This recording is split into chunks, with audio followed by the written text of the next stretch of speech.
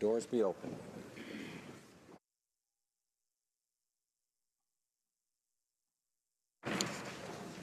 Comme il est 11h05, It being 11:05, the House will now proceed to the consideration of private members' business according to today's order papers. Resuming debate at second reading of Bill C-301, an act to amend the Income Tax Act and to make a related amendment to another act, Registered Retirement Income Fund, in the name of Mr. Macaulay, Edmonton West. resuming debate, the honourable member for Hamilton Mountain. Thank you, Mr. Speaker. Mr. Speaker, I want to thank the member for Hamilton West for bringing this private members bill forward. There's many times the member and I don't see eye to eye, but I certainly have a lot of respect for him and I enjoy his conversations. But, Mr. Speaker, it is my pleasure to rise today to speak to the private members bill C-301, an act to amend the Income Tax Act and to make a related amendment to another act which affects registered retirement income funds, otherwise known as RIFs.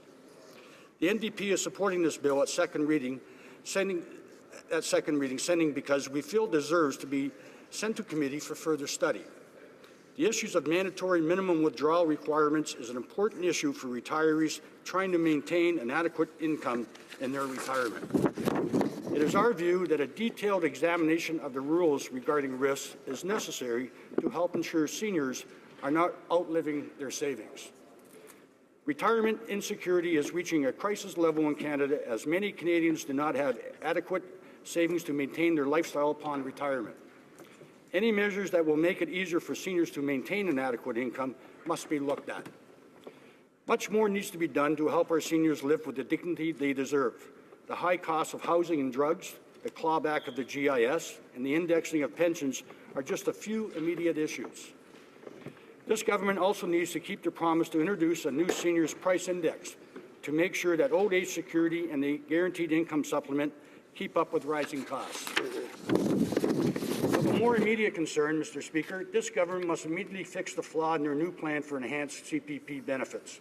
I am sure members have heard the discussion about the mistake that the government made in Bill C-26 and how the exclusion of dropout provisions in the bill will have a negative impact on those who take time to raise children, especially women and those who are living with a disability.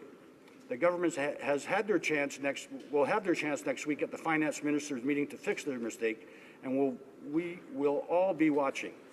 This private members bill, Mr. Speaker, removes the mandatory minimum withdrawal requirements for registered retirement income funds and changes the retirement income fund definition. Registered retirement income funds, known as RIFs, can be thought of as an extension of a person's registered retirement savings plan, or RRSP. An RRSP is used to help people save for retirement, while RIF is used to withdraw income during retirement. RIFs are similar to RRSPs in several respects. Each allows for tax-deferred growth, offers several investment options, and are government regulated.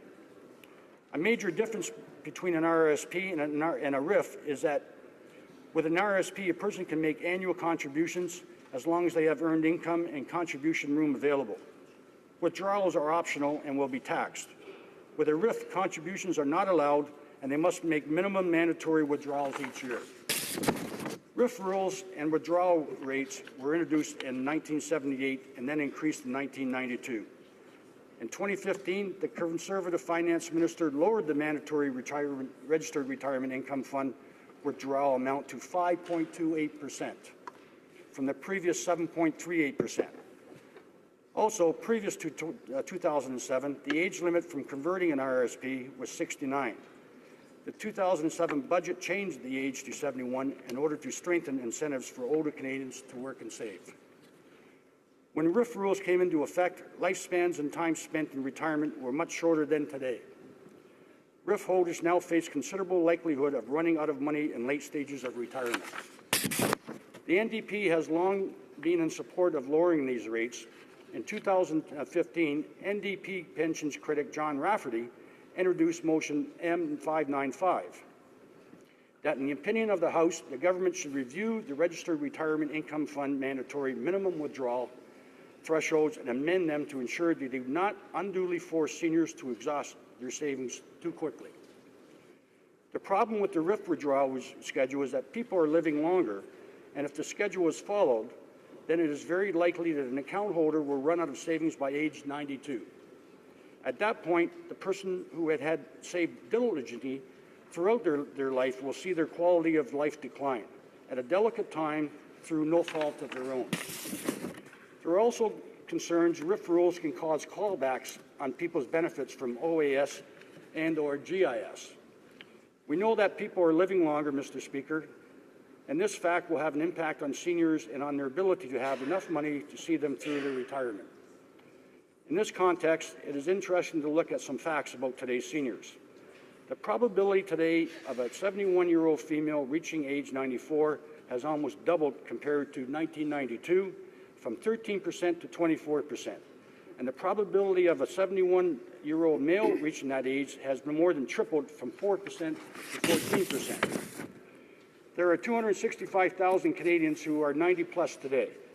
With the baby boom generation reaching these ages, the raw number of people living beyond 90 is expected to rise dramatically. By 2021, there is projected to be 355,000 Canadians 90 plus, including 80,000 over 95. Most Canadians do not have alternatives to private savings for retirement besides CPP, OAS, and GIS. When RIF rules were first put into place in the 1970s, Canadian households saved about 15% of income. By 2011, the household savings rate plummeted by a factor of 5 to just above 3% of income.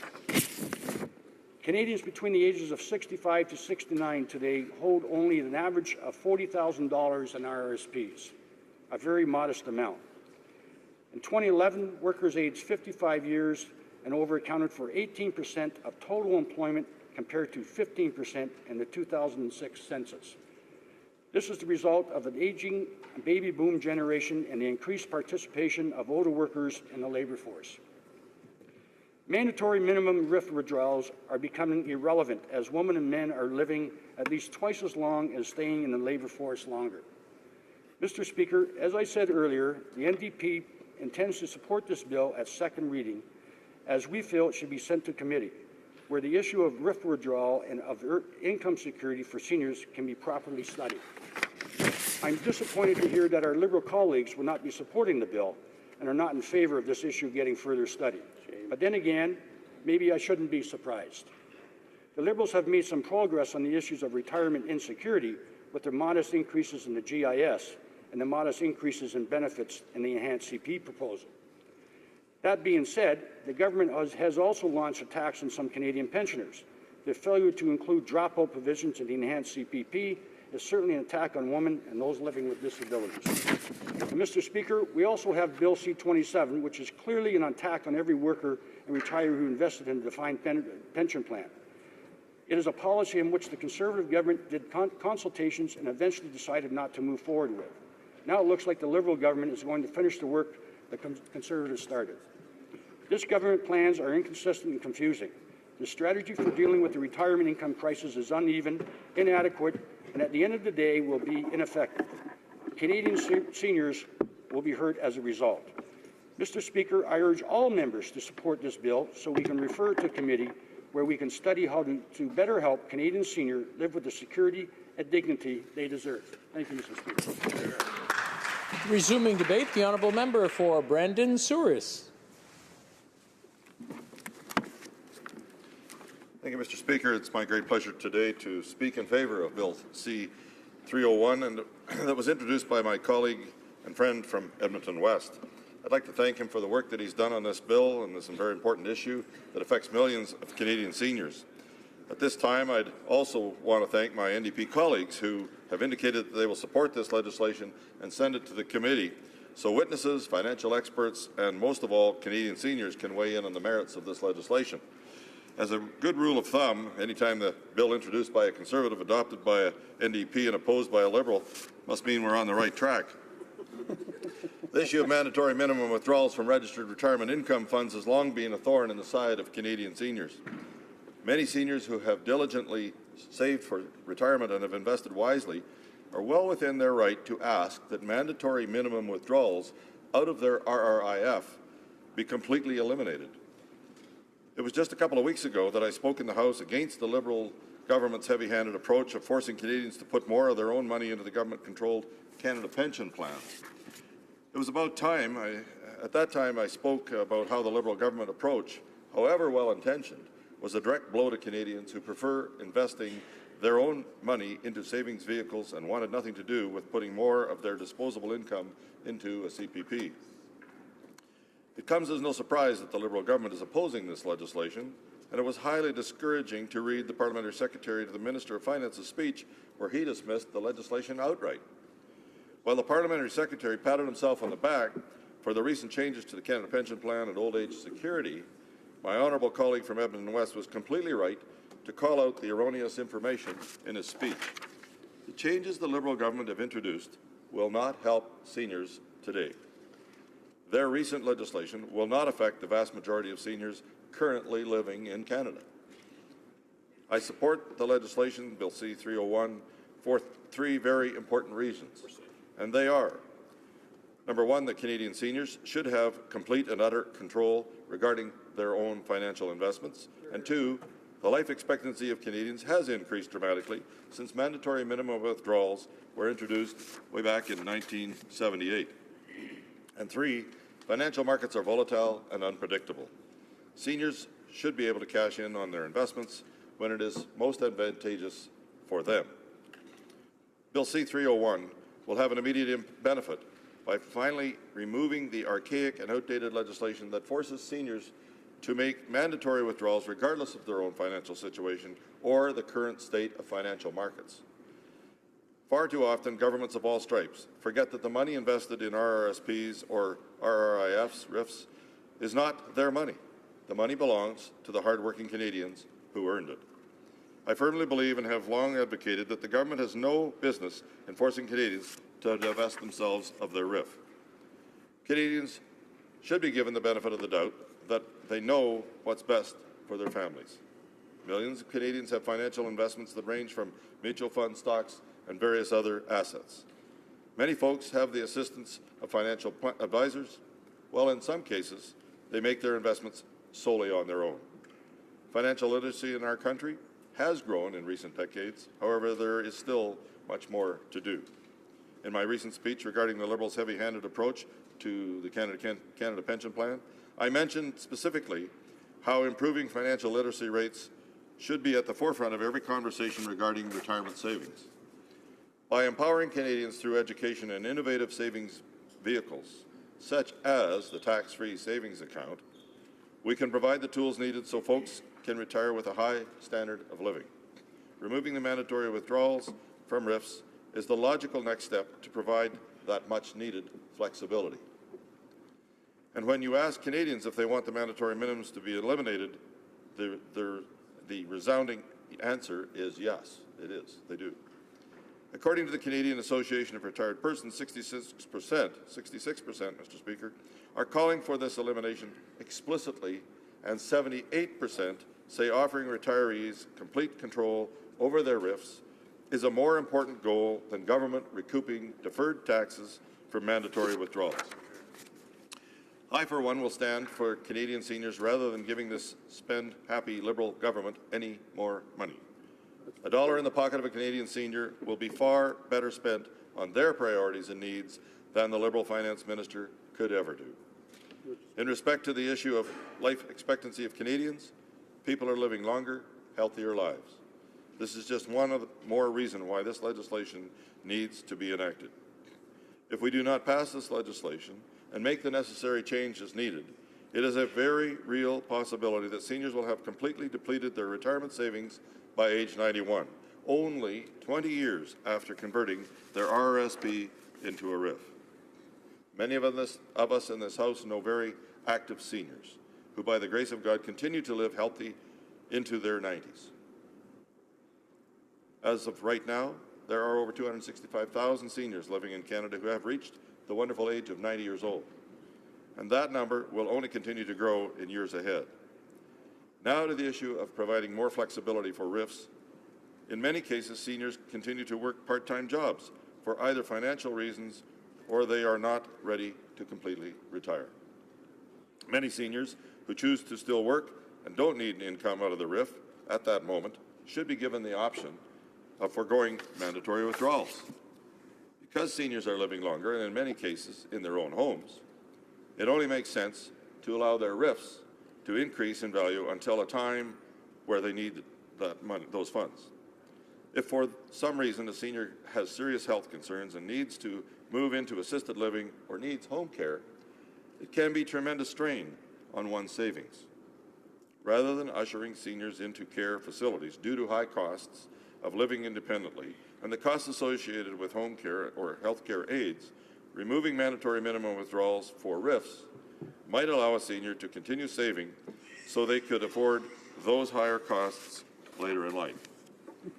The longer that an investment can accrue interest, the more money seniors will have in their pocket. And for my Liberal friends who are concerned, Mr. Speaker, about the government foregoing the capital gains taxes, the government will collect more in taxes if the investment continues even larger to grow. Now the issue of capital gains taxes is a much larger battle for another day.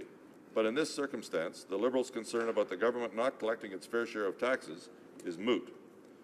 The government will still get the tax to tax the profit of a RIF when it is cashed out. This issue should not be about the government worrying about the loss of its revenues. It should be about providing seniors with the freedom to control their own financial investments. On to my last point about why mandatory minimum withdrawals should be eliminated.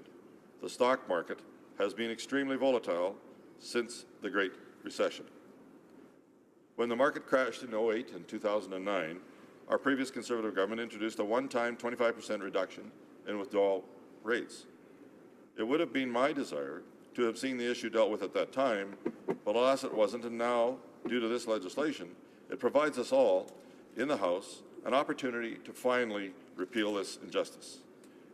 While previous parliaments have tinkered around the edges and slightly adjusted the minimum withdrawal rates, it is up to us in this chamber to enact the necessary changes now. And giving seniors the freedom to divest their savings on their own accord will remove the pain of selling assets that have seen extreme swings in the financial markets.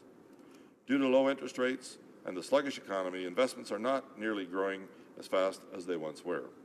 For example, long-term Government of Canada bonds, the interest rate has fallen from 8.5% to 3.1%, which is not that good when calculating inflation. I also believe we can completely eliminate the needless headaches caused by cashing in RIFs on a yearly basis when determining GIS and OAS rates.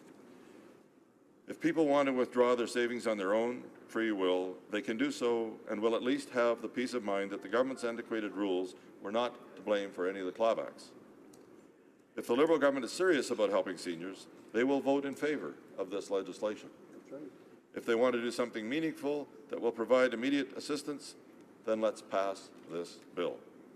While this Liberal government has already clawed back people's tax-free savings accounts, which diminished seniors' ability to save without paying capital gains taxes, the least they could do is give seniors greater financial flexibility in retirement. While the era of burdensome regulations continues to thrive, I believe this very minor change could send a powerful message. Canadians don't need to be told what to do with their own financial investments. In closing, I urge my Liberal colleagues to break ranks with Cabinet and vote in favour of the legislation. Stand up for seniors, stand up for individual freedoms, stand up against excessive and outdated regulations, and most of all, stand up for your constituents and do what is right. Reprise du débat, l'honorable. Resuming debate, the Honourable Member for Laurentides-Labelle. Thank you, Mr. Speaker. Bill C-301 actually goes against the government's strategy to make the economy more dynamic, to help the middle class, and to promote retirement savings for all Canadians. I understand the intention of this bill, as my NDP colleague explained, but I'd like to take the time to talk about some tax regulations and the way things currently stand.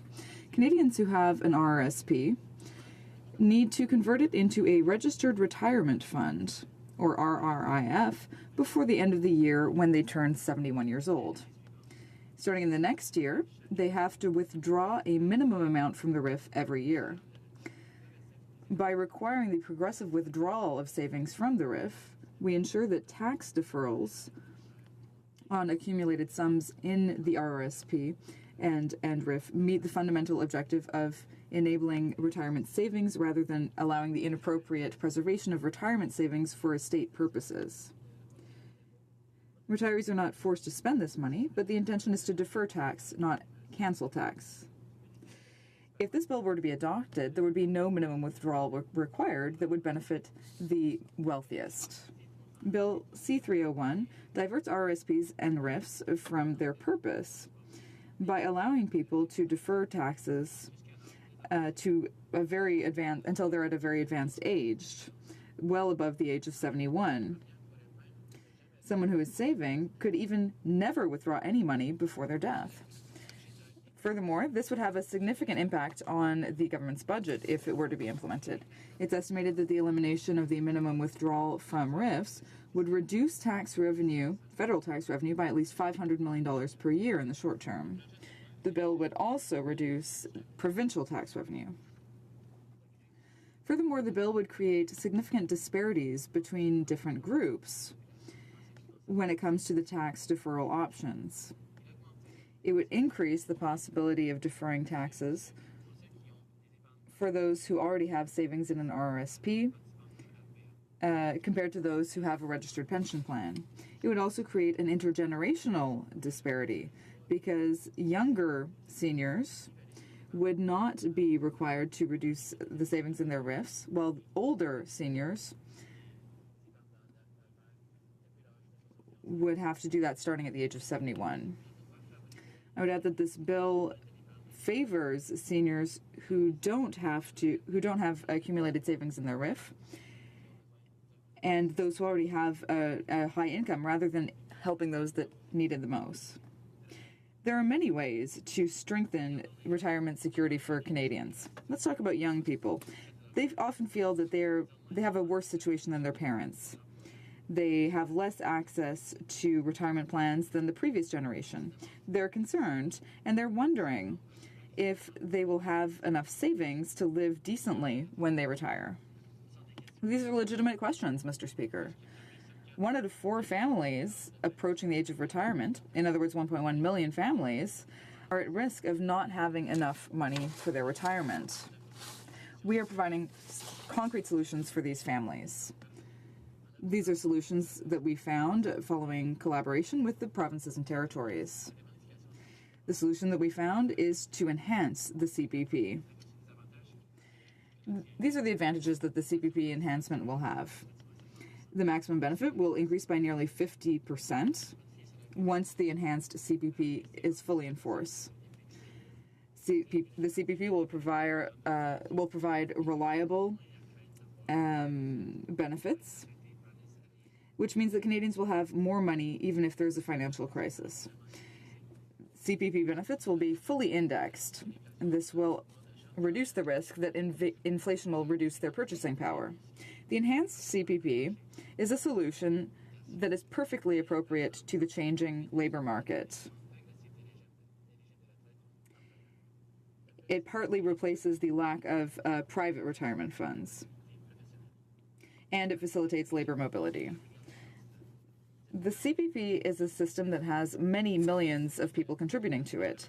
This is important because it allows the CPP Investment Board to take advantage of economies of scale and make good investments. So I'd like to summarize the main concerns that we have about the bill. Implementing the bill would reduce federal and provincial tax revenue. It would not meet the main objectives of the CPP, or rather of RSPs and RIFs, and it would create inequalities between RSP contributors and those who contribute to private pension plans. And it also creates disparities between the young and the old. So these are all of the problems associated with C-301. On the other hand, we have made many improvements through the CPP enhancement plan, including higher benefits and lower taxes for the middle class. But I think I've already listed enough reasons that we will be voting against this bill. Thank you, Mr. Speaker. Reprise du débat. Resuming debate. For Elgin, Middlesex, London. Thank you very much, Mr. Speaker, and I'm honored to rise and speak in the House today on Bill C-301, an act to amend the Income Tax Act. You know, this is an issue that I dealt with frequently as a former constituency assistant, and it's interesting to hear the discussion that's going on today, because I think once in a while we're in here making the legislation, but we don't actually understand what's happening on the ground to those people that are coming into our offices as constituents to see how we can assist them. Many times seniors would visit the office because they were falling short and their RIF was exhausted. Many of these seniors were quite youthful and had many years to worry about financially. Within the office, we would always find a solution to assist them with payments with the Guaranteed Income Supplement, but I can't honestly say that as a constituency assistant, we thought, what is it that we could be doing better for these people who are falling on desperate times? Many of them would come in and they would only have their old age security and their Canada Pension Plan left remaining for their retirement. And I can tell you that some of them probably have 10, 15 years ahead of them. So there were many, many concerns. I had not thought about how we could help them extend their RIFs so that they did not find themselves in these difficult situations. So it's wonderful to see the member from Edmonton West put forward such a great bill with so much foresight, because truly these are the sort of changes that this government needs to make in order to help our seniors. It gives them the independence and the ability to keep care of their own finances. But originally when I thought of this bill, and it's interesting because the member across just spoke about this, my first reaction too was, when will the government get their taxes? Because that's a lot of times when we talk about RSPs and RIFs, we recognize that it's a tax deferral. And to me, that was going to be the challenging obstacle. But once I sat back and thought of the taxation trail of a RIF, I realized that the solution proposed by the Member of Parliament for Edmonton West is an excellent option for all stakeholders. Many Canadians save their money by investing into registered retirement savings plans. This is an excellent vehicle of saving money for retirement, as the money invested into the RSP is deferred and is not taxed until it is withdrawn. Currently, this retirement savings is rolled into a registered retirement income fund at the age of 71, and regular withdrawals must be made. But for a few reasons, seniors are running out of their retirement funds, and with many years remaining to live. During and following the recession, the investments made into the retirement savings returns dropped from 8.5% to 3.1%. This, of course, had a huge impact on the amounts in their savings vehicle. Although the previous government had responded to the decreasing yields by adjusting features of the RRIFs, we must understand that Canadians are living longer. According to CARP, the Canadian Association of Retirement Persons, in 2014, there was 265,000 Canadians that were over the age of 90. CARP also noted in their document entitled, A New Vision of Aging for Canada, an average 71-year-old can expect to live approximately 16 years more than their expected lifespan of 85. Their years more than, and these were 3 years more than in 1992, when many of the rules for RIFs were made. And with these, we have to recognize that they're withdrawing from these RIFs, and these rules made in 1992 are definitely not the same items that we need here in 2016. There are two very important factors that we need to consider. Now, when I'm looking at the taxation part, this is something that I think I was listening to the member across, so we need to recognize how it is taxed. So a lot of times we hear of it being deferred, but we have to realize when it's deferred, it is actually going to be taxed at some point in time. So currently what happens is, let's say a spouse passes away and they leave their other spouse as the beneficiary. It is an automatic transfer from their RIF account to the spouse's RIF account, and there is no tax implications. And from that point, the person can make with those withdrawals, and it is taxed at that point. So the Canadian government is getting their taxes that way. Another thing we have to take into consideration is when RIFs are then, if both the spouses have passed on, and RIFs are then given to the next generation, they are taxed fully at that time. So when we talk about the tax implications and losing the taxes, we have to understand that regardless of whether we're taxing them yearly because the people are taking out amounts all the time, or whether we tax them at the time of passing, the Canadian government will get their money back and their coffers will be filled. So those are some things that are really, really important. So whether you're getting taxed during the mandatory withdrawals until the fund runs out, or when one's passing, the inheritance is dispersed amongst the deceased's beneficiaries, the RIFs are taxed. And so that's one thing that's really, really important. I heard the member across speak about it as though we're treating people differently, but at the same time, we have to recognize how the taxation works. I myself had dealt with a file where I had an older lady come into our office. Her husband, who was in phenomenal health, unfortunately fell and passed away. And unfortunately, there was a lot of tax implications that were going on because when the person holding the RIF, the organization holding the RIF, they had accidentally taxed her. So there was something like $80,000 that she was going to have to be paying on this RIF because it all came to her. What we ended up doing was we went through all the wills, we went through all the beneficiary documents showing that there should not have been a transition and that since she was the beneficiary and the spousal's beneficiary, there was no tax. So we're able to fix that out. But as I said, there was $80,000 that she was being taxed because she was the beneficiary.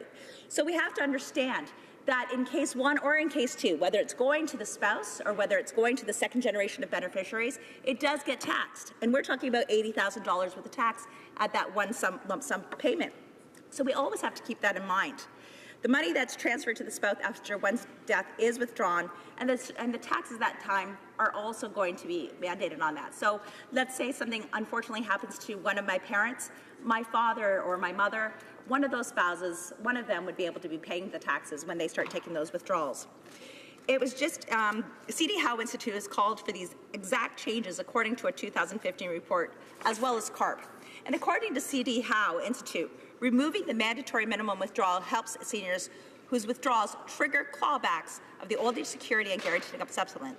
Will find tax planning and investing outside RIFs daunting, who cannot easily continue working and maintain their savings, and helps those anticipating late in life expenses, such as long-term care. We must provide better options for Canadians and provide them with a way of planning their spending. In some comments made regarding this bill, Canadians have said, I know that in a few years that my needs for long-term care will change, and this allows me to make my own financial decisions. We must take into consideration that many Canadians have different retirement plans. Some will be entering long-term care facilities or assisted living residences.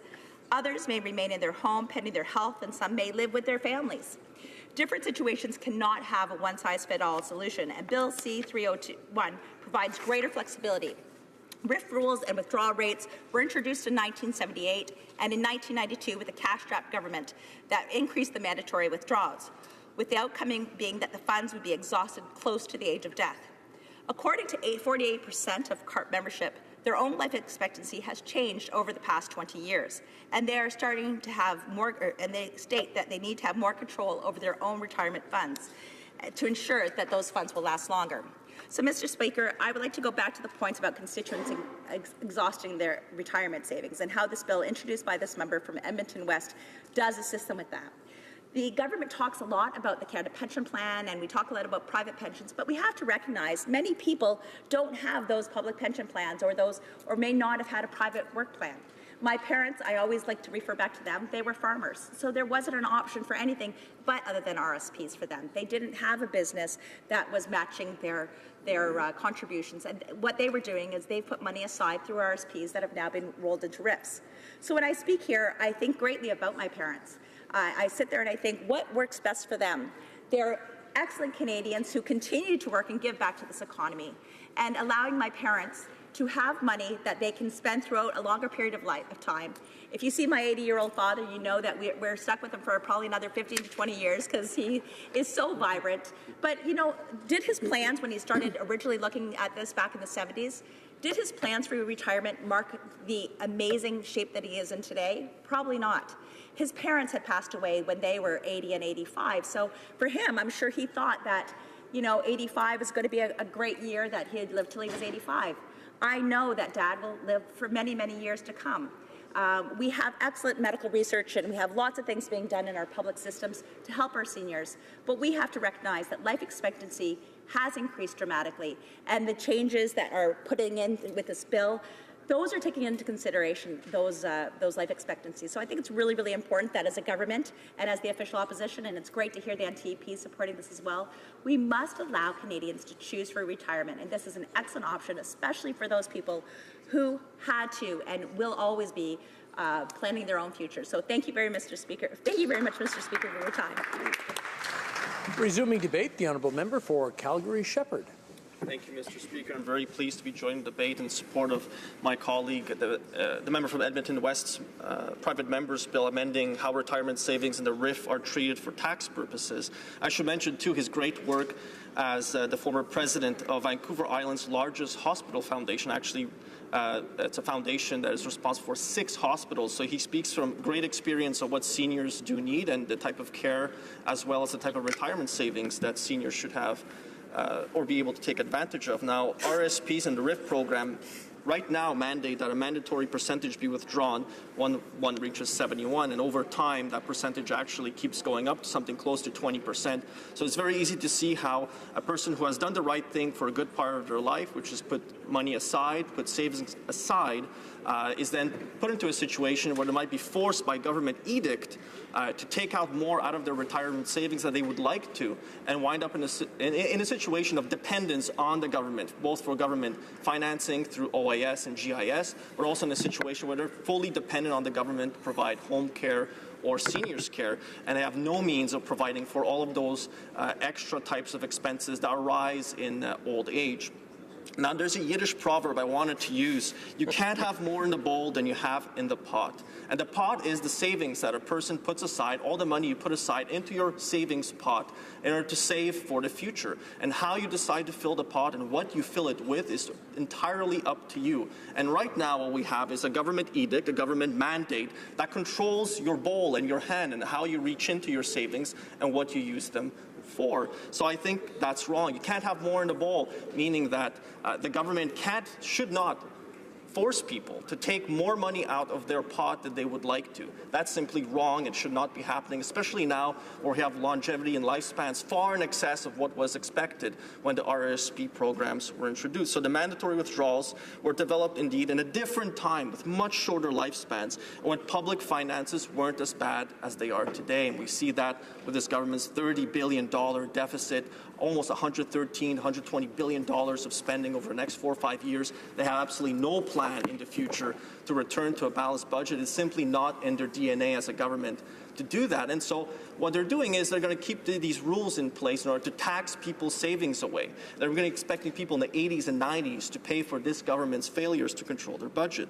Mandatory withdrawals add to taxable income that a person has after they take into account things like GIS and OAS. And everybody knows this. When you go into a bank or you talk to your financial advisor or financial planner, they take into account OAS and GIS when they're making plans for your future. These are decisions where you're in your 20s, 30s, and 40s. That could be 30, 40, 50 years down the line. And so they do take into account all these government programs. The second thing I hear often from seniors is the prospect of draining their financial resources before their death. And the prospect of that, particularly, is something that most people don't enjoy thinking about. Is you want to have the financial resources that you need in order to save and to have a comfortable life in your future, especially if you're saving for yourself. You've taken on that responsibility and you're choosing to save for yourself and for your family, for your spouse, and for your kids as well, because many people, what they want to do is to have enough financial resources to be able to pass on some of their savings, a lifetime's worth of work, a lifetime's worth of accomplishments, to then pass on to the next generation. As part of that intergenerational transfer of wealth is very much family related. Families plan for themselves, families plan for their future, and I know that's something I'm doing for all 3 of my kids, Maximilian, Jolie, and Enoch, and I plan for their future by planning for myself in order for myself not to be a burden onto them. And we know today that it's far better for Canadians to manage their own finances and to manage their own savings in retirement. And again, to be able to reach into that pot of savings with their own bowl and decide how much they want to withdraw from it. Now, the current rules will empty out a RIF by age of 92. And placing many Canadians in a precarious position in their golden years. Now, we know that CARP supports this piece of legislation. It's actually calling for an end to all mandatory minimum RIF withdrawals, and that's the right thing to do. With longer lifespans, what we should be doing is enabling, empowering people to be able to withdraw from their RSPs, their RIFs, in a way that is best suited for their financial situation. We shouldn't be mandating through government edict when they can and how much they can withdraw from their accounts. What most people want to do, especially in their 70s, 80s, and 90s, is they have a much better sense of how they're going to plan for their lifespan. And we know that in those golden years, that's when people's health starts to really draw down, and that's when you want to think about things like home care, an assisted living facility. Potentially, there are some people who are fortunate enough they can assist their kids or their grandkids with some minor expenses. But that's also when you're thinking about potentially selling off real estate. You're thinking about downsizing. You're thinking about moving into different areas, perhaps taking that one final vacation with your spouse while your health is still solid enough to be able to travel. And what we have with mandatory RIF withdrawals is that uncertainty it builds into a person's planning for those last 20 to 30 years of life. Now, because of low interest rates and increased longevity, the RIF mandatory withdrawals have an immense impact, as shown by a CARP analysis that showed the vast gap between those who were saving in 1992 and withdrawing and those saving in 2014 and withdrawing.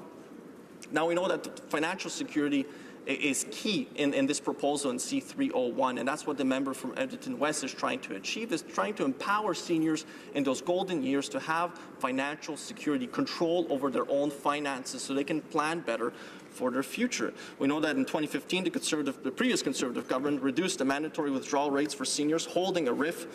And while this was a step in the right direction, organizations like CARP and CD Howe Institute have recommended removing the requirements entirely.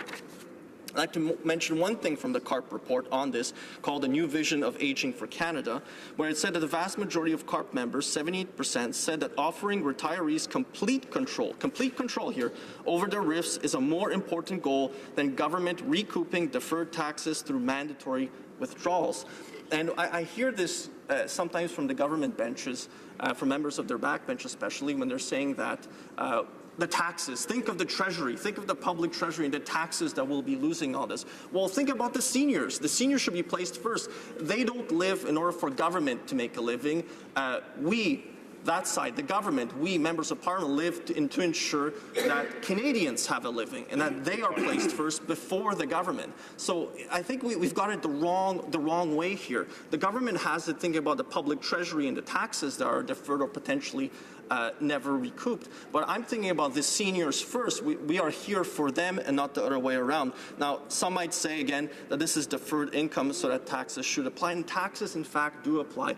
If you do have money left over in your RIF upon your death, it will be taxed in your estate. So it does get recouped. That money does get clawed back, so to speak, by the government at some point. The real impact here is low-income seniors who could have saved a little bit into an RSP. It converts into a RIF. Those are the people who could really use this extra funding for long-term care, home care, and other unforeseen expenses in those golden years. Now, we heard from the member from Laurentides-Labelle talk about, how seniors could pass on their RSPs, their RIFs, tax-free onto the next generation, onto their children, and that, the government won't be able to recoup its finances, recoup the money. But the government's already taxing the estate upon your death. So the government is there all the time, recouping its money at some point. The point isn't we should be placing the public treasury first. We should be placing the seniors first. And in the end, who saves for whom is a question I'm always asking, is why don't we allow Canadians to have every single tool available to save for themselves? Give them that consistency. Give them that certainty that in their golden years, past 65, or whenever they choose to retire, that they will be able to save for themselves and withdraw from, again, that Yiddish pot with their bowl as much as they think is necessary to plan for their retirement. I'll mention that, Canadians should be the ones placed first to manage their retirement, and how you save, where and how you spend, of course, that's absolutely essential to start saving as soon as possible. That's where we should be starting. People should be thinking about it into the future. But if you know that the government is going to tax it away from you, then you won't obviously take advantage of the RIFs as much as you should. I'll finish, Mr. Speaker, with this. We know that 87% of CARP members are RIF holders. 61% of CARP members hold half or more of their retirement savings in a RIF account. 54% are worried about having enough retirement savings. 25% don't expect their savings to last their whole lifetime, and 17% say they have enough savings to last a lifetime. That's an infinitesimally small number, Mr. Speaker. I think the right thing to do here is to approve this bill, send it to committee, send it to the next stage, and ensure that seniors, Canadians, have that certainty they can save and plan for their future the way they want to. They should be able to withdraw from that Yiddish pot at the rate that they want to. They should be in control of the bowl, not the government. Thank you. Resuming debate. Seeing none, we'll allow the member for Edmonton West 5 minutes for right to reply. Thank you, Mr. Speaker. I want to thank my colleagues who are supporting the bill and spoken so well the merits of it. Now, this legislation will help all seniors today by removing a punishing withdrawal structure that harms the retirement savings of Canadians. Before I reiterate the specific benefits of the bill, I want to thank the member for Cowichan Malahat Langford, who spoke in favour of this bill during the first hour of debate, and I quote, strongly encourage support of the bill at second reading so we can at least bring it to committee and further study and hear from expert witnesses. I also want to address comments made by the parliamentary secretaries to the Minister of Finance and the Government House Leader, who both spoke in opposition of the bill in the first hour. First, none of them pointed out specific potential harms of this bill, but rather launched into lengthy platitudes about how great the government is for forcing the CPP expansion. Their argument is meaningless because supporting C26 and C301 are not mutually exclusive. The government members can support both bills without impacting the other. Look at the member for Cowichan Malahat Langford for this example. He's doing both, and he hasn't exactly burst into flame because of it. The Parliamentary Secretary Minister of Finance elaborated on the benefits of the previous Conservative government's sensible lowering of the RIF withdrawal rates in 2015. I congratulate him on this nonpartisan behaviour and encourage him to continue to do this by supporting Bill C301, which is a logical extension of the 2015 reduction.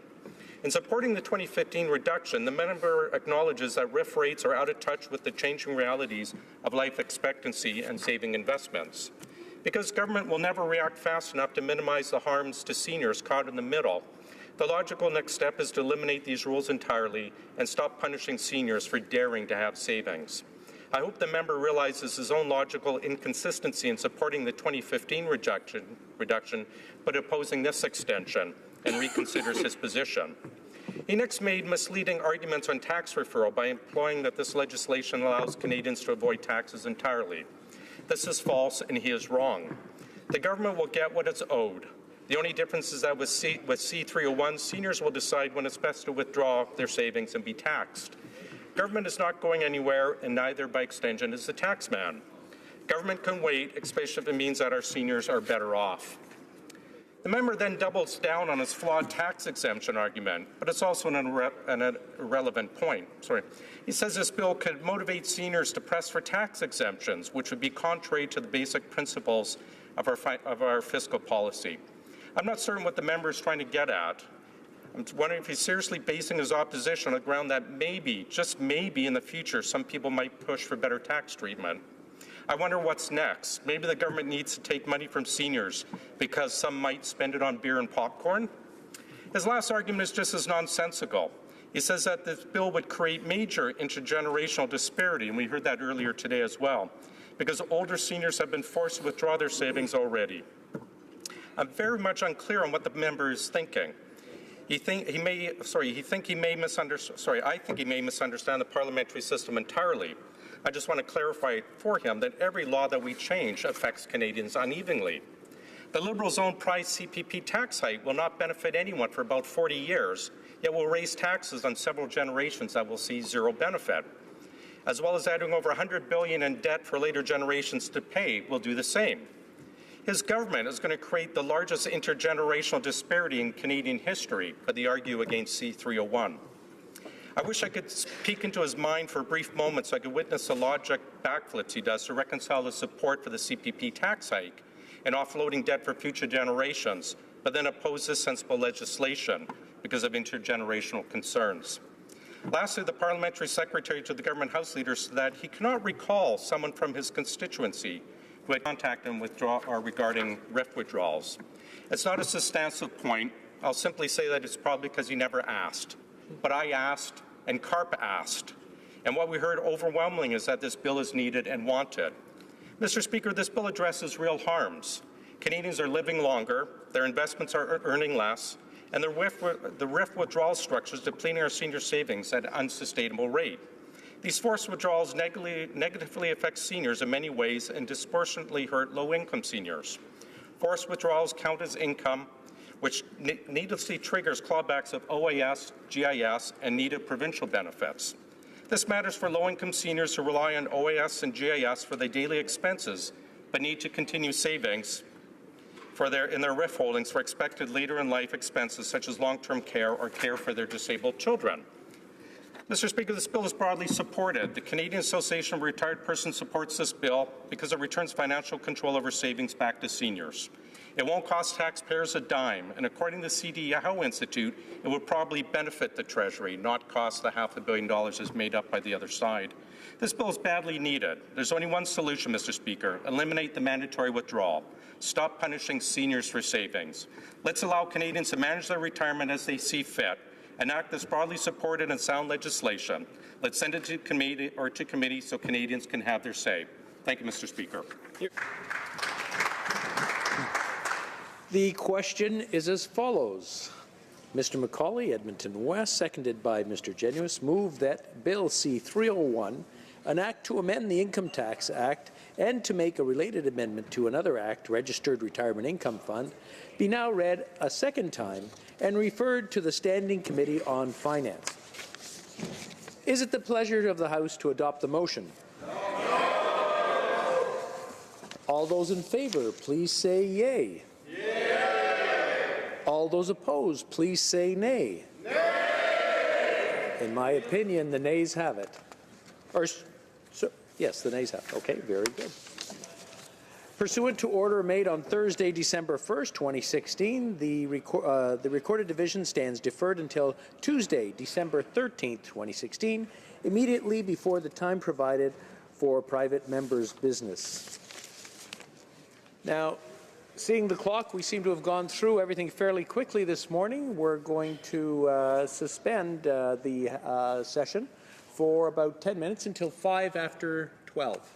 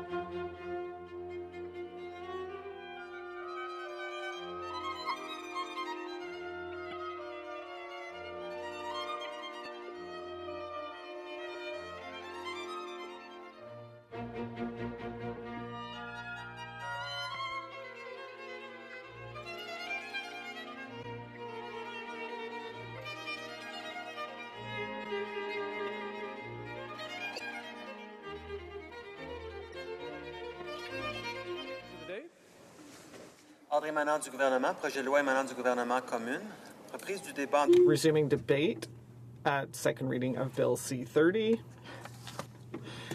an act respecting the agreement between Canada and the European Union, and on the previous question. Well, member for Burnaby South.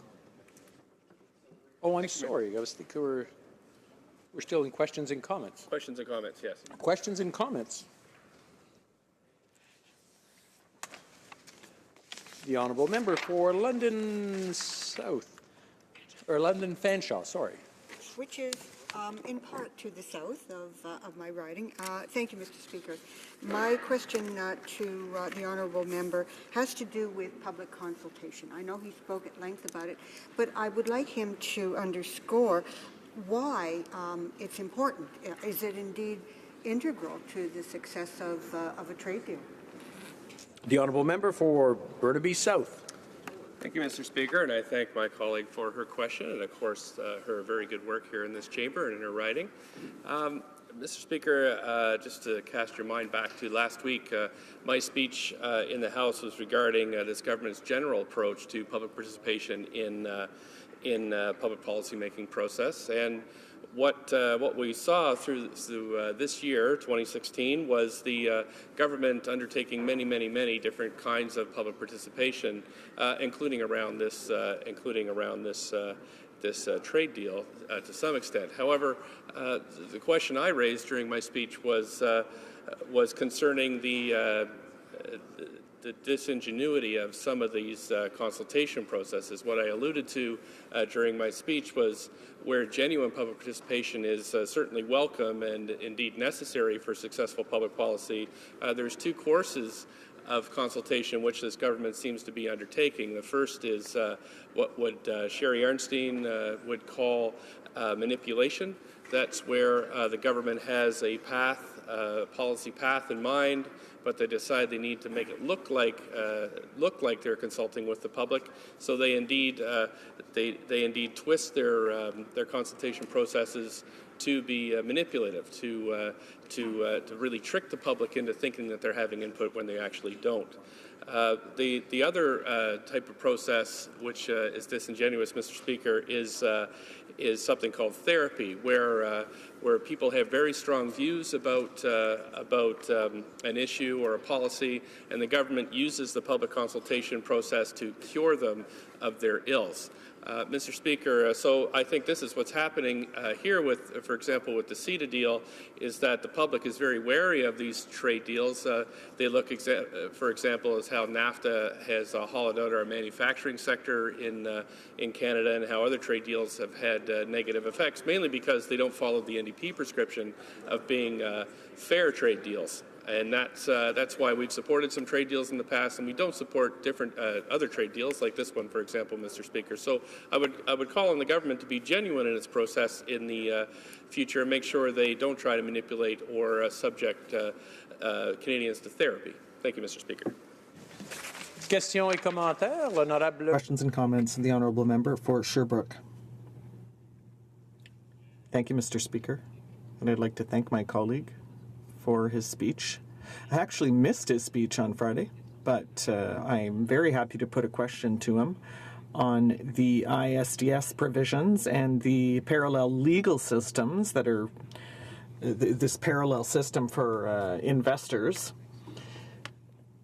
And so is he concerned about this matter of ISDS provisions? Because the Europeans want to see changes to this before this agreement is implemented. The honourable member for Burnaby South. Thank you, Mr. Speaker, and I thank my colleague for his good work here in the chamber and, of course, in his writing, which is of note for sure, Mr. Speaker.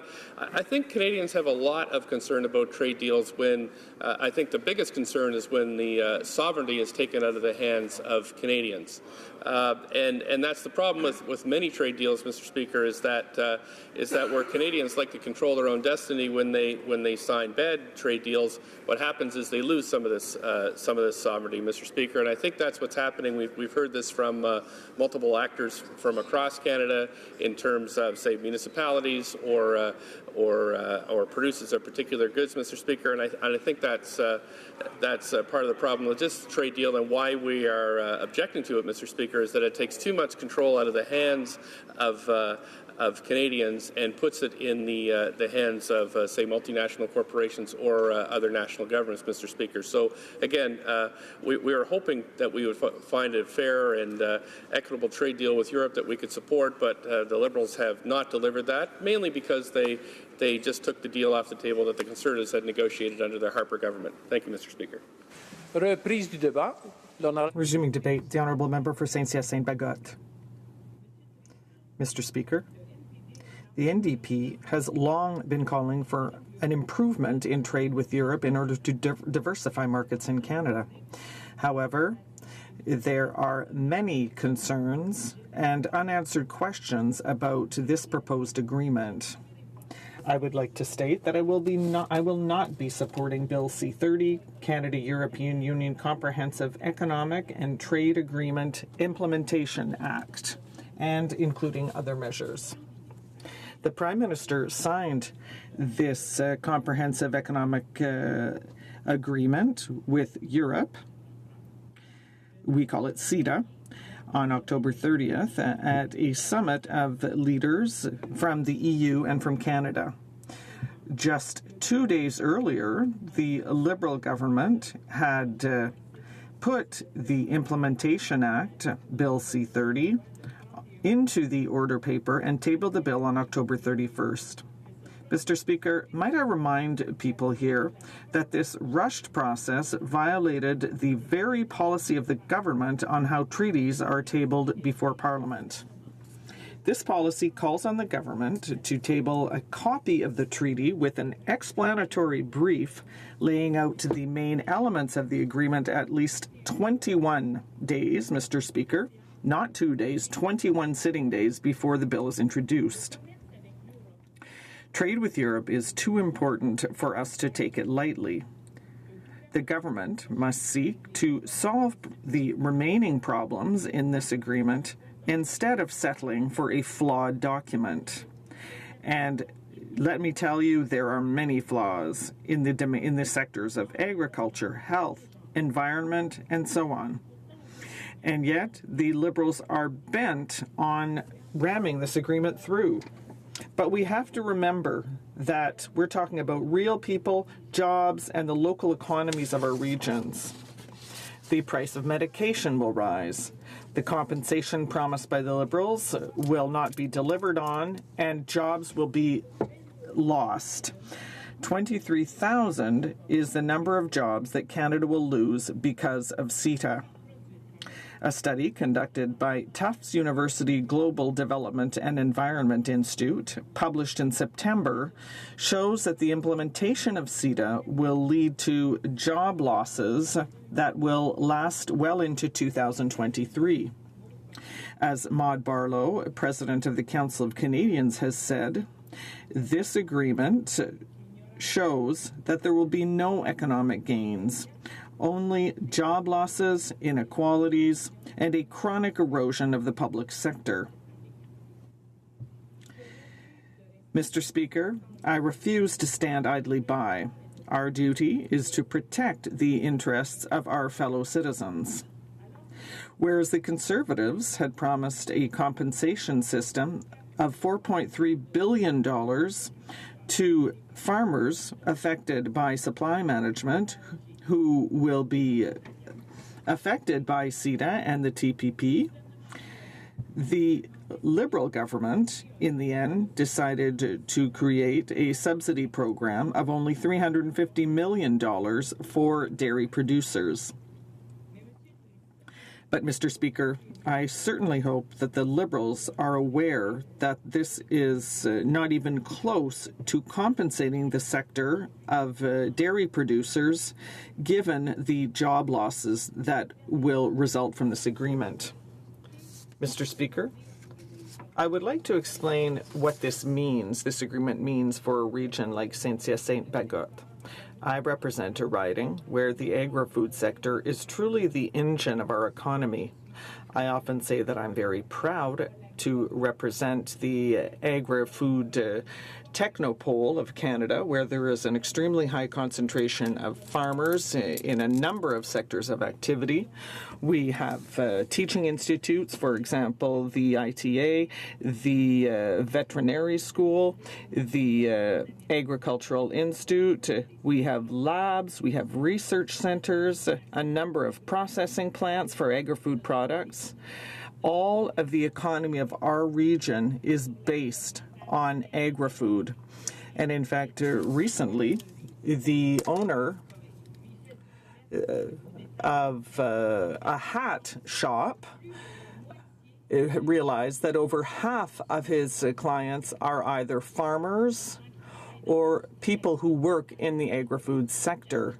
He realized that as a retailer. Obviously he sells clothing and hats, but he realized how much his retail shop depended on agri-food. We have to remember that this is a fragile industry.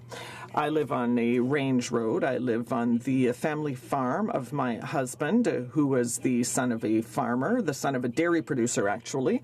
And when he was young, there were 3 dairy producers on our country road, and now there are none left. I represent 2 regional county municipalities. In one of them, in the Des-Mascoutins, there were very few dairy producers left. It is mostly major crops. And in the Acton RCMC, I represent dairy producers. I'm just going to give the example of the village of Acton. Now, when we drive down certain country roads, every single farm houses a dairy producer, in fact. So we have to realize that every time we sign an international agreement, we are attacking supply management. Those agreements have a direct and immediate impact on these dairy producers.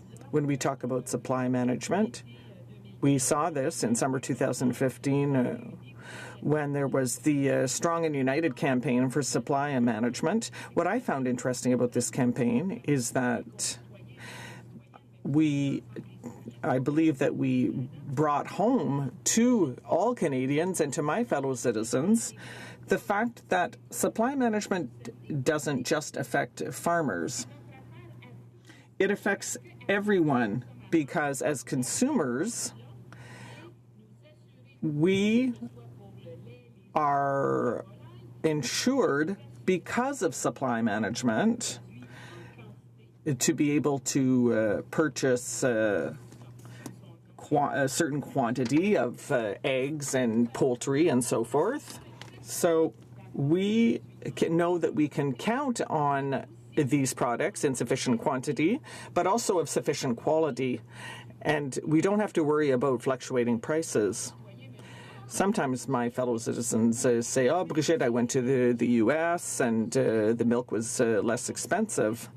But yes, but I say go back in 3 weeks and have a look at what the price is. That's what happens when we live with a supply managed system. We know that that prices will not fluctuate, whereas when the sector is not supply managed, for example, in the United States, there was a shortage of eggs and the prices shot up. Whereas we, because of supply management, are insured to have good quality products in sufficient quantity. Now, with CETA, we're bringing in 17,000 tons of European cheese, so obviously that's going to affect the local production of milk. People here won't need as much milk to make cheese because of the 17,000 tons of cheese coming in from Europe. And our dairy producers also occupy our land. I said that I represent villages where every single property almost is a farm. And I know when I visit the villages in my riding that the agri-food industry is the engine and the livelihood of our villages, our schools, and our retailers. I told you about a fellow who sells clothing, but imagine the local village hardware, the local village grocery store.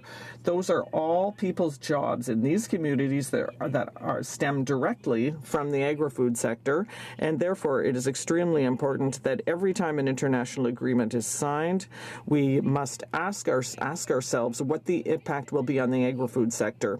A few years ago, the government chose to withdraw culture from from international agreements because it's a special field that has to be the object of specific measures. And it is the same thing for agriculture. We're talking about the occupation of our land. We're talking about food security. Self-sufficiency in terms of food is very, very important. And therefore, when we sign an international agreement, we have to ask ourselves these questions about the agri-food sector. And in closing, Mr. Speaker, the NDP cannot accept an agreement that hurts our regions, our jobs, and our citizens. This agreement could have been a good one, but unfortunately, the Liberals do not seem able to act in the interests of our citizens. We hope that the government will take the time to consult Canadians and to revisit this agreement, which is hurting our regions and the public. It is only if we act this way that we will be able to build healthy and sustainable trade relations between Canada and the European Union. Thank you, Mr. Speaker. I am very proud to have been able to convey this message on behalf of dairy producers and the citizens of the riding of Saint-Hyacinthe-Bagotte. Thank you. Questions and comments? The Honourable Member for Sherbrooke. Thank you, Mr. Speaker, and I'd like to thank my colleague for her speech and for defending her region, which I am somewhat familiar with. And she is someone who is very well aware of the agri-food sector, and she knows how much her regional economy depends on it, because the indirect jobs created are numerous, and it is important to defend this sector so as to defend everything related thereto. So I would like to hear her opinion on the fact that the government, when it announced that it was going to be ratifying CETA, the agreement that had been negotiated by the Conservatives, it announced compensation that was different, that was in fact less than what the Conservatives had announced for dairy producers. So now we've got $350 million in compensation instead of $4.3 billion that was announced by the Conservatives. Can she comment on the fact that this compensation is much less than what it had originally been announced? The Honourable Member for Saint-Hyacinthe-Bagotte. Mr. Speaker, I'd like to thank my colleague from Sherbrooke for his question. Indeed, I refuse to recognize this $350 million as being real compensation, because it isn't real compensation. When the $4.3 billion had been calculated, there had been a real calculation done. They had figured that was the amount that the dairy sector would lose because of various issues like dye-filtered milk, for example. Now, I've met with young dairy producers who say that those losses sometimes are up to $50,000 a year, so they're losing their entire profit margin in some cases. So $350 over 5 years is not compensation. It's just a new subsidy that was arbitrarily chosen. And this is what they said during the announcement of the plan. They said it was a subsidy for modernization. But the dairy farmers in my riding have already modernized. I've seen their farms. I've already seen the upgrades they've made. So this subsidy won't even cover the electricity costs for the operational costs of some of the robots that they have working there. So the Liberals are basically telling farmers to continue investing, continue going into debt when they've already invested so much. And they're actually going to see their income go down before the agreement comes into force with the 17 million tons of new cheese coming in from Europe. So this is not acceptable. Questions et commentaires. Questions and comments. The Honourable Member for Beauport-Limoilou. Thank you, Mr. Speaker. I have a simple question for my colleague from Saint-Hyacinthe-Bagotte. In her speech, she mentioned that in the riding where she works, where she lives, which sounds like a wonderful place, she said there were 3 dairy farms. So I'd like to know, she said they had closed. I'd like to know why they closed. Why was that? Was it recently? Was it because of a monopoly? Was it due to a previous trade agreement? Or did they close because they had lost family traditions? So I'm just curious, what were the various aspects that led to the closure of those farms? The Honourable Member for Saint-Hyacinthe-Bagotte. I thank my colleague for his question. So these are farms that closed, some of them were 15, 20 years ago, others more recently, but I've continued to see closures, farm closures, all across my riding. And it's basically an issue of the next generation of farmers not being there. Dairy producers often say that it's a vocation. Getting up 7 days a week, always being vigilant because you never know what can happen. So it's really 24/7, you can have unforeseen things happening. So it's a real vocation for people. And increasingly, we see that it's a problem of the next generation not being available to take over the farms. They see that there may be young farmers see that there are other young people who are going to the cities, getting different types of jobs. They have better working conditions. They have better retirement options. They have better income. And they don't want to stay in the farming sector because it's so precarious. And they can see there's just trade agreement after trade agreement coming into force, and their production options are really going down. Each agreement undermines the supply management system a little bit more. You have to remember, Mr. Speaker, that the farmers who work under supply management are not entitled to any subsidies from the government. I think that's important to be said once again. Resuming debate, the Honourable Member for Sherbrooke. Thank you, Mr. Speaker, and I'm very pleased to be able to speak about C30 in second reading. This is a bill to implement the Canada-European Union Comprehensive Economic and Trade Agreement. And I'll be referring to it as CETA, just to make things easier during my speech. I have to tell my colleagues that, unfortunately, we will be opposing Bill C30.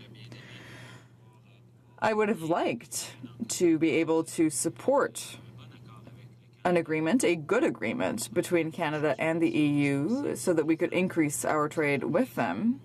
Because, of course, Mr. Speaker, we know that our companies have many opportunities in Europe, and I think that they might have been able to take advantage of a very good trade agreement with Europe.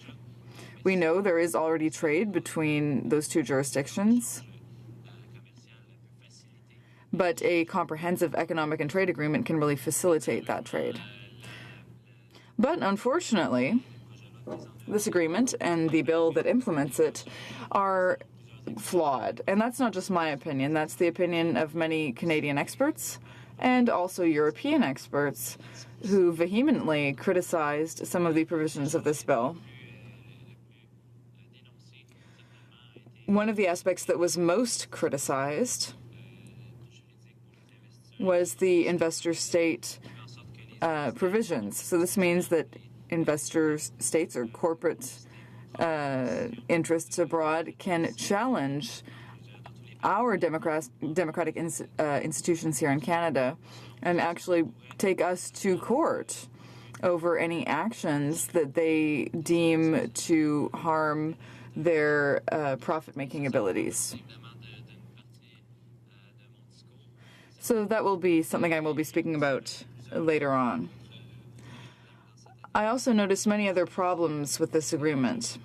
But as I said a little bit earlier, I will say that I was disappointed that the government was not able to conclude a better agreement than the one that they did. I think that Europe is a continent that we should be doing business with. If there's any continent in the world that we can agree with, apart from North America, it's certainly Europe. They have good labor laws, they have rigorous environmental standards, and they also have health and occupational safety regulations that are very good and comparable to those of Canada. They have food safety regulations that are very good. So this is really a place that Canada can agree with. We have very similar rules and regulations. So really, Europe is a place that we should be increasing our trade with. But unfortunately, the agreement that was signed does not really meet our expectations. Bill C-30 is a bill that is being rushed through. It's a bill that allows the government to ratify CETA fully, but currently it doesn't really meet our concerns.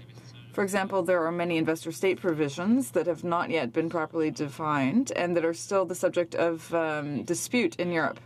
There are no details about appeal process or the way in which the tribunal members would be selected.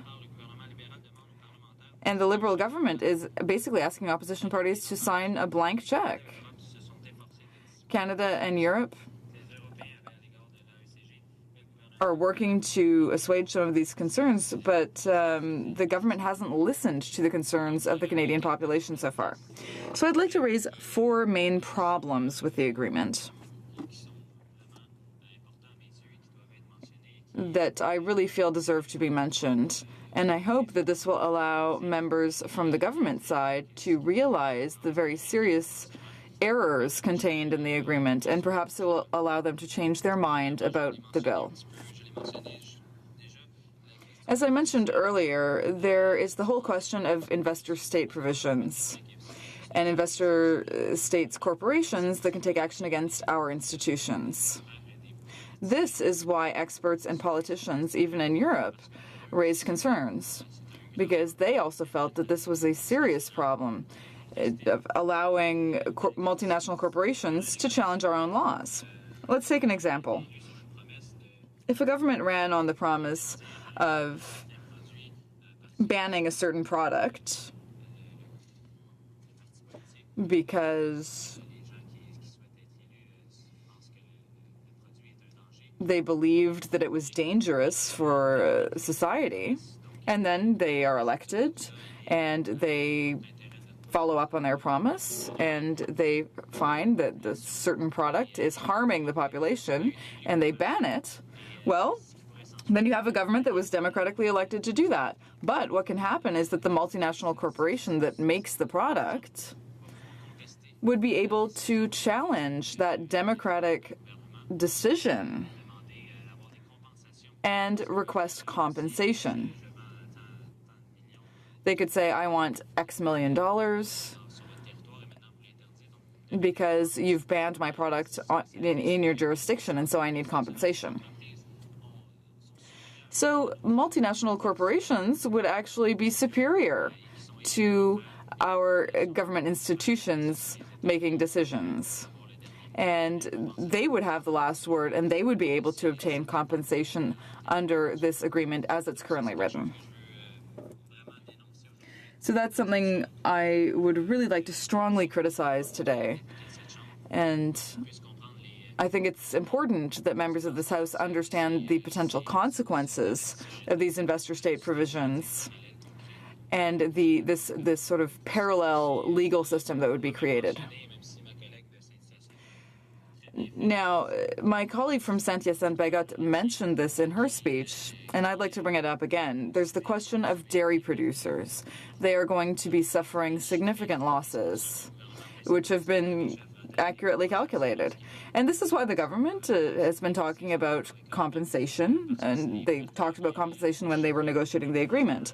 Everyone knows there are real losses that dairy producers will suffer.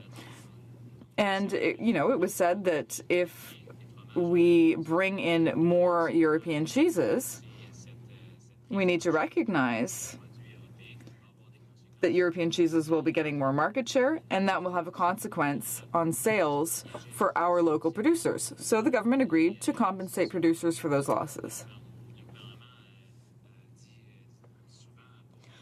the government often tries to assuage people by saying, well, you know, we already accept a certain number of European products on our market, but Canadian products will now also have new access to European markets. Yes, there are 500 million inhabitants there, and that's a great market. But in reality, because of state support for European producers, it will be extremely difficult for Canadian producers to compete on their market, particularly since it has to be transported over there. So this is not a situation where producers are on an equal playing field. And it's not true that producers can simply make up for their losses by selling their products in Europe. Now, other issues involve the cost of medication. This is something that was mentioned by my colleagues and also by many experts who costed the consequences of this. They had said it would cost over $800 million for Canadians. The governments had called for a study of medication costs when they were in opposition. But unfortunately, after they were elected, they conveniently forgot about that. They forgot to do that study before supporting the agreement. The fourth aspect I'd like to mention is that there are certain regulations that will prevent local content. For example, if you have a municipal government that wants to have more local procurement, more local purchasing, well, those regulations could be deemed unacceptable under this agreement. Now, I see I don't have any time left, Mr. Speaker, so I'll now just be pleased to answer any questions my colleagues might have about points that I've made or anything else. Questions and comments. The Honourable Member for Beauport-Limoilou. Thank you, Mr. Speaker. I do understand the member for Sherbrooke's main argument, which is that there are certainly aspects of this agreement, an agreement which I support, that could reduce Canada's sovereignty. But he makes some conflicting points. Because there are all sorts of international treaties that Canada has signed that reduce our international sovereignty. For example, concerning fishing in Newfoundland, treaties concerning the high seas.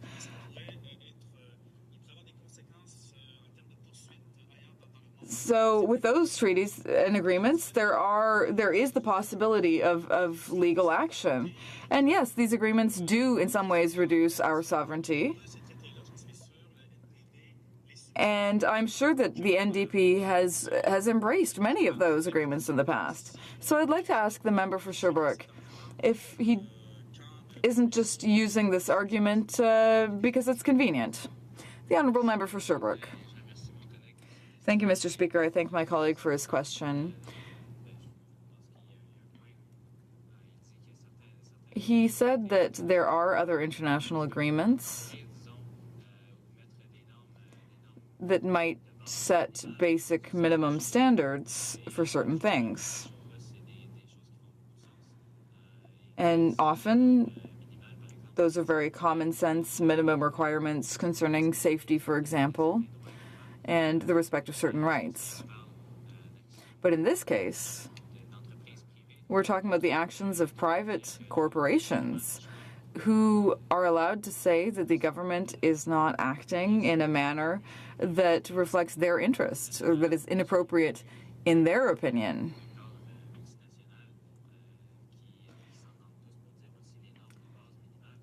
So this is very different. This is the question of a corporation saying the government is taking actions that harm us, and so you need to either change your approach or compensate us. So I don't think those two situations are comparable. It's one thing to have a multilateral agreement where many parties agree on basic regulations and everyone respects those. I don't think that can be compared with the investor state provisions that are contained in CETA. Questions and comments? The Honourable Member for Jonquière. Thank you, Mr. Speaker. I thank my colleague for Sherbrooke. He always gives very pleasant and interesting speeches in this House. I know that he does an excellent job of representing the citizens in his riding. In fact, many members of my family live in his riding, and they're very well served by him. So I'd like to just take this opportunity to thank him. Now, I'd like to get my colleague's opinion. In his speech, he touched upon this very quickly, but this is a question about public markets, about procurement, rather. We know that this is important for stimulating the economy, and I'd like to know what he would think if, let's say, a European company came to bid on a contract, and if that contract was for a significant amount of money. Now, in some of our ridings, we may have municipalities of only 250 or 500 people, but what kind of impact would that have on our ridings? The Honourable Member for Sherbrooke. Thank you, Mr. Speaker, and I thank my colleague for her question. And I'd also like to reach out to the members of her family who live in Sherbrooke. Now, the question she raised is important for many municipalities. European companies will have more rights when it comes to their involvement in our procurement process. This is a concern that was raised by many people, and it's a real concern. It can have a very concrete impact. For example, if you look at water systems management or wastewater management, you could have European corporations coming and taking control of those systems. So there are real concerns about this. And as I said, I touched upon this in my speech earlier, and I think we talked about this a little bit in the House recently. When governments have procurement policies and they have local content regulations, well, European corporations, under the investor state provisions, could become involved. The Honourable Member for London Fanshawe. I want to begin by saying unequivocally that New Democrats believe that it is possible to create a Canada whose economy is sustainable, just, and fair while remaining competitive on the world stage. We believe that we all thrive in an equitable society where everyone has equal access to nutritious food, a safe home, an education, decent work at fair wages, clean air and fresh water, health care, pharmacare, and secure retirement, as well as childcare. Now, did you know, Mr. Speaker, that it was reported just today that childcare costs in Canada are unaffordable? They're through the roof. Canadian parents knew that, but this government doesn't seem to have a clue. After 40 years of promises from Liberals and Conservatives alike, we still have no national, affordable, regulated childcare in this country. Our trade agreements should not only reflect the importance of a strong social safety net, but our values as a nation, and childcare is certainly one of them. Any trade deal should promote and protect our communities and our families. Remarkably, it is not clear that CETA serves Canadians in regard to community needs and values. And because of this lack of clarity, New Democrats cannot support Bill C-30. The NDP supports deepening the Canada-EU trade relationship in order to diversify our markets, but that does not cloud our vision or divert us from our commitment to ensure that our trade deals serve the people who placed their trust in us. Despite lofty promises to the contrary, it appears that this government once again wants to force this bill into legislation without the transparency, public consultation, and careful consideration that it warrants. This kind of smoke and mirrors tactic invites a healthy dose of skepticism. Canada's trade relationship with Europe is just too important to get wrong.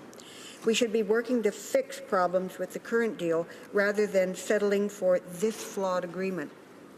We have significant concerns and unanswered questions about CETA. It's been called the biggest trade deal since NAFTA. Without proper security, however, and scrutiny, trade agreements such as CETA have the potential to bargain away programs, services, products, and even the values that we as Canadians hold dear. Our experience with NAFTA should be a lesson to us. Under NAFTA, Canadian workers suffered when well-paid union jobs moved south to low-wage jurisdictions, leaving communities and local economies absolutely devastated. In London, the story of Siemens, ABB, Westinghouse, Philips, and Caterpillar are sad examples. Under investor-state dispute settlement provisions of free trade agreements, Canada has become one of the most sued countries in the world, winning only 3 of 39 cases against foreign governments. Under NAFTA, Canada has paid out over 135 million euros on these claims, mostly to the U.S., and outstanding cases are worth another 1.75 billion euros. They remain. They're of concern. This past February, the minister announced changes to the ISDS provisions purported to improve transparency and neutralize the potential for arbitrator conflicts of interest. However, the renamed investor court system still allows foreign investors to seek compensation from any level of government over policy decisions that those governments make, decisions that the investors say threaten their profit margins. In other words, foreign companies will have access to a special court system to challenge Canadian laws without going through our domestic courts. This is evidence that private corporations have attempted to use the threat of investor-state charges under NAFTA to discourage governments from advancing legislation that is in the best public interest, threatening the progressive social values that we hold dear as Canadian citizens.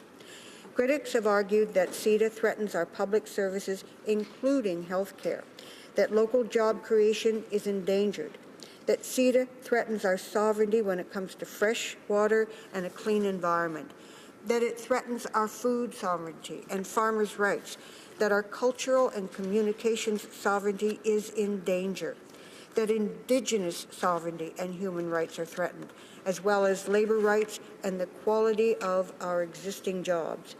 Several European states have already made it clear that the investor court provisions of the agreement must change before it is implemented. Yet, Bill C-30 includes all the necessary legal changes to implement CETA without knowing what those changes will be. Liberals are basically asking parliamentarians to sign a blank check and trust them to fill out the amount afterwards. Sign the contract, read it later. Mr. Speaker, this is not an exaggeration to say that our democratic and domestic sovereignty is at risk in accepting a deal whose consequences are unknown. We can do better. Some could argue that Canada and Europe have more progressive policies than the U.S., making CETA different from NAFTA in its potential to affect our democratic sovereignty. Consider, however, that most large American corporations have Canadian subsidiaries.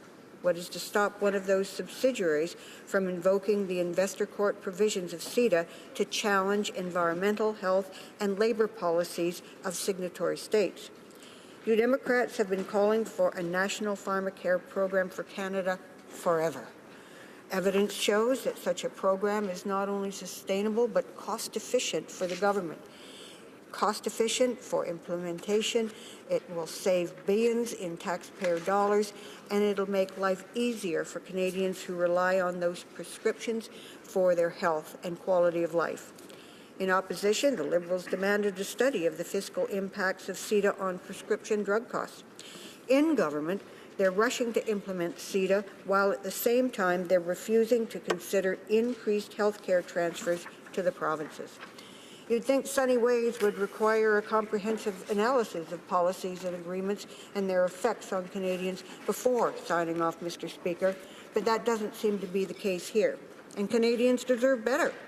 Recognizing that supply management farmers would suffer under CETA and the TPP, the previous Conservative government earmarked $4.3 billion for compensation to industries affected by the deal.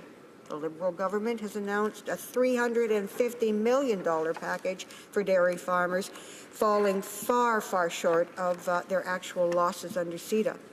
Neither has the government explained how it will compensate Newfoundland and Labrador for fish processing losses expected under the deal. Under CETA, companies will also have the increased ability to employ temporary foreign workers without consideration for the impact on Canadians. These effects have the potential to be devastating to our local economies, as well as to those workers who must accept precarious working conditions in order to put food on the table and keep a roof over their heads. In opposition, Liberals called for further consultation with Canadians on CETA. In government, they passed a motion in camera to restrict written submissions to those who the Trade Committee had selected to appear. This is yet another example of Liberals campaigning on the left and governing on the right, Mr. Speaker. It's understandable that Canadians might have a hard time keeping up with this Liberal sleight of hand. Given that testimony from over 400 witnesses and written submissions from 60,000 Canadians were overwhelmingly critical of the TPP, it appears that the Liberals have learned from their TPP experience. If only they had used this hard-won knowledge to actually listen to Canadians about their very real concerns regarding CETA, rather than restricting public consultation and conducting what should have been public business in a closed and secretive environment. We know from the example of Wallonia in Belgium that improving the agreement is possible where there is political will to do so. Because of Wallonia's interventions, consideration of trade union concerns has been incorporated into the legally binding interpretive instrument of the agreement. Mr. Speaker, New Democrats do not oppose trade deals that reduce tariffs and boost exports, but we do not believe that investor-state provisions that threaten our sovereignty are necessary evils. In fact, investor-state provisions are unacceptable evils. They serve corporations and only corporations. These provisions do not serve people. We believe the job of government is to pursue better trade that boosts human rights and labor standards, protects the environment, protects our healthcare system, social security, and Canadian jobs. We believe that better trade deals are achieved with inclusion and must involve a better consultation process than has been employed by previous Conservative and Liberal governments and now the current Liberal government. They've kept... Questions and comments? The Honourable Member for Jonquière. Thank you, Mr. Speaker, and I'd like to thank my colleague for her speech. She's a woman who's doing very devoted work in her community, and I learn new things from her every day. I'd like to thank her for that. She does a lot of work for veterans, and in her speech she talked about the impact that this bill and CETA will have on the cost of medication for seniors. And so I'd like to know from her, what kind of effect is that going to have on her community and on our veterans who have physical and psychological industries who need to take medication. So I'd like to know what impact CETA is going to have on the lives of these people. Thank you, Mr. Speaker. Shaw. Well, thank you very much, Mr. Speaker, and thanks so much to my colleague.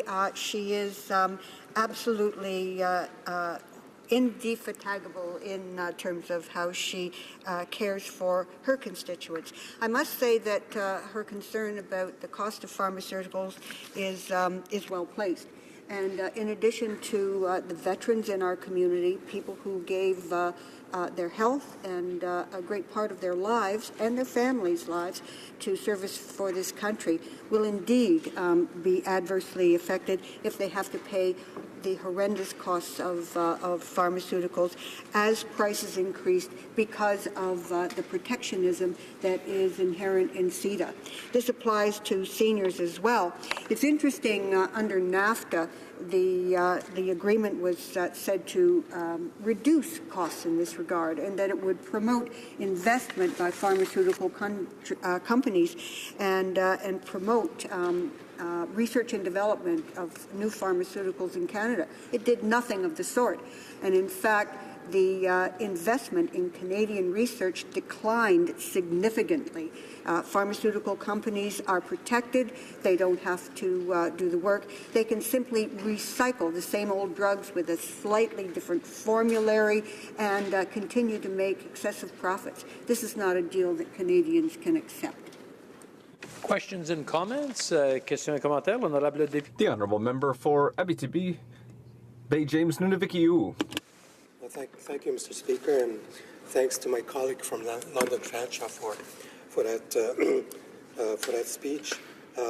One comment and one question. First of all, one of the worries I have with this proposed legislation is that it's being rammed through this House in the absence of consultation or constitutionally protected right to or obligation to consult and accommodate Indigenous peoples. I have seen no indication from the present government that it did that. So that's extremely problematic. One of the things that the Canadian Environmental Law Association said about this deal is that CETA, and I quote, CETA will significantly impact environmental protection and sustainable development in Canada. It will impact the authority to protect the environment, promote resource conservation, or use green procurement as a means of advancing environmental policies and objectives. I'd like my colleague from London Fanshawe to comment on that. The honourable member for London Fanshawe. Well, thank you very much, Mr. Speaker, and I want to thank my colleague for his absolute incredible work in regard to Indigenous rights. He's stood up for the people, not just of this nation, but Indigenous peoples all around the world.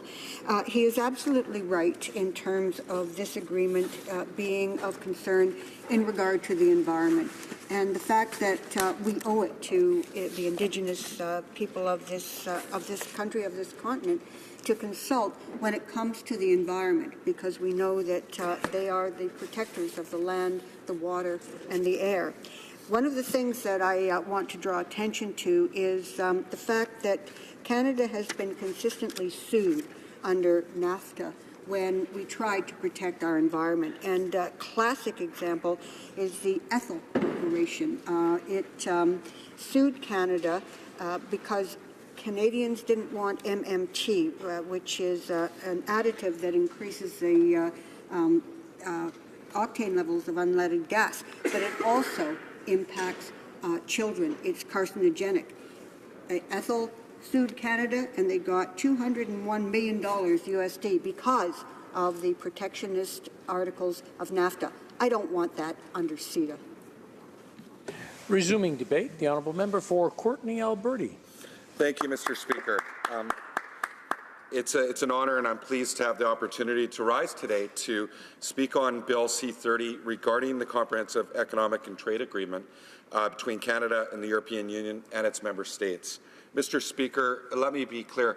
I'm in support and in favour of trade. The NDP is in support of trade, but we want fair trade. We want trade that respects workers' rights and the environment, Aboriginal rights, and does so also with consultation with business and ensures that the business community is being protected.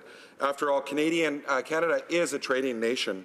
I was a small business owner and also was the executive director of a very successful Chamber of Commerce on Vancouver Island, and I know firsthand the benefits that cross-border commerce can have on our economy and on Canadian business. As the progressive opposition, we believe it's important to review the details of trade agreements. We do not blindly support any trade deal. We take our time to look at the deal closely, and we want to get it right so that everybody wins on all sides of a trade agreement, which leads me to CETA. This trade agreement is flawed, Mr. Speaker, and trade with Europe is far too important to get it wrong. I'm going to illustrate 3 ways in which this deal is flawed, including investor state provisions, cabotage, and the cost of pharmaceutical drugs. When it comes to investor state provisions, I'll give you an example. The Liberals are asking parliamentarians to sign off on CETA, despite the fact that European states, such as Wallonia, have made it clear that investor state provisions will have to be removed before they are willing to ratify this agreement. So let's talk about investor state provisions, because that's what a lot of folks back in Courtenay, Alberni, and my riding are concerned about when they're talking and discussing CETA. In February 2016, the Trade Minister announced changes to the investor state dispute settlement provisions that were supposed to actually improve transparency and supposed to strengthen measures to combat conflicts of interest but yet the investors court system still allows foreign investors to seek compensation from any level of government over policy decisions they feel impacts their profits. So that's giving up really local decision-making and sovereignty over our decision-making. That means that foreign companies will have access to a special court system to challenge Canadian laws without going through domestic courts. The government hasn't explained how this would ensure environmental and health and safety regulations would be protected from foreign challenges. And the question is, why not? It is now clear that this deal will not pass this deal will not pass Europe without significant changes to the investor state provisions. Another huge concern, especially in Courtenay, Alberni, and my riding, is around the maritime section of CETA. That part is very troubling to my constituents, the residents of not just my riding, but Vancouver Island and coastal British Columbia, Mr. Speaker. And it's the maritime section of CETA that is of deep concern. The International Longshore and Warehouse Union just released a statement about this portion of the trade deal. In fact, they said that the maritime section of CETA will destroy the Canadian maritime industry as it exists today by ending what is known as cabotage. And you're probably wondering what cabotage is, many of you. And cabotage is the Coast Trading Act, and it's a measure that protects our coastal trade by requiring any vessel trading within Canada to be Canadian-owned, operated, and crewed.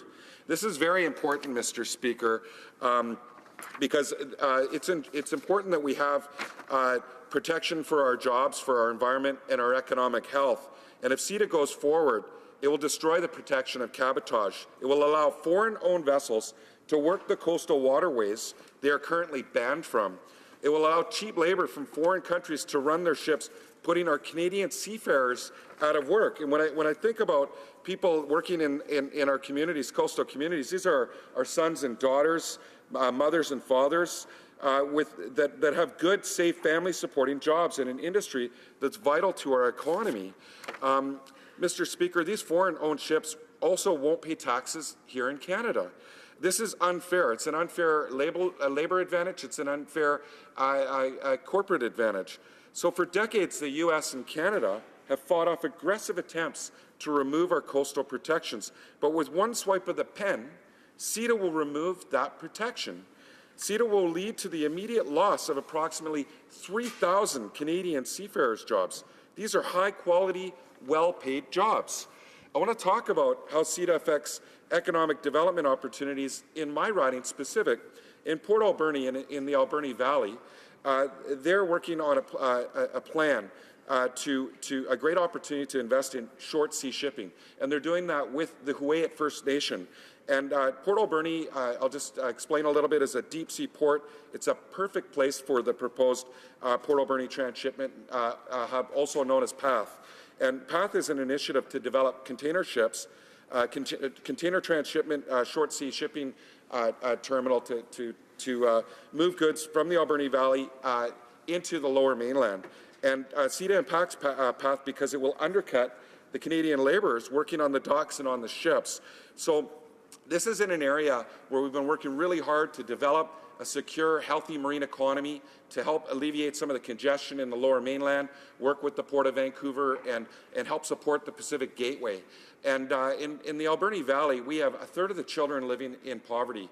We have high unemployment, one of the highest areas of unemployment in southwestern British Columbia. And this is an opportunity we're looking at to try to help drive our way out of this difficult challenge we're facing as we're in transition from a forest economy to build on our foundation, which is a marine economy, to get back on track. And this very deal threatens that huge amount of work we've done in pulling all the stakeholders together. So this trade deal is unacceptable to Canadians, but in my constituents who rely on the water for their livelihood, this is incredibly damaging.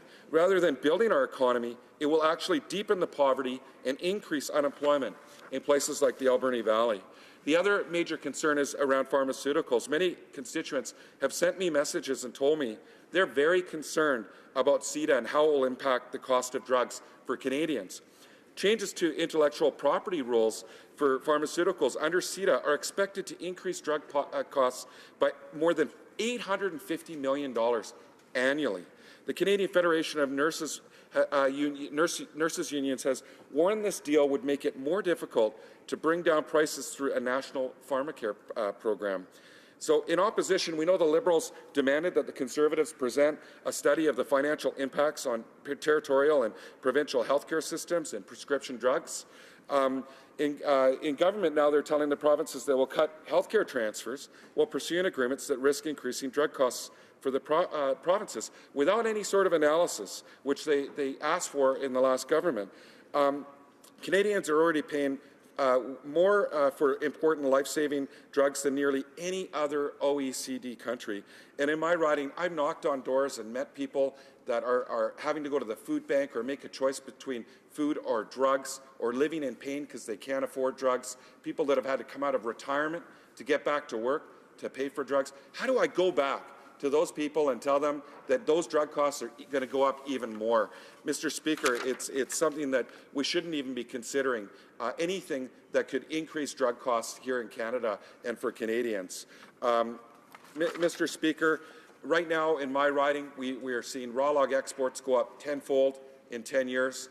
We're seeing this government, without doing a proper economic analysis, reduce and remove, actually, a 25% tariff on building Canadian ferries here in Canada that are now being built in Poland and Turkey for low wages. We're seeing our fish go to China, being filleted there and back on our grocery store shelves. We're seeing our coastal economy be decimated.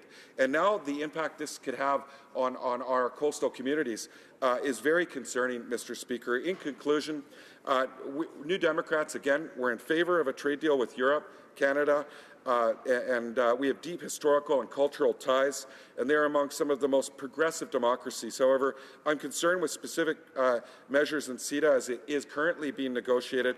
It is our job as a progressive opposition to uphold the interests of Canadians during this process, Mr. Speaker. Thank you. Questions and comments? The honourable member for Abitibi Bay James Nunavik EU.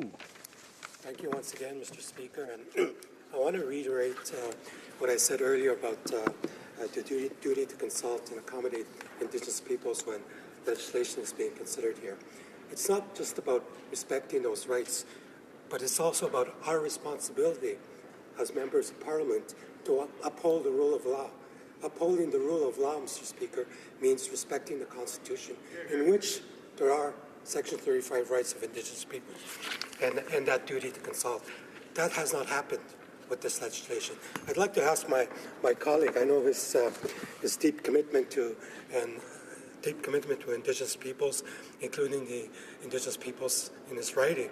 I was wondering if you could comment and perhaps provide examples as to why we must continue to insist with this government to uphold its commitments and promises to Indigenous peoples, including that nation-to-nation relationship and consultation they promised with Indigenous peoples, including on international trades like the one we are considering today. Or is that just talk and no action, as usual? The honourable member for Courtenay Alberni. Mr. Speaker, I want to thank my honourable colleague for his incredible work around ensuring that we honour our commitment to the laws of our country and to the promises made by this government to fulfil our commitment to work on a nation-to-nation basis with Canada's Indigenous people.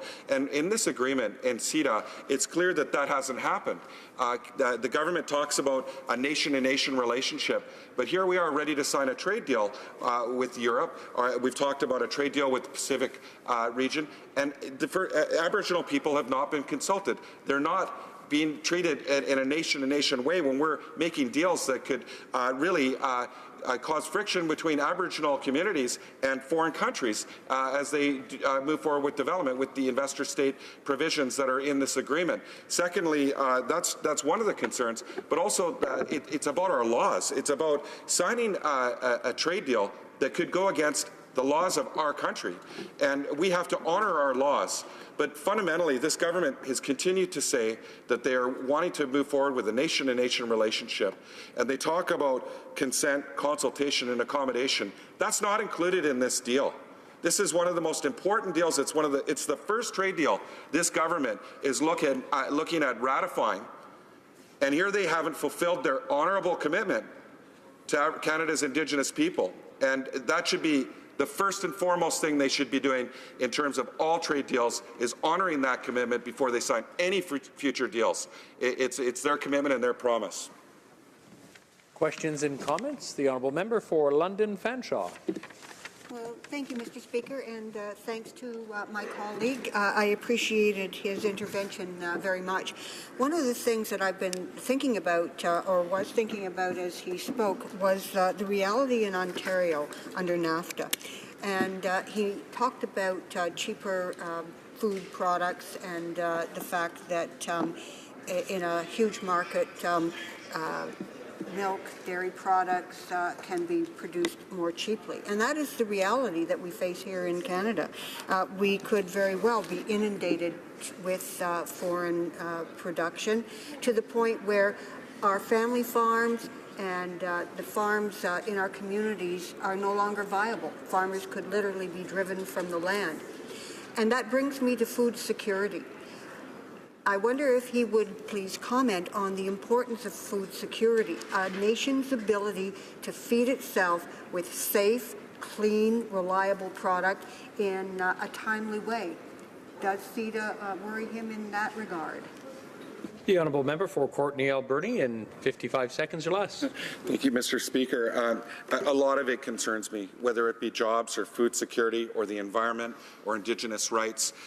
There hasn't been a proper analysis in any of these areas to protect Canadian business people, to protect the environment, to ensure that we have good quality food at affordable prices. The government, the Conservative government, went forward with promises to compensate those in areas that we're going to lose on this side. The Liberal government has watered that down, again, without further analysis. Now we're finding out the terms of this agreement, which were negotiated in secret, are going to have an impact on many companies, food producers and companies across Canada.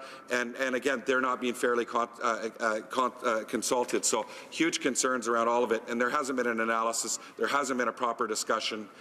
This deal should not go ahead without that. Resuming debate, the honourable member for Nanaimo Ladysmith.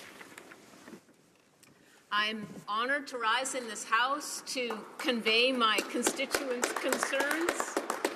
I'm very grateful for members of voters in Nanaimo Ladysmith who have been sending me their ideas by email and Facebook and Twitter and letting me know what concerns them about the trade deal CETA that is on the table and is the matter of debate today.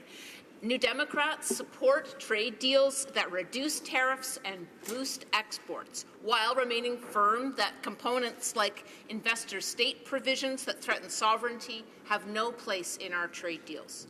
In my view, the job of government is to pursue better trade that boosts human rights and boosts labor standards and protects the environment and protects Canadian jobs. And so a final trade deal must be judged on its net costs and benefits. We've always been clear on this as New Democrats, and we've opposed deals in the past that would jeopardize Canadian jobs and environment and would have a net negative impact on our country. And as has been said so many times in this House by all parties, trade with Europe is too important to get wrong. The NDP supports deepening Canadian-European trade ties in order to diversify our markets, but we remain with significant concerns about the proposed deal. I've heard changes in CETA will increase drug costs for Canadians, and the cost of prescription drugs is already a tremendous problem. And if CETA poses a barrier to implementing a national pharmacare program, that's a problem for Canadians. Local procurement could be interfered with. When I was elected to local government, we opposed the TILMA trade deal because it would have interfered with our ability as local governments to bias our procurement policies in favor of local businessmen and women.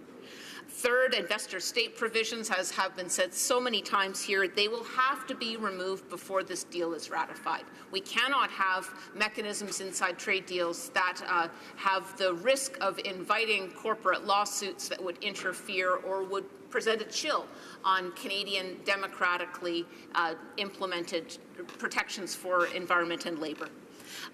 And fourth, the Liberals have not properly compensated dairy farmers for the acknowledged negative economic impact on their industry. They would have tremendous loss of market share, and that needs to be protected. I want to speak, though, today in particular about two issues that are of particular concern to coastal communities and to Nanaimo Ladysmith, the riding that I am honoured to represent. Wineries are a problem under CETA, and we're afraid that it will exacerbate the already massive wine trade imbalance between Europe and my region in Canada. Currently, the European Union exports 180 million litres of wine to Canada, but Canada only exports 123,000 litres in the European direction. Now, I note that the Canadian Vintners Association is asking for federal support to help the Canadian wine sector adjust and prepare for the implementation of CETA, but we haven't had news on that. Two wineries in my riding are being celebrated and supported by our local Chamber of Commerce, by the growing food movement where people are so willing to come out and especially support local wineries. The Shadow Wolf Estate Winery and Vineyard is in the Jinglepot area of Nanaimo. It's an organic 5-acre vineyard which has some of the oldest vines on Vancouver Island.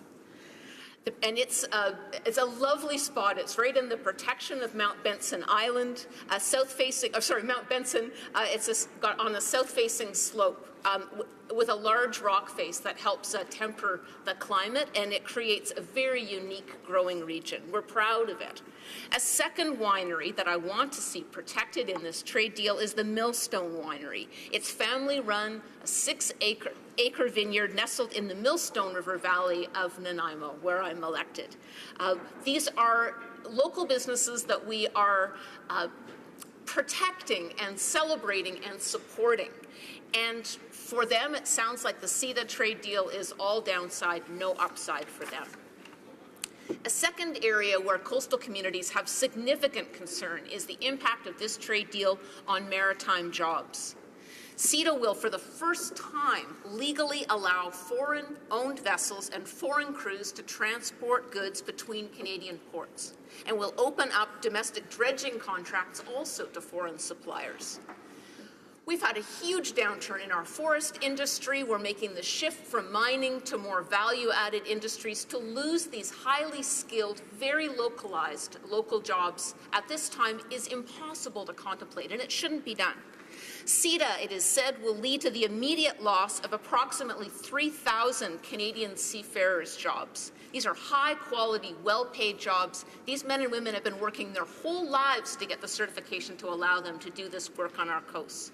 The industry as a whole supports 250,000 direct and indirect jobs. It's very valuable to us on the BC coast. Now, foreign boats will bring in foreign workers with no requirement for a labour market impact assessment. These workers can be paid as low as $2 an hour, and they could suffer from low safety standards and poor working conditions.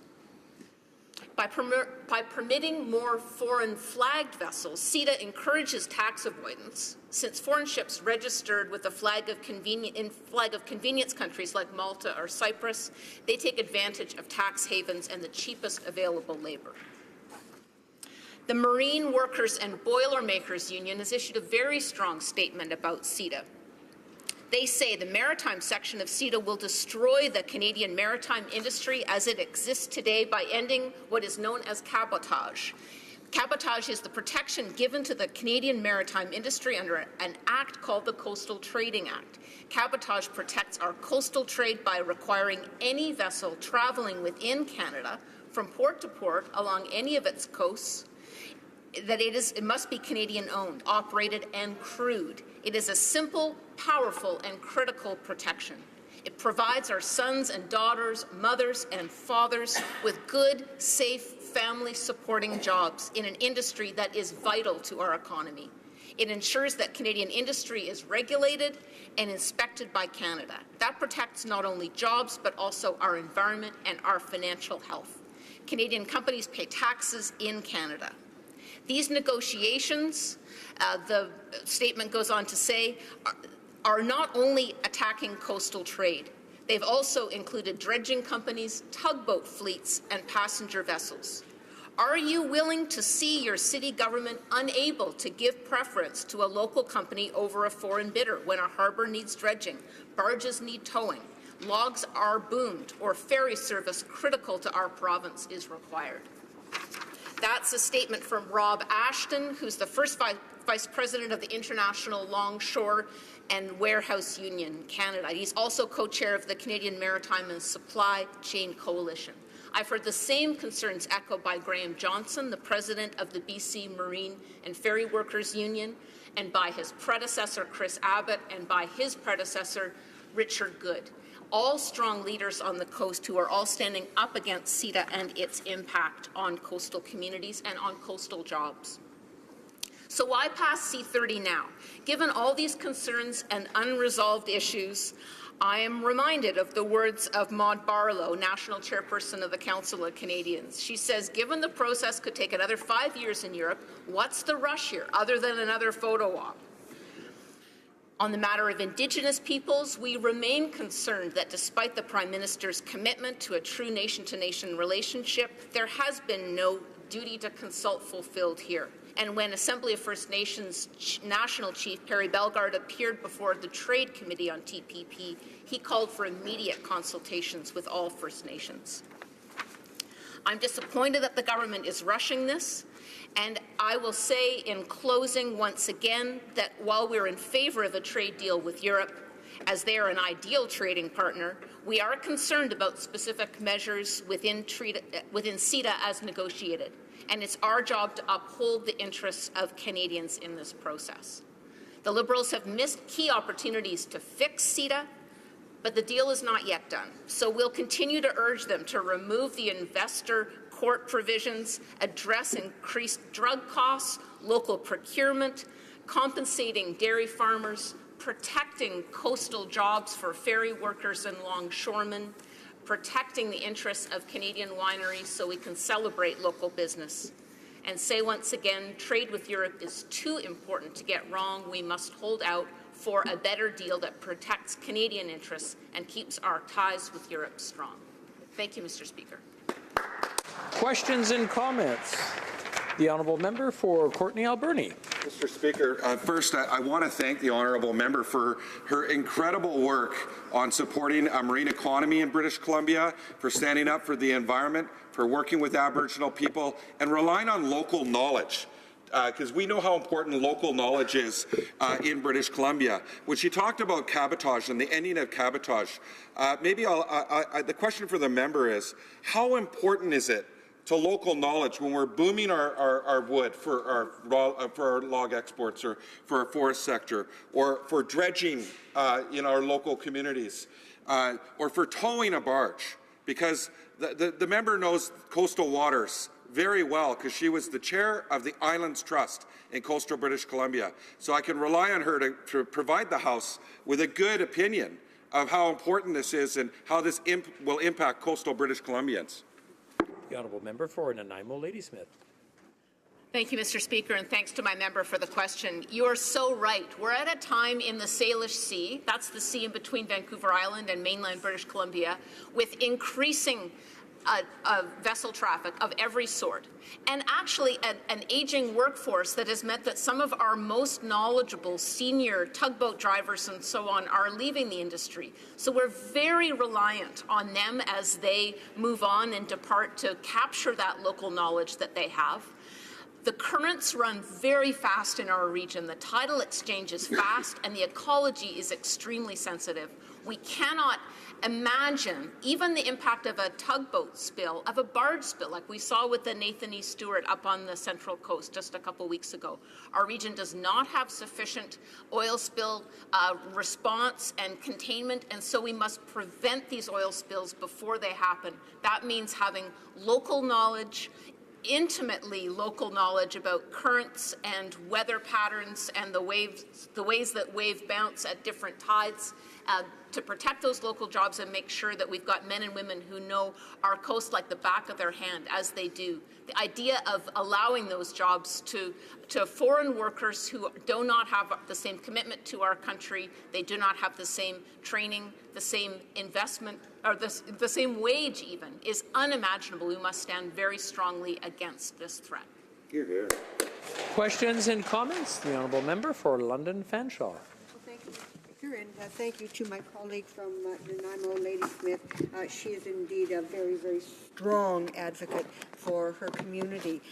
She spoke about the environment, and I think that we, in light of climate change, the threat of climate change, to not just Canadians, but to people around the world, are very cognizant of the importance of taking environment into consideration. The Canadian Environmental Law Association is also very concerned, and they have said that CETA will significantly impact environmental protection and sustainable development in Canada. And in that regard, we know that Canada has been sued over and over and over again to the tune of billions of dollars whenever governments tried to protect the environment. And one case in point that we have to be concerned about regards the Lone Pine Resources, a Calgary-based oil and gas developer that's obtained permission to explore for shale gas under the St. Lawrence River. In 2011, the Quebec government revoked that permit in response to concerns about fracking under the river. And then Lone Pine sued the government through its U.S. affiliate under NAFTA Chapter 11 for $250 million in compensation. And they're not alone. There have been many more. And in that regard, I wonder if my colleague could comment on the importance of being able to direct our own interests and look after our own destiny when it comes to the environment and her environmental concerns in general. Member for Nanaimo Ladysmith, in 45 seconds or less, if possible. Thanks, Mr. Speaker. I note that Canada is already one of the most sued countries in the world under the investor-state dispute settlement mechanism, and we have won only 3 of 39 cases against foreign governments. I'm concerned from my experience as a developer of local regulations when I was elected to local government, that it's not only do you have the horsepower, the budget, the strong enough lawyer to win these cases, but also how might a legislative body inhibit itself and be intimidated against introducing new and stronger regulations. The more we know about climate change, the more we know we need to act. We cannot be intimidated, and I'm afraid that CETA may well intimidate. Resuming debate, the honourable member for Esquimalt, Saanich Sooke. Well, thank you very much, Mr. Speaker.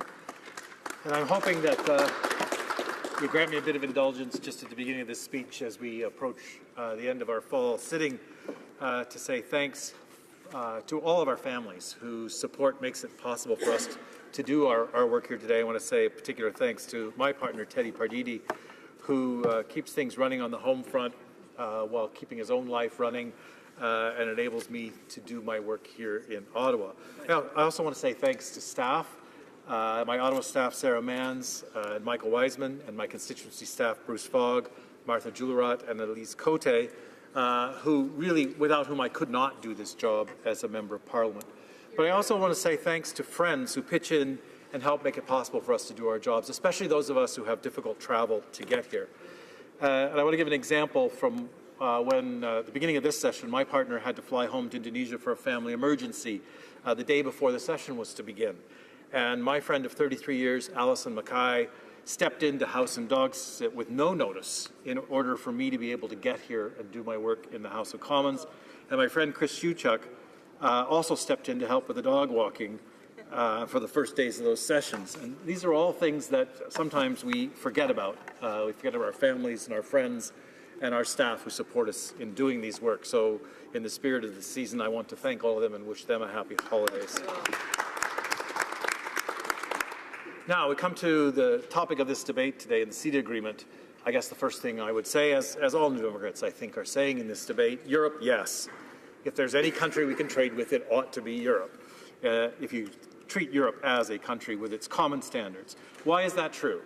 So human rights standards are generally high within the European Union, and the European Convention on Human Rights means that many of the concerns that I've expressed in other trade agreements before us, in particular the trade agreement with Honduras, which has one of the worst human rights records in the world, are not a concern for me when we're talking about CETA. Second reason Europe, yes, would be on the question of labor rights and labor standards. So I have no doubt that workers in the European Union are able to organize unions, and those unions are able to represent their members' interests when it comes to things like labor standards. And so if we're going to talk about free trade, I also, of course, prefer to think of it as fair trade, so that companies cannot win competitions based on who can exploit their workers the best, but would have to do it on their ability to innovate and be efficient. So again, on labor rights and labor standards, obviously Europe, yes. On environmental protection, I think I can safely say that the same kind of thing. And in fact, in many cases, European standards in environmental protection exceed Canadian standards. And so, once again, we don't really want the competition in trade to be about who can burn through our resources and our environment the fastest and therefore win the trade war. But I guess the question I have is really, to start with, is not why a free trade agreement with Europe, but why are we obsessed with one-by-one free trade agreements? What is it that drives us to this position where Canada will end up with something like 100 free trade agreements if we keep going? Why have we abandoned working through multilateral international forums like the World Trade Organization or through conventions at the United Nations, which would lead to trade liberalization? And there would be some really big advantages in going at trade in this manner. We could, for instance, make sure that the poorest countries aren't left out of these discussions. And so when we're discussing free trade, we're quite often talking about the privileged and the privileged expanding their privileges around the world. It would also mean that underprivileged groups within countries might get some more attention on the world stage, and in particular, of course, at the United Nations, with the United Nations Declaration of the Rights of Indigenous People, might get its rightful place when it comes to discussing trade agreements if we moved to multilateral and international agreements. We might also get to talk more about food security. And I'll talk a little bit more about it in the context of this agreement. But food security around the world is an important question when we have nearly 1 billion people, including far too many in Canada, who do not have secure access to food at an affordable price and do not have secure access to nutritious food. If we were talking about this on a world level, then some of the poorest of the poor, both within our own country and within, I think, countries around the world, would have their interests much better represented. If we were talking about things like water security, we all know that water security is becoming an increasingly important issue around the world, yet it tends to be neglected in our discussions of these trade agreements because many, if not most of the products that we produce have water as some aspect of their production process, when water is also needed to grow food and water is also needed to sustain human life. And finally, if we were talking in more general terms, we might then talk about greenhouse gas implications of this long-distance shippings of goods all around the world. Is this really what's best for all of us? And are the costs of the long-distance shipping that goes on under these trade agreements really being accounted for at an international level? So I am still one of those who believes that trade liberalization, yes, a good idea, but probably needs to take place in multilateral forums rather than these one-by-one free trade agreements. I think the one-by-one process also makes it difficult for those who have an interest in the agreements, but maybe not as big a voice as the corporations, to get their voices heard. So we find Canadians who are concerned about natural resources or food security or local procurement have to make their case again and again and again as each of these agreements come forward, and burn up precious resources in their organizations trying to deal with each of these agreements. And I think particularly of the environmental movement in this country, which has to examine literally thousands of pages of free trade agreements to try and make sure that our environment is not being damaged by these agreements. I would like to say, again, if we were back to a multilateral focus, we might have agreements which actually had environmental protection as one of the focuses of the agreements. But I don't see that in any of these one-off agreements that we're doing. So now, when it comes to this specific agreement, are there some good things in it? Well, one of those I will say yes to as the NDP defense critic. It does have a fairly broad exemption for defense industries so that we can make sure that defense industries can do or can be sustained in Canada. If we were to allow the free trade agreement to mean that our defense industries, our shipbuilding died out, we'd be in very dire straits when it came to any conflict in being unable to supply our defense industries locally. So there is, as I read it, and I think as most people read it, a fair degree of protection there for our defense industries. And I know that the previous speaker for Nanaimo Ladysmith has been one who's been a very firm advocate of making sure that we have vital shipbuilding industries around the country. I have a bit more of a question about maintenance under this agreement. And this is something I've raised in the Defense Committee, and I will raise again in the House today, is there's an increasing tendency to open up contracts for maintenance of our defense facilities to bidders from outside the country.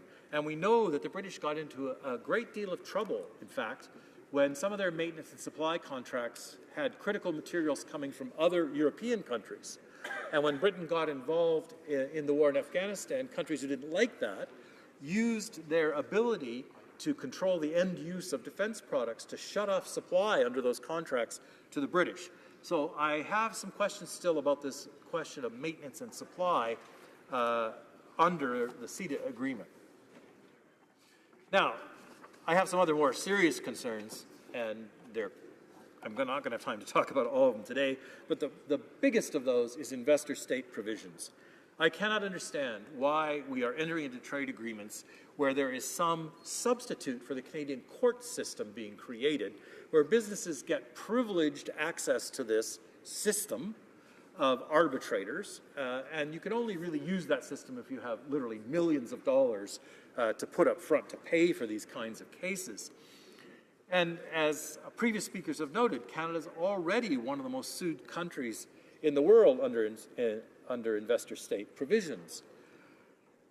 And so how can we ensure that Canadian local governments or provincial governments or even the national government is going to be able to protect our resources, protect our environment, protect state enterprises, protect our public health care, protect the lower price of pharmaceuticals, and not end up being sued under these inspector state provisions.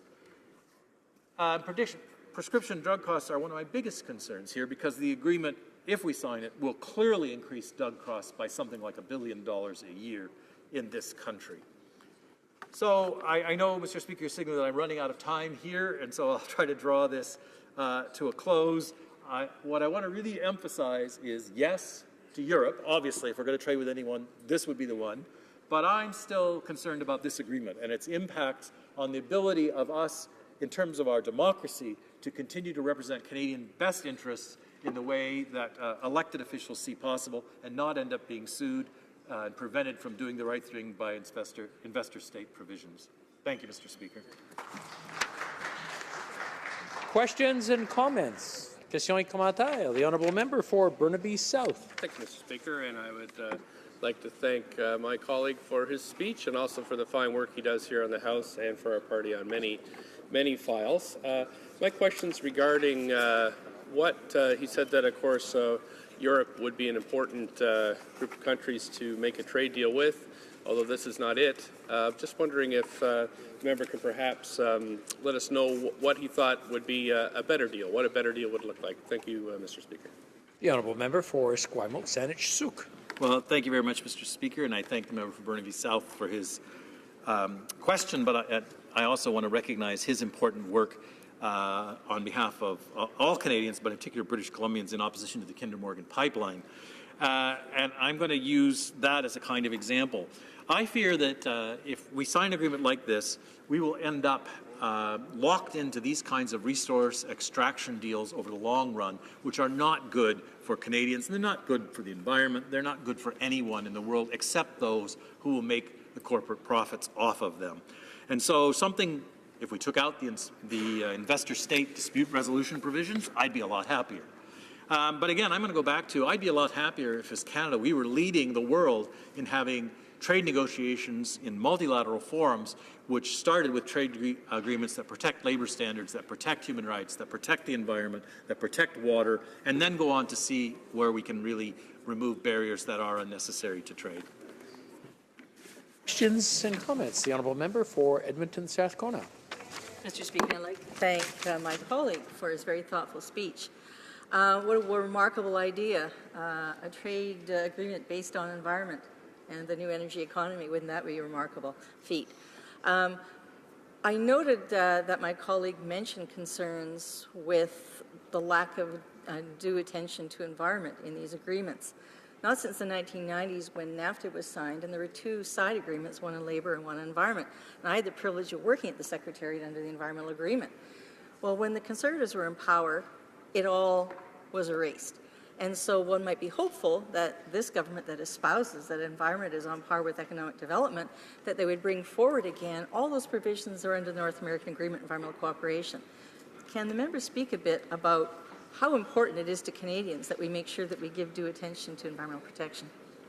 Honourable member for Esquimalt Saanich-Sooke. Well, I thank the member for Edmonton Strathcona for her intervention, and I think she's made a very practical suggestion here that would make me more likely to support this trade agreement. If we had the assurance, as the government says, that environment and trade go hand in hand, then where's the other hand here? We've only got one on the table in front of us. And so if we had a commitment that this agreement would only go forward if it had attached to it a similar environmental protocol, a letter of understanding like was originally discussed with NAFTA, I'd feel much more comfortable about this agreement altogether. And it goes back to my point that as we move forward into the climate crisis that we're facing, we have to get environment front and center in everything that we're doing. Questions and comments? The honourable member for London Fanshawe. We have time for a very short question and short answer. Well, thank you, Mr. Speaker, and I would like to thank my colleague for his remarks. This government is preoccupied with rushing ahead on this trade deal without giving it careful thought. In the meantime, we need pharmacare, we need affordable childcare, we need affordable housing, and we need conservation in this country. None of these things are of any interest to this government. And I wonder if you could talk about where we should be going instead of headlong into a trade deal that we know very little about. I'm sure the honourable member didn't want me, the Speaker, to talk to this issue. I'm sure she meant the honourable member for Esquimalt Saanich-Sooke. I'll let him continue. I'd like to thank the member for London Fanshawe for her question. I think the greatest surprise to Canadians who voted for real change is to get the Tory agenda back in front of the House again. And so we thought, as Canadians, that we were going to get a new agenda. And like the member for London Fanshawe says, in the New Democratic Party, we put forward that agenda, an agenda that would focus on the real needs of families and the real needs of the environment and the real needs of First Nations. And instead, we're getting recycled versions of what happened over the last 10 years. And so it is very disappointing that we haven't seen some of those more positive agenda items come forward, and in particular, that they're not reflected in this trade agreement. So where is the part of this trade agreement that deals with access to pharmaceuticals? Where is the part of this trade agreement that would protect child care programs? Where is that in this agreement? I don't see it anywhere, Mr. Speaker. Thank you. Thank you. Before we continue, I just want to remind the honourable members, I know it's easy to slip into the first person when the person you're talking about or asking a question to is next to you. And it's been happening a little bit over the morning. I just want to remind the honourable members that they're speaking through the chair and not directly to their colleague, regardless of how close they are seated to them. Resuming debate, the honourable member for Edmonton Strathcona. Thank you, Mr. Speaker. And I want to give my hat off to my colleague from Esquimalt, Saanich Suk, and to second the comments he made to give thanks to all who support us in our work here. I'm particularly grateful to my family, particularly my brother. Now that it's 40 below with wind chill in Alberta, he graciously went and put my car in the garage. So thank you to Peter Duncan. And thank you to all who support me in my work, and frankly, all in this place who do incredible work for the public every day that we're here. Mr. Speaker, as my NDP colleagues have repeatedly stated, our party favours international trade agreements that are fair and reciprocal. During my tenure in this place, we've supported several that met these conditions. The previous government was quick to sign any agreement just to sign so-called free trade agreements. The current government promised better deals, but instead has signed off on the Conservative negotiated deal with Europe, despite the unaddressed concerns expressed by many Canadians. As has been mentioned, changes to intellectual property rules will cause drug prices to skyrocket. Considering our aging population, mounting household debt, and the number of Canadians, in particular seniors, already struggling to pay for food, rent and medicines, this deal will seriously impact affordability. The government should have at least assessed and addressed this impact in advance of signing, particularly since it appears pharmacare is missing from this government's priority list for additional health transfers. CETA also poses significant impacts to Alberta's agriculture and agri-food sectors. In particular, concerns have been expressed by our dairy and dairy processing sectors. While most attention has been focused on the impacts to the Quebec dairy sector, Alberta dairy will also be impacted. We are told that Canadian manufacturing standards combined with generous subsidies for European producers make it almost impossible for our cheesemakers to compete, at least to compete fairly. This government promised dairy farmers and processors a total of $350 million investment fund over 4 years to help them modernize their operations and increase their productivity and efficiency, as well as diversify their range of products in order to capitalize on new European markets. This is far less than the Conservatives promised, unfortunately. I'm deeply proud of the contribution to our economy by our Alberta dairy farmers, and I meet regularly with them and try to address their concerns. One incredible multi-generational farm family, the Bococks, operated a dairy operation since their immigration from Ireland in 1921. They not only introduced many beneficial innovations for sustainable farming, on retirement they donated 777 acres of their operation to the University of Alberta for dairy research. Their contribution has been recognized by the Dairy Industry Achievement Award. It's farm families like the Bococks who are being impacted. While the program will, for the most part, benefit the largest processors, the amount is far from adequate, as has been shared often in the House on debate of this bill. These pioneers and the other Canadian dairy families and the processors who continue to produce fine product should be factored first in considering any potential impacts of trade deals. While Alberta dairy producers and processors are grateful some compensation is being promised, they are only matching funds and limited to modernization investments. This support will be unavailable to those who have already invested in changes, and yet they may still be impacted. Alberta cheesemakers estimate a loss of 17,000 tons in cheese sales. They are concerned if the promised funds are to be allocated to producers and processors, or will they be partly eaten up by administration of the fund? Secondly, they have expressed concern about how quickly the money will flow, as they need to get out ahead of anticipated changes to the market. CETA, I am told, could also be problematic to our pork and beef industries. Although they potentially will benefit, there are European regulatory obstacles that must be addressed. I wish to reiterate, Mr. Speaker, concerns expressed by many about this government's insistence on retaining the investor state provisions. Shifting authority to an independent court to rule on corporate complaints of what they deem unfair environmental or health provisions is reprehensible. Certainly in a country that believes in rule of law. Surely such a measure contradicts the very principles this government claims to espouse, that the financial interests of investors should not be permitted to supersede the public interest, including environmental protections. Successful industrial state investor claims under the trade deals have already created regulatory chill, and as some of my colleagues have shared, we have lost most of those cases brought against our country by investors. But, Mr. Speaker, it's the continued erosion of environmental protections prevailing over trade deals that troubles me the most. In the mid-1990s, when the NAFTA, or North American Free Trade Agreement, was entered into between Canada, the United States, and Mexico, Canada also signed on to several side agreements. One of those is the North American Agreement on Environmental Cooperation. Every trade deal since has strayed from those foundational principles and institutions, including provision for independent assessment and reporting on the parties' adherence to the environmental commitments. Yet there are vague mentions of environment in the CETA. Yes, there are vague mentions of environment in the CETA, but the measures fall far short of the bar set under the North American Agreement on Environmental Cooperation. Absent, Mr. Speaker, is any independent environmental secretariat or Council of Environment Ministers to monitor and act on complaints of failed environmental enforcement or delivery on public rights of engagement in decisions that place economic considerations ahead of the environment. In place of these credible mechanisms, the parties will merely appoint some officer as a contact point, presumably low within their respective bureaucracies. There is no provision for independent assessment and reporting. Gone is the commitment to prepare and make public a State of the Environment report, a matter that has been raised to me a number of times in the last few weeks. Whatever happened to the State of Environment reports?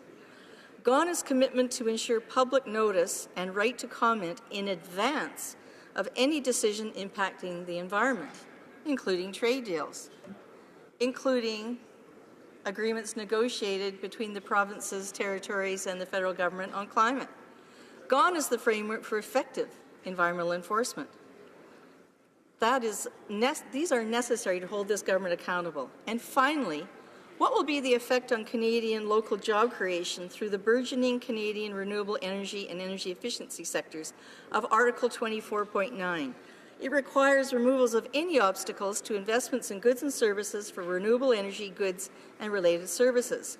Will there be barriers to local hiring and incentives? Has the government even examined that? Thank you, Mr. Speaker. Questions and comments. Questions et commentaires. L'honorable. The Honourable Member for Jonquière. Thank you, Mr. Speaker, and I'd like to thank my colleague for her speech. It was a very constructive speech. She discusses the environment very often, and every time she speaks, I learn something new from her, and she does a wonderful job representing the people of her riding. And I'd like to hear her comments. Well, earlier she said that the environment gets talked about a lot, but there aren't any concrete measures being taken. Now, she mentioned some in her speech, but I'd like to ask her to speak more about that. What would she like to have seen concretely in this agreement, and what can we do in agreements like concretely for the environment? Thank you. For Edmonton, Strathcona. Speaker, and I'd like to thank my colleague from Jonquière for her continuous stepping up and speaking on behalf of the dairy industry of Quebec. Indeed, as I mentioned, Mr. Speaker, this agreement falls far short of what one would have expected of a government that portrays themselves as the great environmental defender. The side agreement on environment under NAFTA was groundbreaking, but what the President of the United States then, Bill Clinton, said, his regret was that he didn't make it binding within the actual NAFTA trade agreement. One would have thought if this government is the great defender of balancing environmental impacts to trade and economic development, they would have done exactly what Bill Clinton had suggested. But instead, we don't even have the basic provisions that were in the side agreement to NAFTA. They are completely pared down, and they're simply modeled on the cuts made by the Conservative government on all the trade deals that they voted for. Questions and comments? The Honourable Member for Abitibi, Bay James Nunavik, EU. Thank you, Mr. Speaker, and I want to thank my colleague from Edmonton, Strathcona, for that important speech. My questions relate to Indigenous peoples, not only from an internal perspective, because we have a duty, as you know, Mr. Speaker, to consult and accommodate Indigenous peoples whenever legislation that has an impact on their interest is considered by this House. Second of all, I think there's also a dimension to all of this that needs to be considered whenever we negotiate international trade agreements in the interests of Indigenous peoples in this country. Does she share that in the age of nation-to-nation relationship that's been promised from the other side, age of reconciliation with Indigenous peoples, that we should have had Indigenous peoples at the table when we drafted this legislation? The Honourable Member for Edmonton, Strathcona. Thank you, Mr. Speaker. I'd like to thank my colleague for his very important question. As I had mentioned, this agreement does not even include the basic provisions that were in the North American Agreement on Environmental Cooperation, where there is any decision made that may impact the publics of those three countries. There was the opportunity to receive notice and to comment. And of course, in that agreement, there was no mention of engaging Indigenous peoples. There is some bare reference in some of our legislation, but not far enough. This government, Mr. Speaker, espouses that it endorses the UN DRIP, and yet, time after time, they say that they are not abiding by those provisions, and frankly, they refuse to support the enactment of the United Nations Declaration, as my colleague has espoused. So yes, indeed, First Nations, Métis, and Inuit leaders, as government to government, should have been at the table in the negotiation of this treaty, and they certainly should have their say before this bill is signed off and this agreement is signed and sealed. We have time for a very brief question. The Honourable Member for Saint-Hyacinthe-Bagotte. Thank you, Mr. Speaker. My colleague spoke about a dairy-producing family who lives in her riding. We know that every time that we allow a greater number of imports of dairy products, for example, the tons of European cheese that will be coming in under this agreement, well, we know that that opens a breach in supply management and in the balance that we have right now in the dairy sector. I'd like to hear more from her about the impact that this will have on families like the one she mentioned in her riding. In Strathcona, in 45 seconds or less. Thank you, Mr. Speaker. I'd like to thank my colleague for her very important question. Time after time, the dairy and milk producers in my riding have raised concerns about the fact that the management system may be eroded, and absolutely this should be dealt with before we sign on to any agreement. I'd like to thank her for standing in defense of the dairy farms in her province. Resuming debate, the Honourable Member for Jonquière. I'd like to remind her that she'll have about 6 or 7 minutes, and then she'll be able to continue her speech after question period. Thank you very much, Mr. Speaker, and I'd like to take this opportunity to thank all of my family. This is perhaps the last time that I'll be rising to speak in the House before we adjourn for the holidays, so I would like to note all the work and support that I get from my riding, my family, but also from my colleagues, our staff in the riding who are doing hard work for everyone in the riding. And I'd also like to note all the work that my colleagues from the NDP have been doing here in the House, and particularly this morning. The quality of the speeches and the questions that we're hearing is excellent, unlike what we're seeing from the government, where it seems like some of the members are already on holidays. Well, Mr. Speaker, the NDP has been saying for a long time now that we need better trade with Europe to diversify Canada's markets. But we still have many important questions and concerns that have not been answered about CETA as proposed. Trade with Europe is too important to be looked at and taken lightly. The government must fix the problems in the current agreement instead of being satisfied with an imperfect document. In the riding of Jonquière, Mr. Speaker, well, there are 87,000 people that I represent, and every day I work for them. I'd like to remind the honourable members that debate is taking place, and it's nice to see everybody in the festive mood and talking, but it's making it very hard for some of us to hear what the honourable member is saying. L'honorable député. The Honourable Member for Jonquière. Thank you, Mr. Speaker. And thank you for your intervention, because indeed it is difficult to speak in the House when there are other discussions underway, so thank you very much. As I was saying, I represent just over 87,000 people in the riding of Jonquière. They're people who are very concerned, for example, about the forestry sector. I've discussed it many times in the House. As you know, there's no more softwood lumber agreement, and this is something that people in my riding are very worried about. Also in my riding of Jonquière, it's a largely agricultural riding. I represent a lot of farmers and indeed dairy producers. So throughout my speech, I'll be talking about the concerns that they have with this agreement, concerns that the Liberals aren't listening to, and I'll conclude with the NDP's position on how the government should be moving forward, if indeed they wanted to listen and hear our concerns. There's a lot of work to be done before this agreement is ratified. As I've mentioned earlier, Mr. Speaker, in my riding, we have a large number of dairy producers and one cheese producer, the Blackburn Cheese Factory. It's a family farm, and it has been for over 80 years. And it's wonderful to see the devoted people who work there every day. There are several full-time jobs, 5 working in cheesemaking, and 2 full-time jobs on the farm itself. The cheese factory opened in 2006, and Blackburn Cheese makes 6 different cheeses. And they have won a number of major prizes in the field of cheese making, and I'm really proud to be able to talk about them here in the House today. They won the silver medal in their category. November 2016 was very recent. It was at the World Cheese Awards, and it was for their Mont Jacob cheese.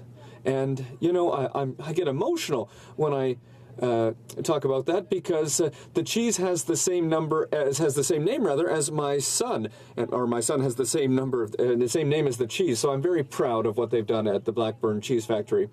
They also won an award in 2013, another silver medal, and the grand prize at the World Cheese Awards in 2011.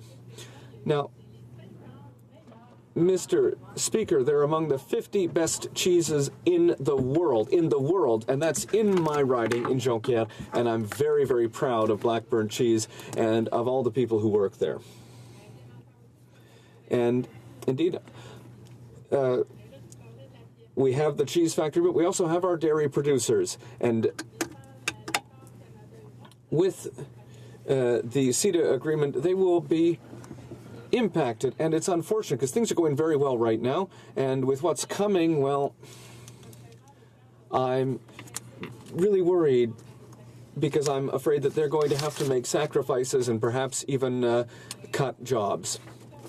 Now, our dairy producers, after months of waiting, the Liberals' compensation plan to cover losses to the dairy sector linked with CETA between Canada and Europe is much smaller than the losses that our producers will see. After abandoning dairy producers on the issue of diafiltered milk, opening a breach in supply management, the government has decided to make a minimal effort instead of giving their all. Now, Mr. Speaker, sometimes I'm wondering if this government doesn't have something against the people who feed us. Our producers don't fight on a level playing field with their European counterparts who are highly subsidized. And I'll break there for the moment, Mr. Speaker. I'll continue my speech after question period. The honourable member for Jonquière will be able to continue with her speech for 4 minutes after question period. Members, déclaration des députés. The honourable member for Kitchener South Hespeler. Mr. Speaker, this week university and college students across the country are working on their final exams, a particularly stressful period for many students. I would like to take this opportunity to wish them excellent exam results, in particular the students of Conestoga College, Wilfrid Laurier, and University of Waterloo. I am sure that elementary and high school students of Waterloo Region are also looking forward to the holidays. congratulations and well done on the entire faculty, the staff, and everyone working tirelessly in the school system to educate the next generation of leaders. I want to wish them and all Canadians a joyous holiday season, a new year filled with peace and happiness. Thank you. The honourable member for Red Deer Lacombe. Mr. Speaker, it's my absolute honour to rise in the House today to acknowledge the extraordinary efforts of the Central Alberta Homeschool Choir and the Rosedale Valley String Orchestra, led by Debbie Zepik and Naomi Delafield. This talented group of nearly 200 students, singers and musicians have donated funds from their concerts and CD sales to make a difference in a community half a world away. For the last 7 years, this amazing group has committed to raising funds in support of the Christian Life Orphanage and Mother Care Nursery School in Mwanza, Tanzania. In this time, Mr. Speaker, the students of the Central Alberta Homeschool Choir and Rosedale Valley Strings Orchestra have raised over $200,000, enough money to enable the orphanage to purchase 6 acres of land, build a new building, purchase a vehicle, bicycles and desks, as well as pay for ongoing school fees and food. I could not be more proud of this incredible group of talented young people, and I invite all of my colleagues to join me in congratulating the Central Alberta Homeschool Choir and the Rosedale Valley Strings Orchestra for using their talents to make an impact on lives half a world away. The honourable member for Toronto Danforth. Monsieur le Président, the holiday Mr. Speaker. and the Toronto Danforth community is full of song and dance. This weekend, I had the pleasure of attending a concert by the Voca Chorus of Toronto at Eastminster United Church. Led by their artistic director, Jenny Krober, they filled the church with beauty and soul. Last weekend, I heard students from the Lippert School of Music play at the Pape BIA Winterfest. Led by Charlene Beard, students took to the stage at the Bethany Baptist Church to play some festive tunes. Lippert has been teaching kids throughout the community since 1957. This year we lost the founder of the Lippert School, Joseph John Lippert, but his legacy of music lives on. Another feature of the season is the Riverdale Share concert at the Danforth Music Hall. Bringing together musicians and artists of talent, this concert raises funds for local community organizations. Thank you to MC Michael Tanner and all the volunteers who created this wonderful event for us. Salaberry-sur-Loire. Honourable member for Salaberry-sur-Loire. We celebrated the 10th anniversary of the co-op, and this was founded in 2006 by the following people. Thanks to unparalleled civic engagement, they have provided quality internet service. It then set up a service with regard to telephones. The co-op also created a local ecological market to provide our residents with local products. And thanks to its vision and determination, the co-op has some 1,000 members and has put in place a number of cell towers. I think this is an excellent example of the strength of citizens. Long live the co-op. The honourable member for Oakville. Mr. Speaker, it is with much pleasure that I recognize the recipients of this year's YMCA Peace Medallions in my riding of Oakville. The YMCA of Oakville proudly celebrates National Peace Week and recognizes ongoing community work, creating conditions that allow for equality, inclusion, and respect for diversity. The youth recipient was Victoria Winslow, an Oakville Trafalgar High School student who organized food drives and helped build schools in Kenya. Kate Rem, the adult recipient, is a vice principal at White Oak Secondary School, recognized for her work in student-oriented community initiatives. And the group recipient was Resiliency for Recovery, a youth-led support group aiding those aged 16 to 29 with mental health or substance abuse challenges. Mr. Speaker, I am so proud to acknowledge these recipients in Oakville for their work as community peace builders. As we enter this joyous holiday season, let us all look for peace and celebrate the peacemakers amongst us. Thank you. The honourable member for Brandon Souris. Speaker, I rise today to congratulate the organizers, volunteers, and sponsors behind the most successful Canada Cup of Curling in its 15-year history, just held in Brandon November 30th to December 4th. Once again, Brandon has cemented its reputation as Canada's premier host city, and I know that due to their success, it'll only attract even more first-class Canadian curling competitions to Westman. In particular, I want to highlight the Brandon First team and the vice chairs of the event, Ryan Shields, Nate Andrews, and Eric Dixon, along with their army of volunteers. These volunteers and the multitude of sponsors made this Curling Canada event the huge success that it was, with enthusiastic fans setting a record Canada Cup attendance. I would like all those involved to know how proud everyone is of their efforts and for being such pillars in our community. And to cap it all off, I was thrilled to see two Manitoba teams, our very own Jennifer Jones and Reed Carruthers teams, come out on top. As I've said many times in this House, Manitoba has proven itself as the curling capital of Canada. Hear, hear. Honourable Member for Etobicoke Lakeshore.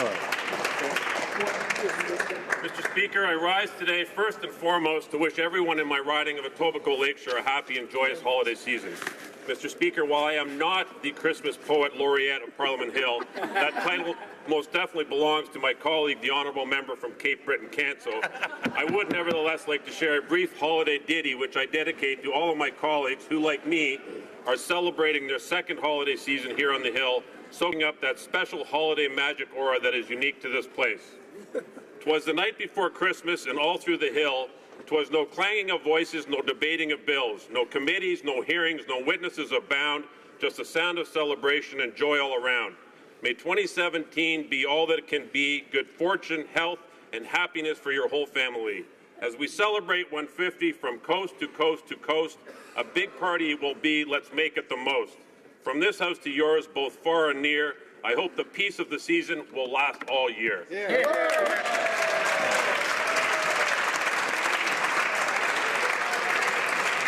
Honourable Member for Orleans.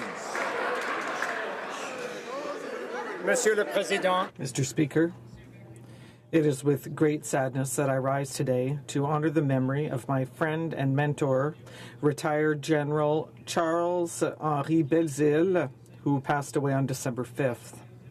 Charlie served our country at home and abroad for 37 years, eventually rising to become Canada's longest service Army commander.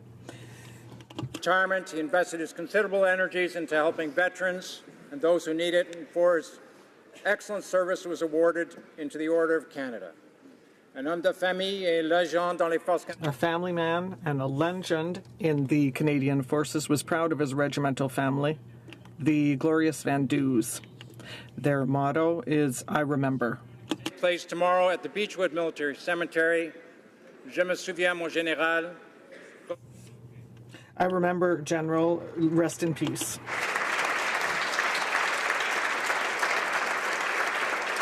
Honourable Member for Beauport-Limoilou. Mr. Speaker, the Quebec Harbour is the deepwater port that is the furthest inland in North America, and it gives the best access, best direct access to railroads and markets within the continent.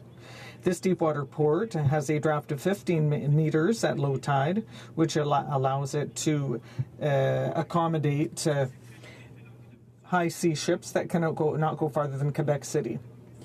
This Beauport 2020 project will allow for its facilities to be renovated, and if these renovations are not done, then its sustainability will be threatened.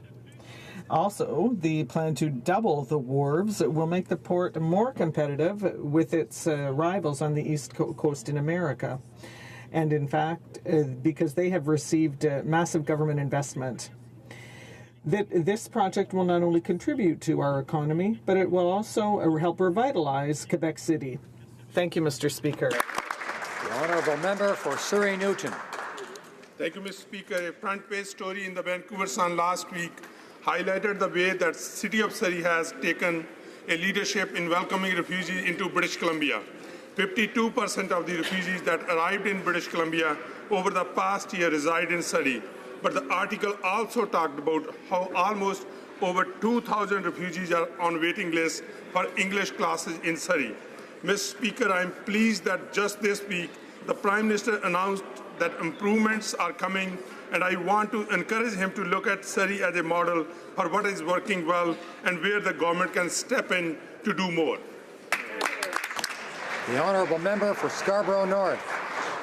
Mr. Speaker, 79 years ago tomorrow, one of the darkest moments in human history began. Over a 6-week period, innocent civilians were raped and killed in China's then capital city of Nanjing during the Second Sino-Japanese War. Women and young girls were raped by gangs of soldiers in the streets, in schools, and in their homes.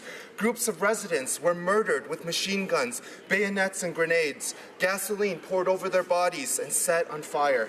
Known as the Nanjing Massacre and the Rape of Nanjing, the International Military Tribunal for the Far East estimated that over 200,000 lives were taken. Here in Canada, I salute the work of Toronto Alpha, its founder, Dr. Joseph Wong, and Executive Director Flora Chong, for their efforts to shine light on this forgotten history. Through education, we can teach future generations to never repeat the atrocities of the past, and we will never forget. Thank you. Bravo. The honourable member for Markham Unionville. Thank you, Mr. Speaker. I rise today to condemn the despicable and cowardly suicide bombing of Coptic Church in Cairo, Egypt on Sunday. 23 innocent souls were killed and 49 parishioners were injured on what should have been a peaceful day of worship. The killers' aim was to drive fear into the hearts of Coptic Christians everywhere.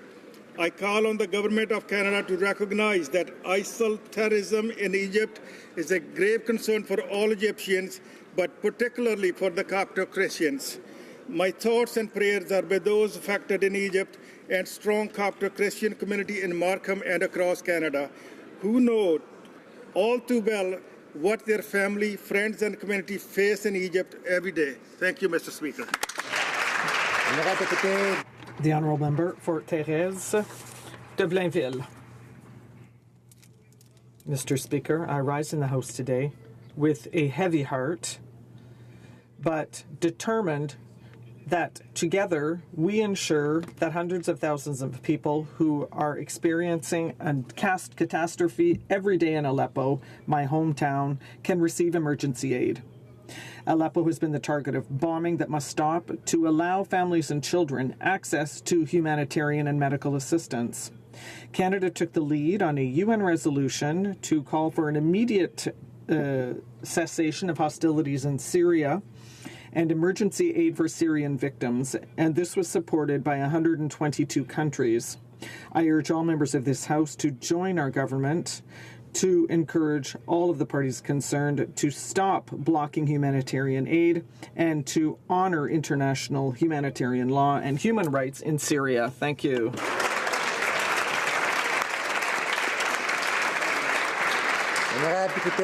The Honourable Member for Beloeil-Chambly.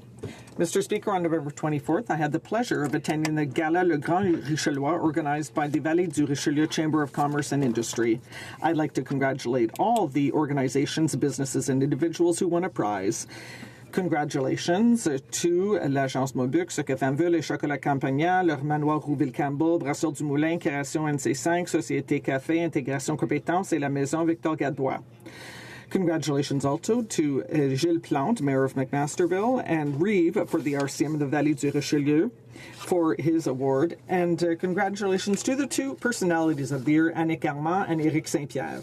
Thanks to all of you, winners and finalists. We have one of the most dynamic regions in Quebec.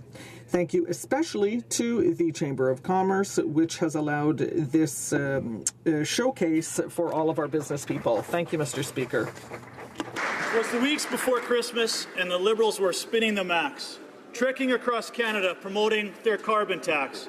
Families and industries cried out in fear, knowing the carbon tax was looming oh so near. With job losses growing and employment rates high, the Liberals seem oblivious, their heads in the sky.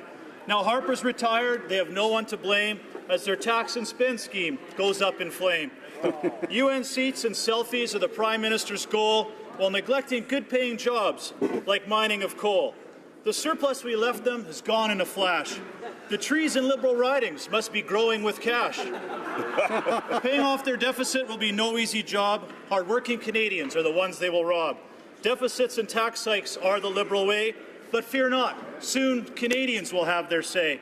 Election 19 will be one for the books. The Liberals won't win on their leaders' good looks. Conservative voices will ring out with cheer. as we celebrate with family over a sweet victory beer. Honourable member for Mississauga Centre.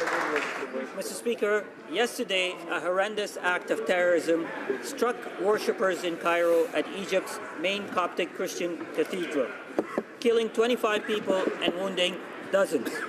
St. Mark's Cathedral is the home of His Holiness Pope Tawadros II and carries a special meaning to all Egyptians and Coptic Christians around the world.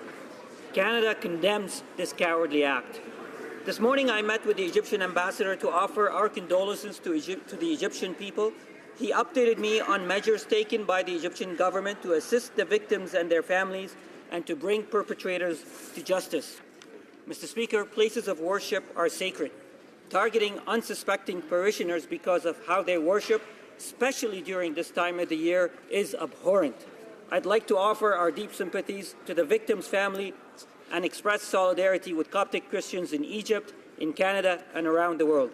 This Sunday, the Church of Virgin Mary and St. Athanasius in my riding, Mississauga Centre, will be holding a special prayer event. I encourage all to join me and offer comfort to a community in mourning.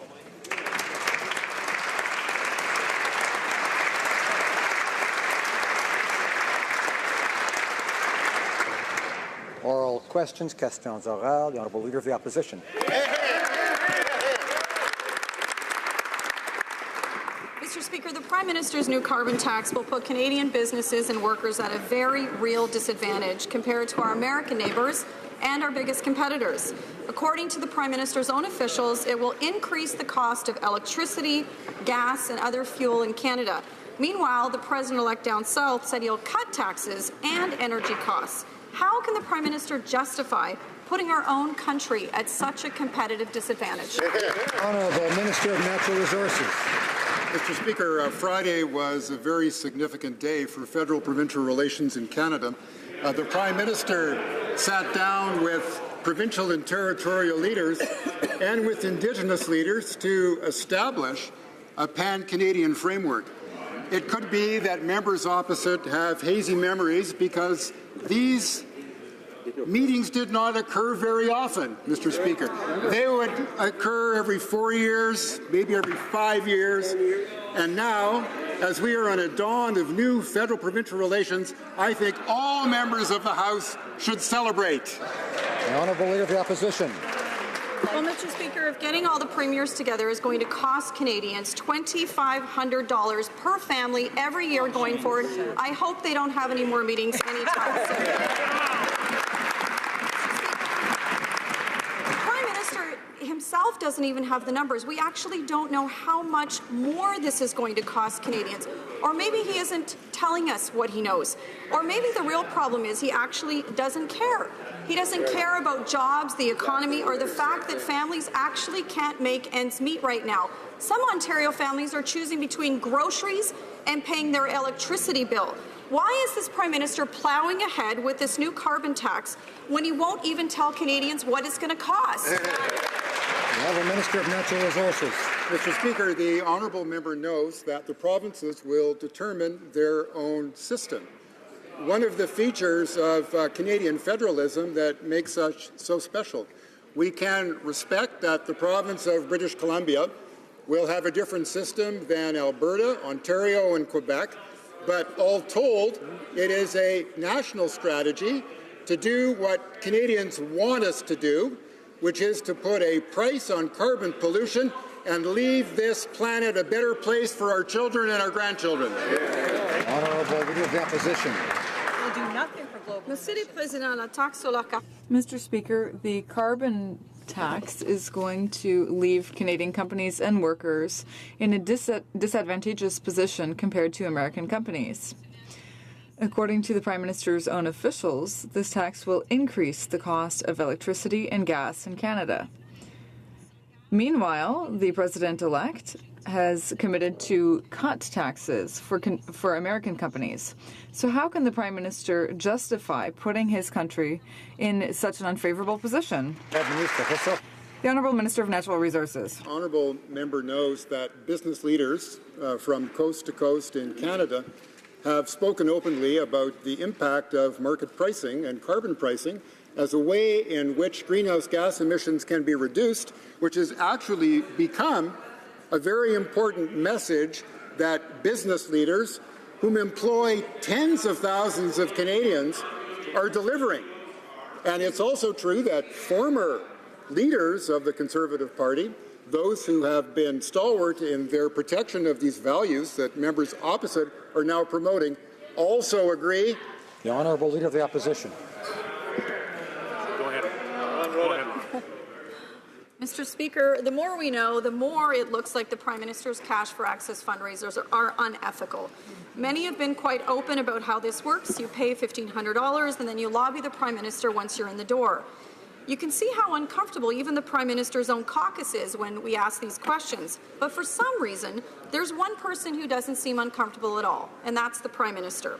Not only is he 100% comfortable, he brags about all the government businesses he discusses at these fundraisers. In fact, he did it again at a press conference this morning. How can the Prime Minister be so blind on ethics? Honourable Government House Leader. Mr. Speaker, the reality is that this government has taken an unprecedented level of public consultations than ever seen, and I would say almost in the history of this country. Our Prime Minister, this government is available to Canadians, whether it be at town halls, whether it be anywhere that anybody wants to be able to talk to the Prime Minister or this government in regards to the very real challenges that Canadians are facing. This government will continue to respond to the concerns of Canadians, and I believe that we have a lot of work to do and we can work together. Thank you. Order. I remind members to not interrupt when someone is speaking. They don't want to be on the naughty list, after all. The Honourable Leader of the Opposition. Mr. Speaker, at one point, the Liberal Party tried to spin their way out of this ethical mess. Their national director said in November, fundraising events are partisan functions where we do not discuss government business. She said anyone who tried it would be immediately directed to make an appointment with the relevant office. Well, that actually sounds like the way it's supposed to work. But the Prime Minister has now thrown his national director under the bus. Now he brags openly about discussing government business at fundraisers. Why is the Prime Minister bragging about doing the exact opposite of what is ethical? Government House Leader. Mr. Speaker, the member knows very well that when it comes to political financing, we have some of the most strict rules across this country. Even the Chief Electoral Officer stated that Canada's political financing laws are the most advanced and constrained and transparent in the world. He went on to say that in regards to ticketed fundraising events, the Chief Electoral Officer confirmed that every party and every campaign do them. We know that only Canadians can donate to Canadian political parties. This government, this party will continue to follow the rules. Thank you, Mr. Speaker. The Honourable Member for Rosemont-la-Petite-Patrie. Will promise to be the most ethical government in the whole entire world, even in the galaxy. But right after writing rules that ban cash for access activity, guess what this government did? They broke those rules. Hey, what's the word when you break your own rules and give special access for party donations? Oh yes, corruption. So, when will the Liberal government put an end to their cash for access corruption? Honourable Government House Leader. Mr. Speaker, as I've said many times, we have taken unprecedented levels of public consultations to make sure that we are responding to the very real needs and challenges that Canadians are facing. We will continue to engage with Canadians. We will continue to listen to Canadians. We will continue to respond and work hard for Canadians. And I can assure all members in this House that we all have a lot of work to do. Let's work together so that we can respond to the needs and challenges that Canadians are facing, and we will continue to do good work together. Thank you, Mr. Speaker. The Honourable Member for Berthier-Maskinongé.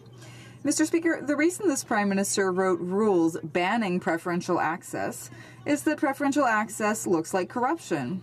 That's also the reason this government denied that government business was discussed during these exclusive events. Well, the Prime Minister just confirmed that not only was government business discussed at these events, but it's the Prime Minister who decides if that's appropriate or not.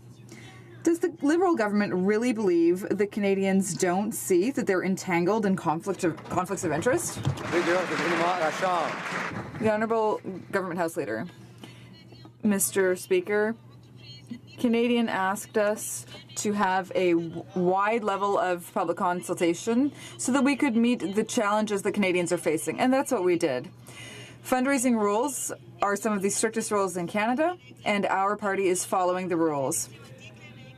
The Director of Elections said that Canada's public financing rules are some of the most restrained in the world. Thank you, Mr. Speaker. The Honourable Member for Berthier-Massinongé. Always count. The Liberal government only seems content, and they want to hear from people when they get $1,500 donated to the Liberal Party. Right. Rather than confusing questions and useless data, I'll keep it simple for them. I only have a few questions. What on earth are their democratic values? Why do they want to live? Do they want to see a country where the views of Canadians are accurately represented in Parliament?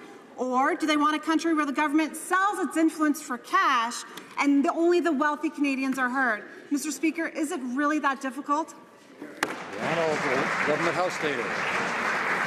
Mr. Speaker, this government is responding to the very real challenges that Canadians are facing. That's why we have invested in infrastructure in a historic way to respond to what provinces, territories, and municipalities are asking for. That's why the Canada Child Benefit will help families that need it the most, tax-free money for families with children so that they can use it in the way that they want. That's why we lowered taxes on the middle class. We will continue to engage with Canadians. We will continue to respond to the very real challenges that they are facing. Thank you, Mr. I know the Honourable Member for Windsor West is excited for Christmas, but we'd love to hear his charming voice, but we'd like to hear it when it's his turn only. The Honourable Member for Rosemont-la-Petite-Patrie. Mr. Speaker, let me tell you what the Liberal government's online questionnaire about democratic reform looks like. Eeny, meeny, miny, mo, hocus pocus, abracadabra. And the end result is the status quo. Wow, ridiculous. Why not include questions written by experts from the Library of Parliament? Then we would get real answers. Unless the Liberals want to bet our democracy at the casino at the roulette table. Or perhaps cynics would say, by playing Russian roulette. The Honourable Minister. To thank the members of the public service who work with us day in and day out to enhance the health of our democracy. And I'd like to thank him for another opportunity to talk about mydemocracy.ca, an initiative that's meant to engage Canadians in a very real conversation about the democratic values they'd like at the heart of their democratic institutions, Mr. Speaker. Tens of thousands of Canadians are responding to this initiative. We're thankful to the political scientists who've helped us design it. And Mr. Speaker, we look forward to hearing from as many Canadians as possible before introducing legislation in this House. Député de Lac-Saint-Jean. The Honourable Member for Lac-Saint-Jean. Mr. Speaker, if we had a representative of the National Assembly in Quebec here today, he would agree with us about C-29. C-29 tramples on provincial jurisdiction. And the government is repeating this again. They're once again trying to trample on provincial jurisdiction. This bill will not protect consumer rights. Will the Prime Minister stop trampling on provincial jurisdiction, withdraw the controversial parts of C-29, and respect consumers? The Honourable Parliamentary Secretary to the Minister of Finance. As my colleague knows well, because I said this on Friday, we will be continuing to work closely with consumer groups, with stakeholders, and with provinces and territories to develop new rules and to enforce the law. We will also consider deferring the entry into force of certain sections, like Section 5, to allow the Senate Banking Committee to study this important issue. Mr. Speaker, what we have done is in the best interests of consumers. We will continue to work in a constructive manner. The Honourable Member for Lac-Saint-Jean. Mr. Speaker, we don't want the entry into force to be deferred. We want it to be ended. That's what we're calling for, Mr. Speaker. All across Quebec, the Premier of Quebec even has said that this needs to be withdrawn. He trusts the Senate Banking Committee, but for us this means that we need to continue protecting consumers, not just bankers, and that's the work that we're going to do. The Honourable Parliamentary Secretary. Mr. Speaker, I remind my colleague that Canadians know who they want to trust when it comes time to defend their rights in this House. What we have done, Mr. Speaker, with C-29 is we were asked to clarify the provisions, and we took that opportunity to modernize and clarify these provisions in the interest of Canadian and Quebec consumers. We will continue to work collaboratively with the Senate and we will continue to defend the interests of all Canadian consumers. Thank you, Mr. Speaker. Lloydminster. Thank you, Mr. Speaker. The Environment Minister has now admitted that in order to meet Paris targets, Canadian taxpayers will have to pay billions of dollars to countries like China. Canadians deserve to know why they will be taxed to death, so their hard-earned money will be sent to major emitters like China. When will the Liberal government unmuzzle the economists and come clean with Canadians about the hidden costs of this Liberal scheme? Mr. Secretary for Environment. Mr. Speaker, our government knows that growing our economy and protecting our environment go together. December is actually a good time of year to review all of the progress that we've made. In one short year, Canada played a leading role in international negotiations that led to the Paris Agreement. We held 3 First Ministers' meetings, in contrast to the previous government, on climate change, concluding with a historic pan-Canadian framework on climate change and clean growth, which we achieved on Friday. We've moved forward with a number of key environmental initiatives relating to methane, coal, hydrofluorocarbons, and the pricing of carbon pollution. That's real change, Mr. Speaker. That's what we promised in the last election, and we have delivered. Member for Battleford's Lloydminster. Well, Mr. Speaker, there's no ifs, ands, or buts as to who's in charge of this slow-motion train wreck. The reality is Australia has abandoned their carbon tax. France is not putting a price on carbon. Saskatchewan and Manitoba have some serious concerns about this pan-Canadian effort. The U.S. is our biggest ally, and they're not doing it either, Mr. Speaker. There'll be no carbon price down there. So why are the Liberals so keen on putting Canadian businesses at a competitive disadvantage when our economy is already struggling after a year of mismanagement under these guys? Honourable Parliamentary Secretary. Mr. Speaker, the historic climate plan that we achieved on Friday is very much focused on driving growth and driving clean jobs, middle-class jobs. And, Mr. Speaker, Canadians agree. Let me quote from a statement put out today by 27 chief executive officers across Canada. We congratulate the Prime Minister and Premiers on achieving a national plan to drive clean growth and make progress on climate change. This plan includes the key elements needed to do so, including a rising price on carbon. The shift to a high-performance, low-carbon economy is underway in Canada and around the world, and it offers tremendous opportunities to all parts of this country. This government is showing tremendous leadership. Member for Sarnia-Lambton. Congratulations on driving jobs into the ground. Mr. Speaker, Australia implemented a carbon tax, but they were forced to reverse this attack on hardworking families as it made life unaffordable for citizens and small business. The United States has been clear. They're not going forward with a carbon tax. Canadian families are already struggling, and the Liberals are making a bad situation worse. When will the Liberals reverse this attack on hardworking families and quit forcing Canadian jobs to move south of the border? Honourable Parliamentary Secretary. Mr. Speaker, I would suggest that my honourable colleague actually consult leading and thoughtful Conservatives across Canada. The Manitoba government has committed to putting a price on carbon. Ontario Conservative leader Patrick Brown has committed to putting a price on carbon. And Preston Manning has talked extensively about the need to put a price on carbon. The honourable member for Foothills. Mr. Speaker, the Prime Minister failed to reach consensus on his climate change plan, and for good reason.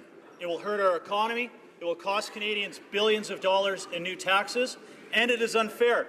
The rest of the country will pay disproportionately for this new climate change plan, while in Ontario, its largest carbon emitters have received exemptions. Mr. Speaker, will the Liberals admit that this climate change plan, this carbon tax, it's an absolute sham and is going to cost hardworking Canadian taxpayers billions of dollars in new taxes, unnecessary taxes, and will achieve absolutely nothing. Honourable Parliamentary Secretary. Mr. Speaker, our government is committed to creating a cleaner, more innovative economy that reduces emissions and protects our environment while creating well-paying jobs for the middle class and those working hard to join it. We and the provinces are establishing a benchmark price on carbon that will help us to meet our greenhouse gas targets while providing certainty and predictability to businesses. After a decade of complete inaction from the other side of the House, we are actually taking measures to improve our economy and to protect the future of our children and our grandchildren. Member for Essex. Mr. Speaker, under CETA, Canada will, for the first time, permit foreign-owned vessels to transport goods between Canadian ports and will open up domestic dredging contracts to foreign suppliers. This will lead to the immediate loss of 3,000 high-quality, good-paying Canadian seafarers' jobs and threaten tens of thousands more. Why is this minister refusing to address CETA's negative impacts and continuing to push through a deal that will hurt Canadians? The Honourable Minister of International Trade. Mr. Speaker, CETA is clearly in Canada's national interest, and I call on all members of this House to rise above partisan politics and support it. I have been astonished to hear the NDP consistently opposing this agreement and dragging its feet in the House, particularly at a time when the forces of protectionism in the world are threatening Canadian jobs. All 28 European member states support CETA, including socialist parties in government. All of the provinces strongly support CETA, including Quebec. Are there any trade deals the NDP supports? The honourable member for Rimouski-Nejet-Témiscouata-les-Basques. Mr. Speaker, before the finance minister decided to play Santa to the banks, there was no problem. The Supreme Court had said clearly that the Consumer Protection Act applied for banking clients in Quebec. With C-29, the Liberals are creating a problem where there wasn't one before. They're creating a conflict with Quebec laws, and they're trampling on provincial jurisdiction. We can't just write a blank check to the... That's not how the problem's going to get solved. A law either passes or it doesn't. Why is the minister playing constitutional politics at the expense of Quebec consumers? The Honourable Parliamentary Secretary. Mr. Speaker, first of all, I'd like to acknowledge my colleague's hard work on the Finance Committee. As he knows well, Mr. Speaker, Bill C-29 contains measures that constitute a step forward that will help consumers across the country. He knows that well. The Supreme Court ruling asked us to clarify the rules, and we took an opportunity of this to modernize the law and to add rules to defend Canadian consumers. Mr. Speaker, he knows well that my constituents and his constituents will be protected under the new system, and we will continue working with the Senate on this issue. Thank you. Ennis Phil. Mr. Speaker, a vast majority of Canadians oppose the Liberals charging $1,500 to meet privately with the Prime Minister and senior cabinet minister, but things are getting worse.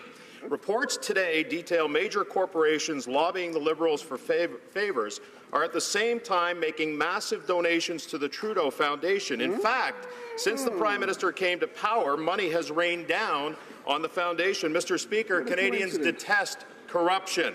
When these big companies are lobbying the Prime Minister, is he giving them the wink, wink, nudge, nudge to donate to the Trudeau Foundation? Honourable Government House Leader. Mr. Speaker, I appreciate the opportunity to stand in this House once again and to remind all members and to remind Canadians that when it comes to political financing, we have some of the most strict rules across the country. And it's also important to note that only individuals can donate. The federal rules clearly state that you cannot take money from trade associations, unions, or corporations. This government, this party will continue to follow the rules.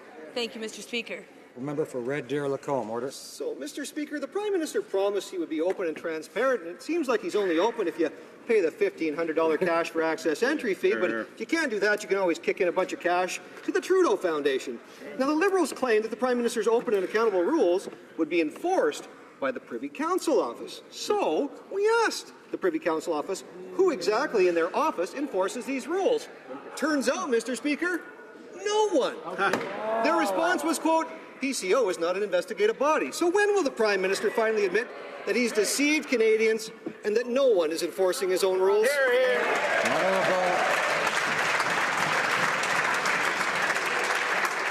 The Honourable Government House Leader. Mr. Speaker, as I've said time and time again, and I will have to continue to say as the member doesn't seem to want to hear my answer, is that when it comes to political financing, we have some of the most strict rules across the country. And this government, this party will always follow the rules. Thank you, Mr. Speaker. Honourable Order. The Honourable Member for Selkirk, Interlake, Eastman. Thank you, Mr. Speaker. And as you can see, there is nobody policing the Liberals when they're breaking the rules. Now, in opposition, the Prime Minister stated that every military deployment must have transparent objectives and a responsible plan to achieve them. But now the Prime Minister is being ambiguous. Over 120 peacekeepers have died in Mali alone, and Canadians want to know the facts. So where will our troops be stationed? What are their objectives? What are the rules of engagement? And will the UN be in command? And what is the exit strategy? Will the Liberals finally be transparent and provide us with the facts, or is this just another charade to get a seat? The Honourable Minister of Foreign Affairs. Mr. Speaker, what is a fact is that Canadians want Canada to be a determined peace builder in the world, and we need to do our share for peace in the world. So we are considering with our allies which deployment will make more sense, will give to Canada the ability to serve peace around the world, and I'm sure all my colleagues will support this goal. The Honourable Member for Charlebourg-Haute-Saint-Charles. Mr. Speaker, the Liberals are planning on deploying our soldiers to a quagmire in Mali. We don't know anything about the mission, the objective, the duration, the rules of engagement, the resources that will be deployed, but we do know that our soldiers will be pawns in the quest to obtain a seat on the UN Security Council.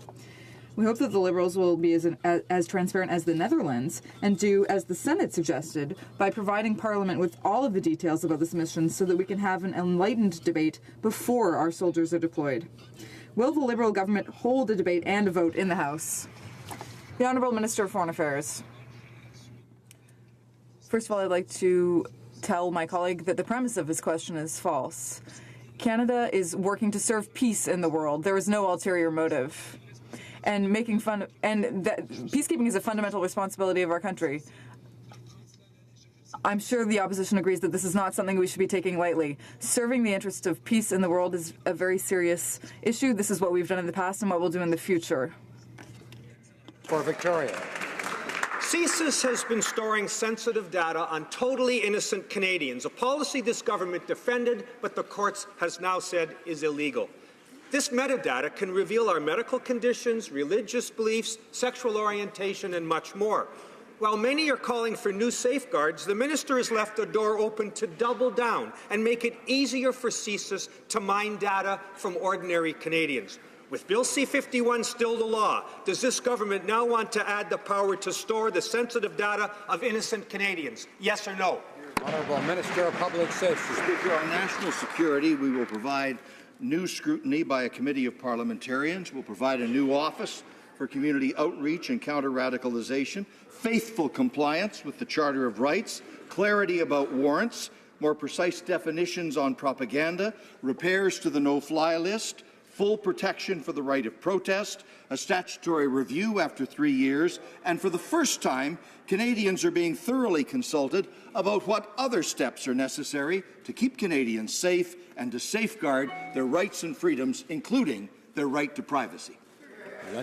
The Honourable Member for Belleuil-Chambly. Courts deem something illegal. It seems pretty easy to answer if you're going to continue doing that or not. Yes or no? And Mr. President. Mr. Speaker, we know that torture is immoral, but the words of President-elect Trump are very worrying. He's talked about returning to horrifying methods like waterboarding.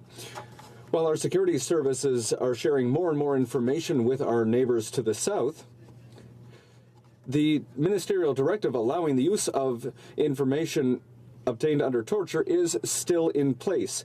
Will the government finally repeal this directive, yes or no? Honourable Minister of Public Safety. Mr. Speaker, all ministerial directives under the previous government are under review with respect to the issue of torture. As all members of this House know, it is contrary to the Criminal Code. It is contrary to the Canadian Charter of Rights and Freedoms. It is contrary to virtually every treaty this country has ever signed, and we will be faithful to the values of Canadians. The Honourable Member for Châteauguay-Lacolle. Thank you, Mr. Speaker. As promised in January, the government has appointed 4 temporary members to the National Energy Board to hold additional community and Indigenous consultations.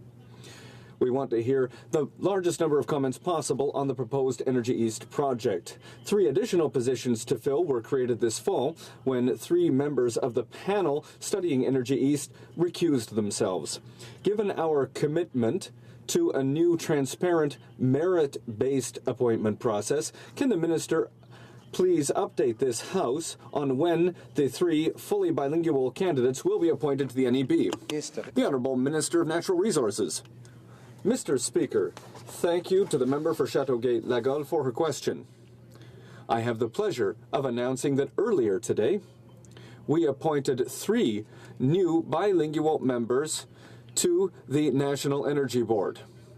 These new appointments will be affected to the committee studying the Energy East project. The skills and experience of these 3 people will allow us to continue this important mandate. Thank you, Mr. Speaker.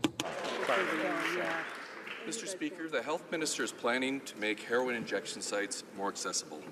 When we were in government, we passed legislation to ensure that potential sites have community support. And reports indicate that the minister intends to gut this legislation and force these unsafe injection sites into resistant communities. Mr. Speaker, can the minister confirm that she will finally listen to communities and reverse her unilateral and dangerous plan? Honourable Minister of Health. Mr. Speaker, I expect that the member opposite is well aware of the fact that we are facing in this country a very serious and growing public health crisis. In this crisis, hundreds of Canadians have lost their lives. It is absolutely essential that we together find ways to be able to support Canadians. Our approach to drug policy will always be comprehensive, collaborative, compassionate and evidence-based. I look forward to making sure that we have policies in place to support Canadians. The honourable member for Richmond, Arthabaska. Mr. Speaker, we've learned in the media that the Minister of Health is getting ready to table a bill to make it easier to set up injection sites across the country. Now, this is a delicate issue, and the Conservative Party has always said that this needs to be done while respecting communities. Right now, the law that concerns injection sites put in place under the previous government requires major consultations, the collection of criminal data, and a 10-year criminal records check for employees. Mr. Speaker, my question is simple. Will the minister please tell us if these requirements will be maintained? The Honourable Minister of Health. Mr. Speaker, the member has said that this is a delicate matter, and indeed it is. I hope that the member is also aware that there is an abundance of evidence that supervised consumption sites, when properly established and well maintained, will save lives, prevent infections, give Canadians access to health care systems, and when they have the approval of the communities that want them and need them, they are important to the health of Canadians. Order. The honourable member for St. Albert, Edmonton. Mr. Speaker, Wynn's Law closes a loophole in the criminal code by requiring prosecutors to disclose the criminal history of bail applicants. For Constable David Wynn, this loophole proved fatal after his killer was let out on bail because his extensive criminal history was not disclosed. Given that the minister opposes closing this loophole, will the minister say when exactly it's okay for someone to be let out on bail and onto the streets without their criminal history being disclosed? Honourable Minister of Justice.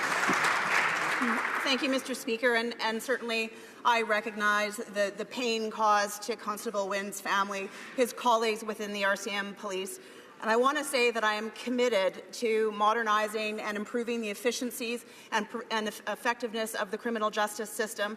Our government supports the bill's objectives of ensuring that all relevant information is considered at bail hearings. This is why we are working with the provinces and territories and relevant stakeholders to review the bail system with an eye to improving the efficiencies and the effectiveness. Honourable member for St. Albert, Edmonton. Speaker, the minister has said that Wynn's Law is unnecessary because measures in the bill are already in place. Well, for Constable David Wynn, clearly those measures were not good enough. Why won't the minister do the right thing and close this loophole in the criminal code?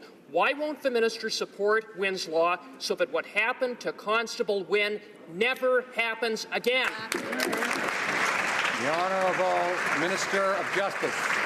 Thank you, Mr. Speaker. Again, I recognize the pain that was caused to Constable Wynn's family and to his colleagues within the RCM Police.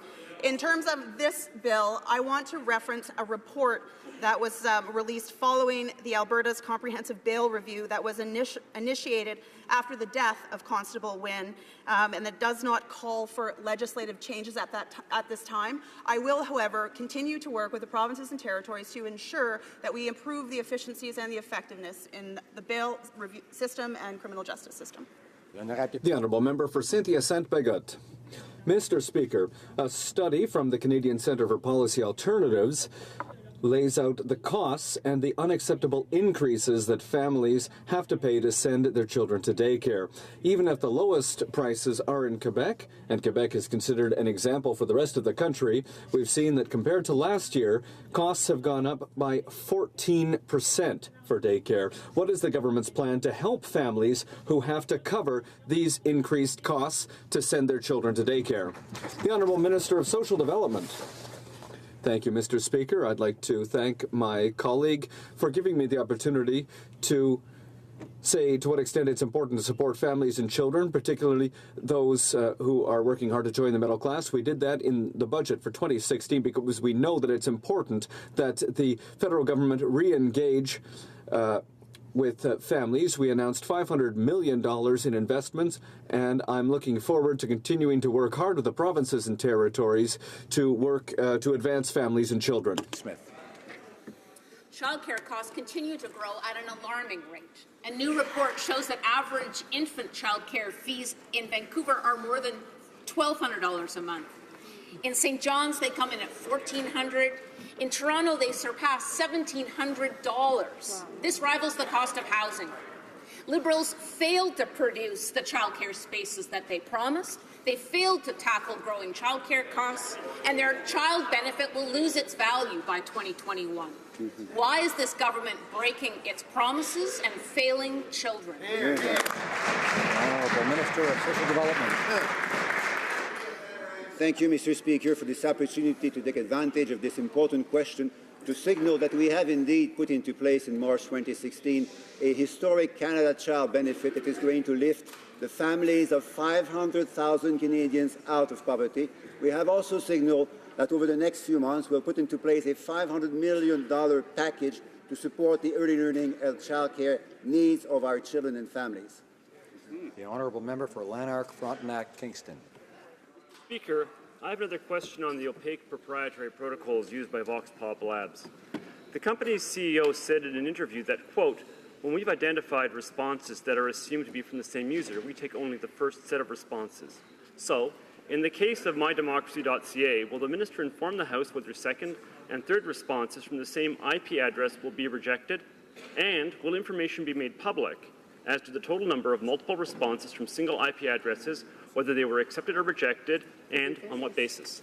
Honourable Minister of Democratic Institutions. The honourable member for an opportunity to invite all Canadians to go online to mydemocracy.ca or to call 1-844-690-8363 and be part of this important conversation about their democratic values. I can assure them that the information will be protected by federal privacy laws. I can assure them that we want to hear from as many Canadians as possible before introducing legislation in this House, and I can assure all members of this House that we continue to be committed to hearing from Canadians before introducing legislation. The honourable member for Louis Saint Laurent. Mr. Speaker, I don't know about you, but does the Liberal government realize that right now they are making a mockery of themselves with electoral reform? Do they know that? Because all Canadians certainly know that. The minister set aside the parliamentary report which calls for a referendum. It's the only thing that should be done. And now they're making up a postcard democracy with a questionnaire that allows people to answer pretty much nothing and everything. Why is the government refusing to do what Canadians want and hold a referendum? The Honourable Minister. Mr. Speaker, I urge all members of this House to read the committee's report and remind everyone that the government will be responding to the committee's report in due course. That said, Mr. Speaker, the committee agreed, as we do, that we need to hear from many more voices about the values that Canadians would like to see at the heart of their electoral reform.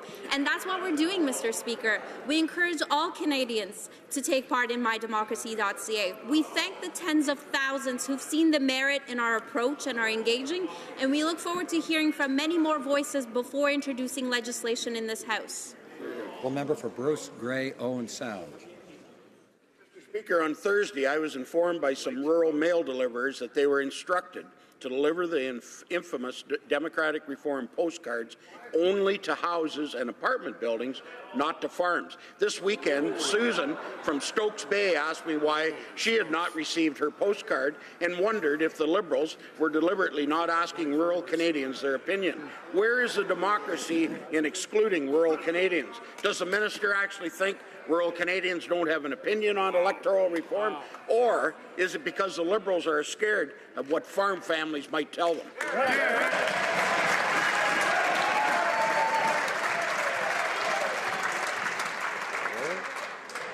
Order. Order. The Honourable Minister of Democratic Institutions. Order. Mr. Speaker, I Todd. thank the honourable member for this very important question.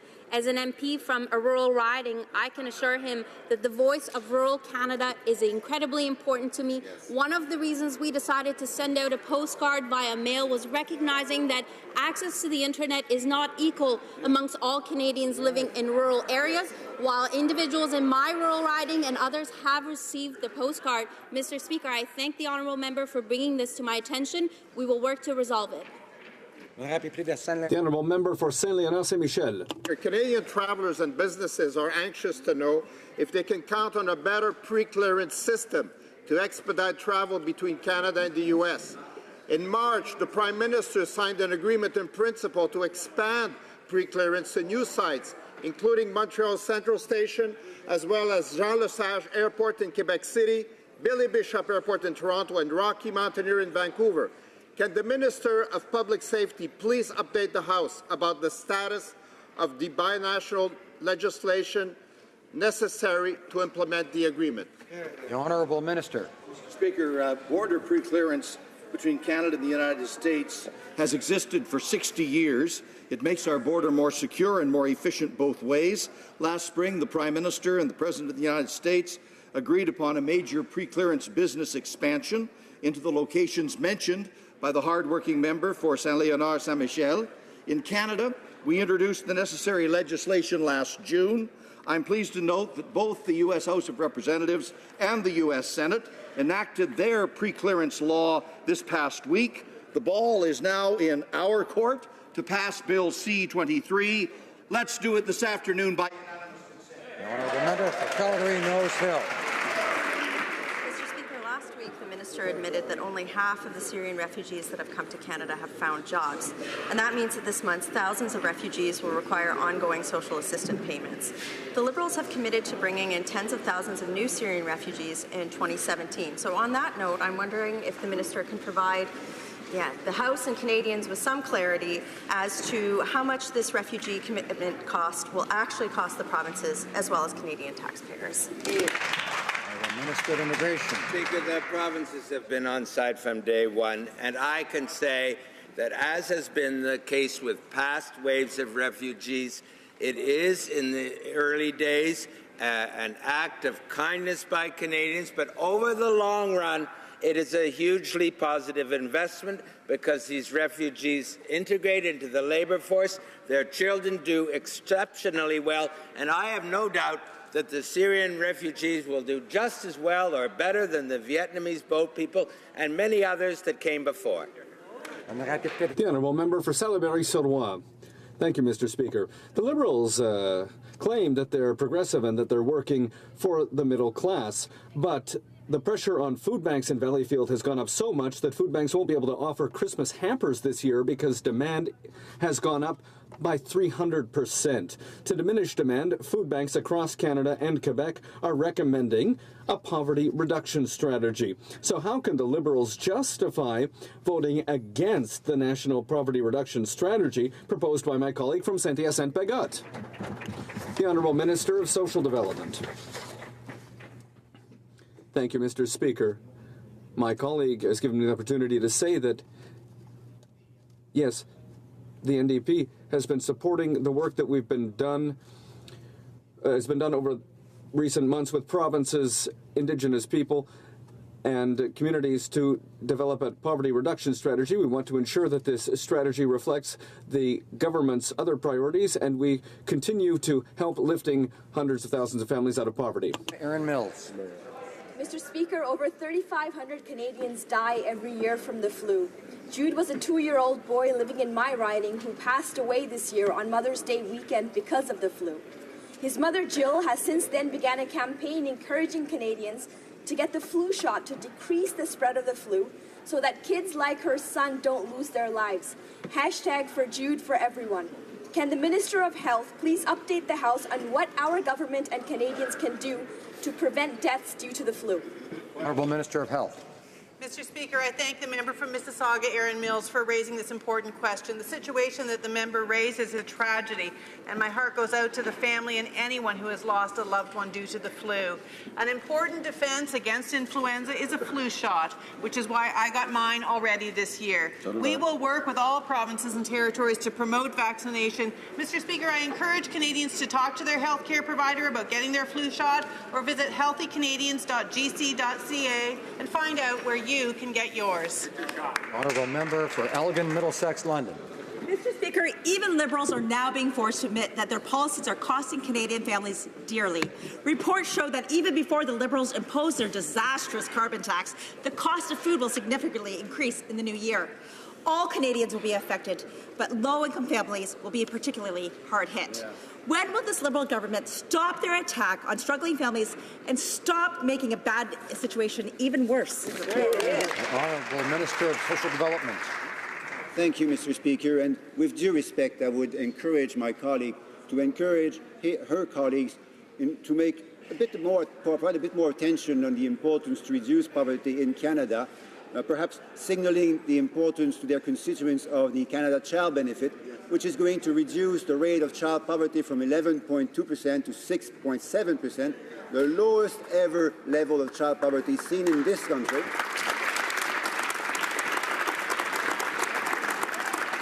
And as we work together, Mr. Speaker, there is ample ground to do even better in the future. The Honourable Member for Montcalm. Mr. Speaker, in power, the two-faced Liberals have mastered speaking out of both sides of their mouths. Just look at climate change, protecting Quebec consumers, health transfers, funding for Muskrat Falls, the softwood industry, promotion, institutional bilingualism, funding for Bombardier, headquarters in Quebec, compensation for cheese producers, electoral reform, political fundraising, and the list goes on and on. The least we can say is that they don't walk the talk. Is there anyone in this House can tell us what on earth the 40 Quebec Liberal MPs are doing here? Honourable Minister of Transport. Mr. Speaker, I would remind you that we are 40 Quebec Liberal MPs who are here to defend the interests of Quebec. I'll start with our Prime Minister, 6 federal ministers, and 33 members who work extremely hard every day to defend the interests of Quebec. We're here to defend the interests of Quebec, and we will continue to do that. The Honourable Member for Mirabel. Mr. Speaker, the government has offered to delay the implementation of measures that will allow banks to get around Quebec's Consumer Protection Act. In brief, banks won't be able to rip off consumers tomorrow. Instead, unfortunately for them, they'll have to wait until the spring. After trying to slip this past consumers in an omnibus bill, this government wants Quebecers to sign a blank check for the banks. Is this really the best plan that the Quebec Liberal MPs can come up with to save face in front of their constituents? The Honourable Parliamentary Secretary to Finance. Mr. Speaker, I would invite my colleague to read the bill, and he'd be better informed before asking his question. What I'd like to say, Mr. Speaker, is very clear. In the Marcotte decision, the Supreme Court has asked us to clarify the provisions concerning consumer protection, and that's exactly what we have done. We have modernized that with the goal, Mr. Speaker, of protecting consumers in Quebec and across the country, and I invite my colleague to read the provisions of the bill, and he'll see that, Mr. Speaker, we are taking a step forward to protect consumers across the country. Thank you, Mr. Speaker. The Honourable Member for Bécancour, Nicolas Sorel. Mr. Speaker, C-29 limits consumers' rights in Quebec, and it attacks Quebec's ability to make its own decisions. We don't need to have a new debate. Quebec is unanimous on this. The National Assembly is against this change. So are consumer protection groups, the Chamber of Notaries, the Bar Association of Quebec, and law producers. It's clear only the banks and the Liberals are in favor of these changes. Why are the 40 Liberal members from Quebec working for the banks and not for Quebecers? The Honourable Parliamentary Secretary. Mr. Speaker, this is rhetoric, but the truth, Mr. Speaker, is very simple. In the Marcotte decision, the Supreme Court asked us to clarify the regime, and Mr. Speaker, I'm sure that my colleague would agree that banking services should be accessible to all Canadians, that clients of banks and the general public should be able to make informed decisions. I'm sure that my colleague agrees with that the clients of banks should be treated in a fair way. I'm sure that my colleague agrees with that the process for complaints should be impartial and transparent. I'm convinced that he agrees with that.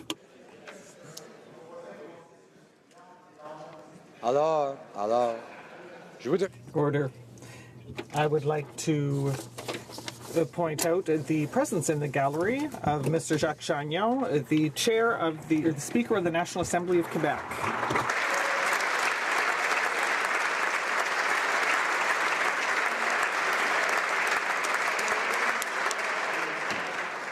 This will conclude question period for today. Carleton is rising on a point of order. Point of order, Mr. Speaker. I'm rising today in accordance with Standing Order 39 and question number 575 on the order paper regarding the government's new carbon tax. According to O'Brien and Boss, order paper questions are a way for Parliament to obtain, quote, detailed, lengthy, or technical information about the government's plans. Since Confederation, members have had the right to submit these questions to the government or to a specific ministry for a response within 45 days. It's a way of obtaining specific information from the government. It's also one of the ways the House keeps the government accountable. It is a basic right for members of Parliament to ask these questions on behalf of Canadians. The Environment Minister did not attempt to answer my question number 575, and the questions I have raised therein, even in the slightest. I have in my possession here the purported response that was received from that department. I also posed questions to the Department of Finance and ESDC, and they did not respond. Mr. Speaker, let me just highlight the questions that were asked in writing and were submitted in proper format. Quote, how would the carbon tax impact family budgets? How many people would a carbon tax push below the low-income cutoff line? By how much would it increase the market basket measure of goods, a measure used by Statistics Canada to determine the affordability of common household goods? How would it impact people in each province? How would it impact grocery bills? How would it impact electricity bills?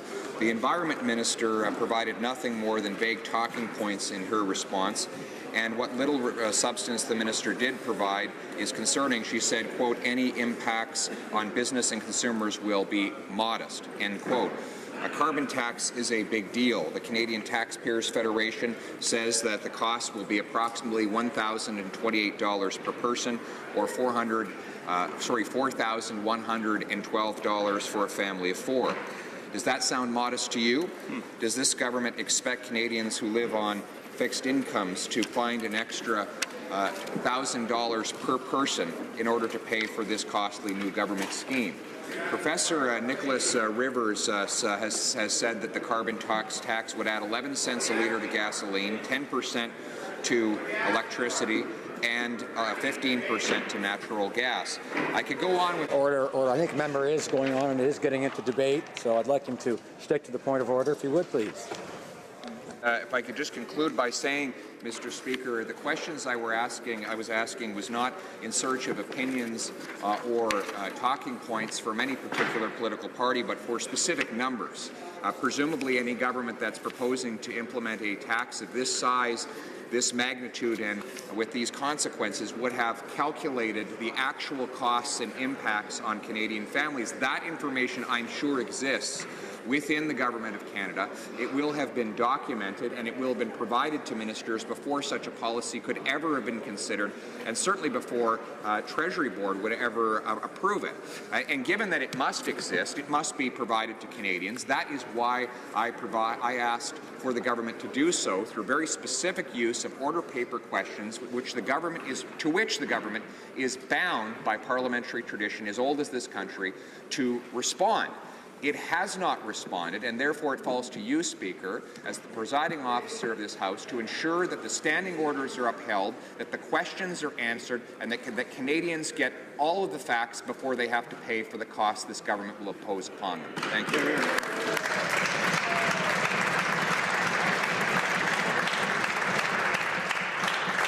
I thank the member for Carleton for raising his point of order. I will take under consideration and come back to the House.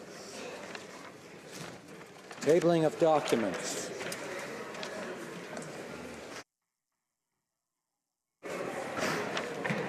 Introduction of government bills. Mrs. Philpott, seconded by Mr. Goodale, moves for leave to introduce a bill entitled An Act to Amend the Controlled Drugs and Substances Act and to make related amendments to other acts.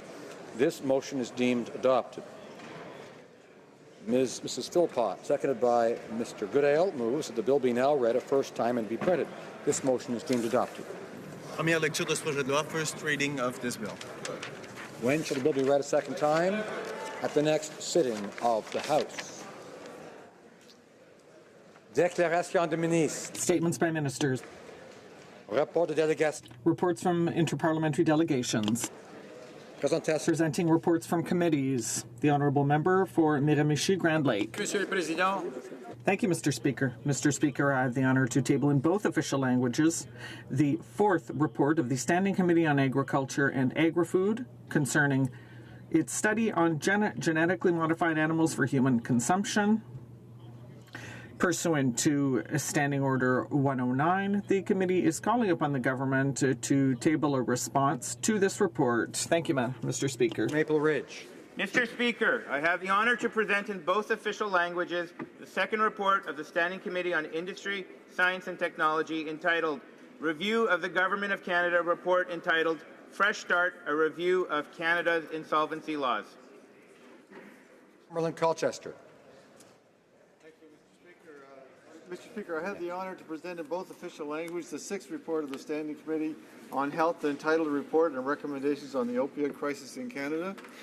Pursuant to Standing Order 109, the committee requests that the government table a response to this report, and we're very pleased to say that this was all members of the committee were involved with this report and made contributions. So, Mr. Speaker, I hereby present the report.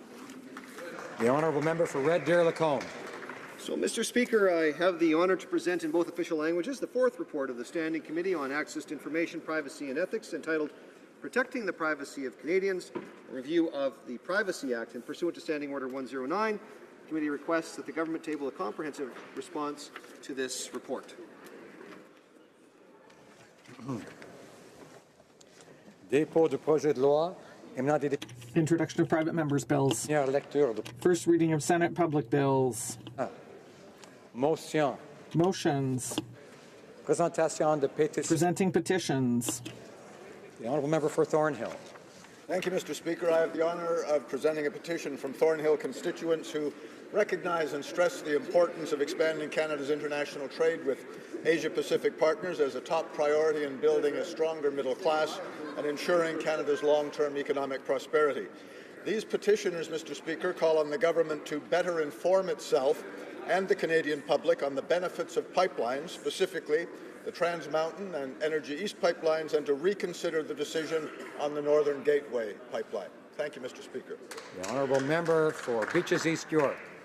Speaker, I rise to introduce two petitions, including E297, calling on our government to implement a carbon fee and dividend on a nationwide basis as quickly as possible, integrated with provincial pricing. I commend the hard work of Cathy Orlando over the last decade in support of carbon pricing, the continued advocacy of my constituents, Cheryl McNamara and Doug Pritchard, and the work of the Citizens Climate Lobby and its 300 chapters worldwide. Finally, I'm proud to stand in support of our government's leadership to establish the recent and historic Pan-Canadian Framework for Clean Growth and Climate Change. Thanks very much, Mr. Speaker. Honourable Member for Saanich Gulf Islands. Thank you, Mr. Speaker.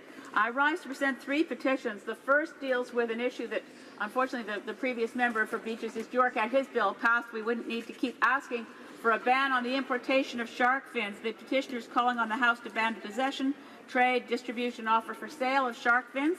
The second petition is from residents throughout my riding, as well as into Saskatchewan and Alberta, calling for a moratorium on the introduction of genetically modified alfalfa. The petitioners asked for a proper review of the impact on farmers before the step is taken. And lastly, Mr. Speaker, constituents in my riding are calling on the government to extend the tanker ban on crude oil tankers on west coast of British Columbia to the entire coast to maintain a protection of fisheries, tourism, and coastal communities for the entire west coast of British Columbia.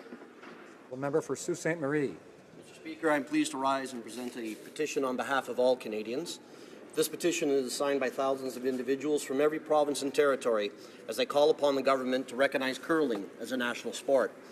Curling brings together Canadians from all walks of life. It has been and remains to be a Canadian staple. Curlers today continue to inspire future generations of Canadians in pursuing greatness both on and off the ice. Thank you, Mr. Speaker. Honourable Member for Langley-Aldergrove. Thank you, Mr. Speaker. I'm honoured to present 3 petitions. The first regarding gender-based violence against women and girls. It highlights that the worst form of discrimination against females begins before they're born. It's through the practice of sex selection, and they're calling on this Parliament to condemn sex-selected pregnancy termination. Second is regarding impaired driving. Families for Justice is a group of Canadians who have lost a loved one killed by an impaired driver. They believe that impaired driving laws in Canada are much too lenient, and they want the crime called what it is, vehicular homicide. They're calling for mandatory sentencing for vehicular homicide in this Parliament to support C-226 and 247 for Saunders Law. And last, Mr. Speaker, on conscience protection, they're calling on this Parliament to pass legislation that will ensure that no Canadian is forced against their will to be forced and coerced to participate in assisted suicide or euthanasia. Thank you. Honourable Member for Burnaby South. Thank you, Mr. Speaker. I rise here to present a petition today calling on the government to reject the Kinder Morgan pipeline for all kinds of reasons. Mr. Speaker, these petitions were collected by the Love This Coast group, led by Shirley Samples and her friends, who have been petitioning all over the Lower Mainland, gathering dozens and dozens, even hundreds of signatures against this pipeline. Mr. Speaker, they're saying they speak for those who have no voice, including the endangered orchid pods on the southern Salish Sea. So, with they're calling on the government to reject this decision. Thank you, Mr. Speaker. Presenting petitions. The honourable member for Sherwood Park, Port Saskatchewan. Thank you, Mr. Speaker. I have to confess I'm a little late with this petition. These petitioners are asking the House to pass Motion 47, which we already did, so good news for them. But just to table it anyways, to bring their perspective before the House, they're calling on the House to support a study of the impact that sexually explicit material has on children. And again, I look forward to seeing the results of that study at the Health Committee. Presenting petitions. Présentation de pétitions. Questions on the order paper. The Honourable Parliamentary Secretary to the Government House Leader. Thank you, Mr. Speaker. The following questions will be answered today. Question 582, question 584, and question 589. And furthermore, Mr. Speaker, if I may, I would ask if the government's response to questions numbers question 581, question 583, question 5852, question 588, and question 601 could be made for orders for return. These returns would be tabled immediately. Is it the pleasure of the House that the aforementioned questions be made orders for return and that they be tabled immediately? Agreed? Yes? Agreed and so ordered. The Honourable Parliamentary Secretary to the Government House Leader. And finally, Mr. Speaker, I would ask that the remaining questions be allowed to stand at this time, please. Is that also agreed? Agreed? The chair has received a request for emergency debate. I'll go now to the honourable member for Sherwood Park, Port Saskatchewan. Thank you, Mr. Speaker. Pursuant to Standing Order 52.2, I am asking for an emergency debate on the Alberta jobs crisis. I know that you have received requests of this nature before, and I will be brief, but there is a vital need for us to have this emergency conversation. Now, as others have pointed out, the number of unemployed Albertans has nearly doubled since 2014, from 112,000 in January of 2015 to close to 210,000 in August of 2016. And we aren't just talking about oil and gas. Our province has lost 1 in 5 resource jobs, 1 in 4 manufacturing jobs, 1 in 5 agriculture jobs. Over 120,000 energy workers have lost their jobs, and our unemployment rate is now at 9%, a 22-year high. Now, Mr. Speaker, while the government is failing to propose anything to address this terrible situation, we need to discuss these issues in the House as soon as possible. The fact is that rather than fixing the problem, the government is doing everything they can to make matters worse. They are raising taxes in every way possible, on small businesses, on individuals, on consumers. They are even raising payroll taxes. They talk about jobs, but they are raising the tax on jobs. And this is making the jobs crisis in Alberta worse, not better. Mr. Speaker, there is a vital role for government here, and we need the government to act. I ask that you grant this debate so that we have the opportunity to finally discuss what needs to be done to respond to the Alberta jobs crisis. Hear, hear. Well, I thank the honourable member for Sherwood Park, Fort Saskatchewan, for his intervention. He was certainly may know, based on the previous interventions of a similar nature, that the request does not, in fact, meet the exigencies of the requirements for an emergency debate. I'd certainly recommend for his consideration that he consider other avenues that might be available to him in respect to bringing these matters before the House for its consideration. Orders of the day, order du jour. Government Orders, Government Bills, Commons, resuming debate at second reading stage of Bill C-30, Canada-European Union Comprehensive Economic and Trade Agreement Implementation Act. Lorsque la Chambre a pris la When the House was last convened, well, we will be continuing the debate as before, and the Honourable Member for Jonquière has 4 minutes remaining for her speech. So resuming debate, the Honourable Member for Jonquière. Thank you, Mr. Speaker. I'm pleased to be able to continue my speech. As I said earlier, I was wondering if the government had a date in mind. So for workers who work on farms, in the dairy industry, those who provide food for our families,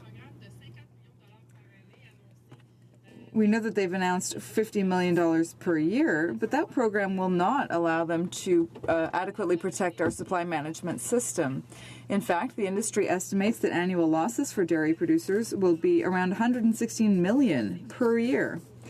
And those losses are added to the fact that the Liberals have still not found a solution to the dye-filtered milk issue even after 1 year.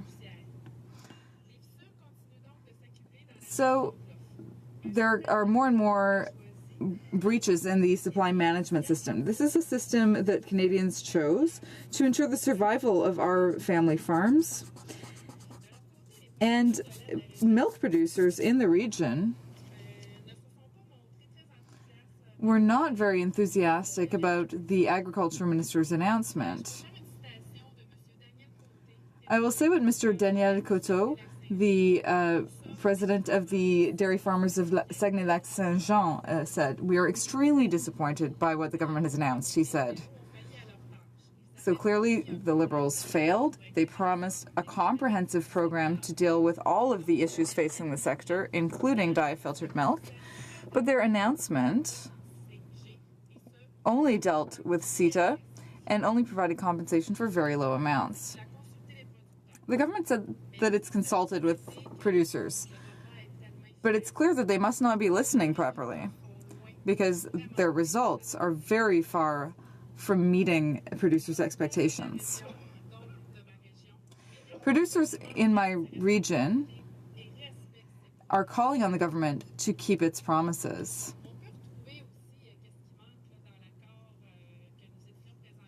In the agreement that we're currently studying, there are a lot of problems when it comes to procurement. Many witnesses said they feared the consequences that CETA would have on the flexibility of interfederal procurement policies. Witnesses from municipalities talked about the important role of procurement policies in economic development initiatives at a local level. They said that CETA's provisions risked undermining local development plans by giving new rights to European companies. Allow me to conclude, Mr. Speaker. New Democrats support trade agreements and the idea of increasing exports. but they do not support anything that menaces our sovereignty, like the investor-state provisions in CETA. In our opinion, it's the government's responsibility to negotiate better trade agreements, notably when it comes to human rights and labor standards, as well as protecting the environment and protecting Canadian jobs. I have serious reservations about this so-called progressive agenda of the Liberal government. A trade agreement needs to be evaluated based on its net costs and benefits. The NDP has always clearly opposed any agreements that might have a negative consequence on Canadians. For example, the agreement with Honduras and the investment agreement with China. If we want better trade agreements, we need a better process. The Liberal and Conservative governments in the past all too often negotiated these agreements behind closed doors, leaving Canadians out of the process. And this is what happened with the TPP, for example. Thank you, Mr. Speaker. Questions and comments? Questions et commentaires? The Honourable Member for Edmonton Strathcona. Thank you, Mr. Speaker. And I'd like to thank my colleague from Jonquière for her speech on Bill C-30. She raises a very important point about local procurement. We're in a country right now where many are suffering from unemployment or just part-time jobs. We're also struggling to try to establish our renewable energy and energy efficiency sector. At a time when I know my city is trying to move forward and take action on climate change, it will be really important that we can provide local employment on energy efficiency programs. Does she have concerns in her own community that this agreement may mean that local communities are not going to compete with European entrepreneurs? Jonquière. The Honourable Member for Jonquière. I thank my colleague for her question. And I would add that with the Canada-Europe agreement, I'm concerned about what will happen with big European companies. In my riding, I have small municipalities of around 700 residents, and they have very significant needs when it comes to infrastructure like roads, wastewater management, and so on. So the companies that deal with this are often local companies that bid on contracts, and then they create a lot of jobs with this type of thing. But with CETA, European companies will be able to bid, and I'm concerned about what will happen to our local companies. There's no protection in the agreement as it stands that would clearly protect our small companies. And I'm still concerned about what might happen to them in my riding of Jonquière. Questions and comments? Questions et commentaires? The Honourable Member for Essex. Thank you, Mr. Speaker, and I thank my wonderful colleague from Jonquière for her speech. Earlier, she mentioned the fantastic cheese producers in her riding. And we know that the previous Conservative government had promised under CETA that they would provide the dairy sector with $4.3 billion in compensation.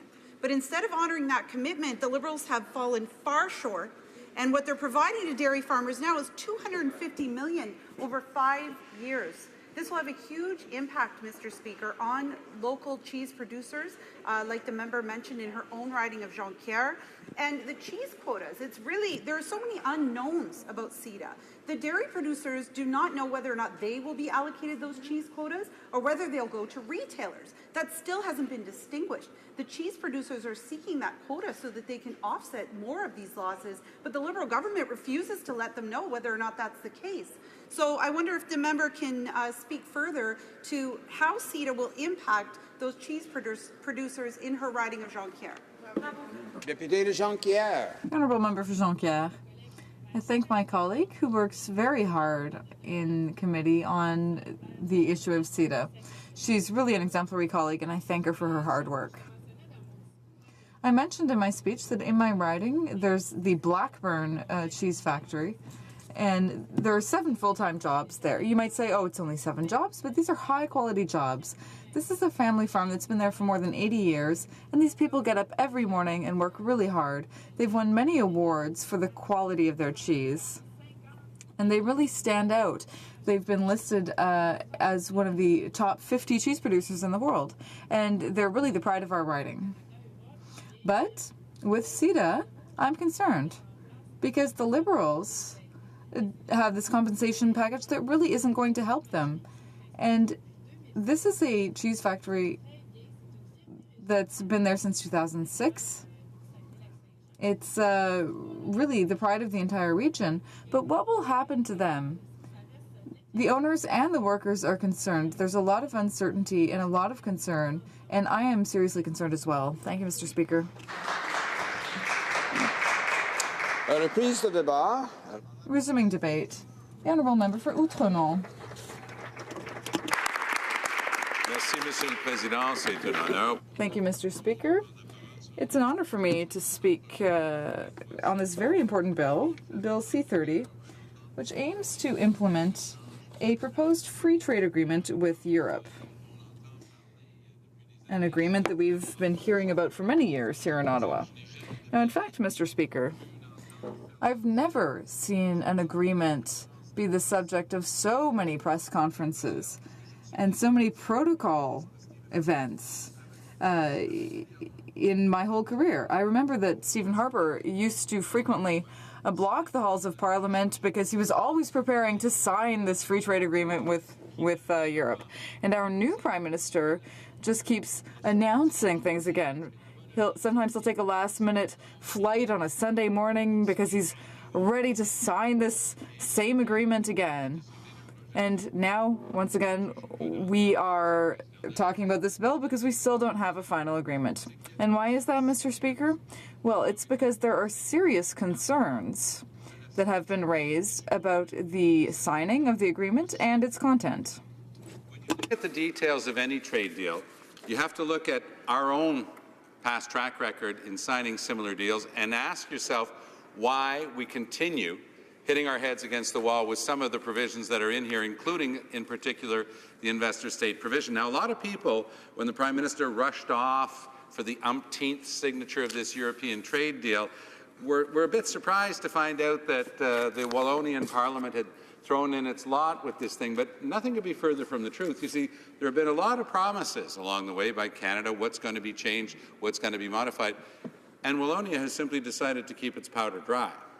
Now, there's an attempt right now to push this thing through, and we all know that trade with Europe is important, but you know what, Mr. Speaker? Trade with Europe is so important, we've got to get it right. And that's why we keep asking the same questions. Now, I've played a role in the past in various trade deals. When the NAFTA was brought together, I was the president of the Quebec Professions Board, and I did a lot of work with Americans on this, and it was actually helpful in bringing down trade barriers within Canada, something we don't talk enough about, but there was such a balkanized version of the professions, both in the U.S. and here, it put considerable pressure on the professions to make sure that any rules against free movement of professional services actually had an overriding interest in terms of public protection, consumer protection. That's worthwhile. That's the result of some of the good things that can come out of these deals. Because it is too easy to simply say we're going to have this new regulation or that new rule and it's all about public protection, but you have to know whether or not that's actually the case. But here's the rub. Who gets to decide? You see, when we talk about an investor-state provision, what we're in fact talking about is the ability for an investor to go before an anonymous tribunal to have the very question resolved in their favor most often, and Canada's got an awful track record on this. We've lost 70% of the cases under the NAFTA.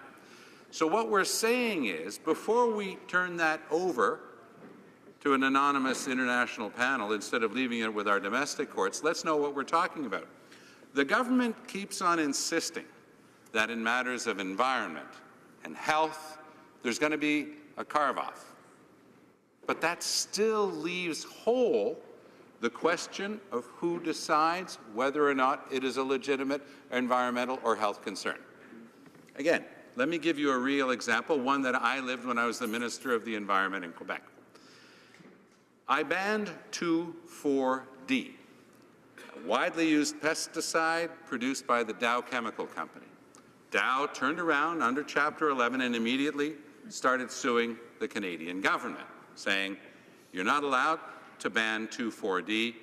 You don't have conclusive evidence that it is directly dangerous to human health when used as directed." Now, it is true that if your average suburban lawn owner gets dressed up in a hazmat outfit and starts putting this stuff around, and their kids are wearing hazmat outfits and not playing on the lawn, and Rover's wearing a hazmat outfit and out on the lawn, that argument by Dow Chemical is true perhaps in the immediate, without talking about how much of that is going to leach into the environment.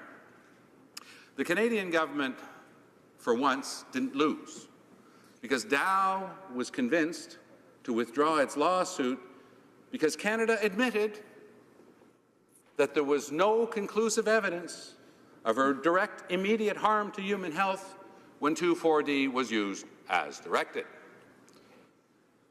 But who decides? That's the key question here. Qui a le dernier? Who has the last word when it comes to health and the environment?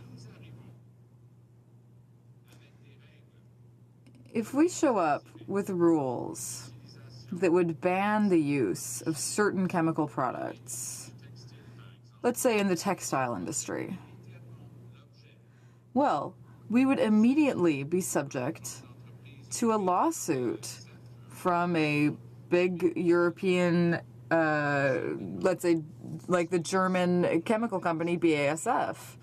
That's almost a certainty, because they will not accept that a state can make such a decision. They will want to go before a tribunal of 2 or 3 big commercial lawyers and judges and ask for the right to continue selling their product. The process that we're looking at here, despite the many announcements that have been made,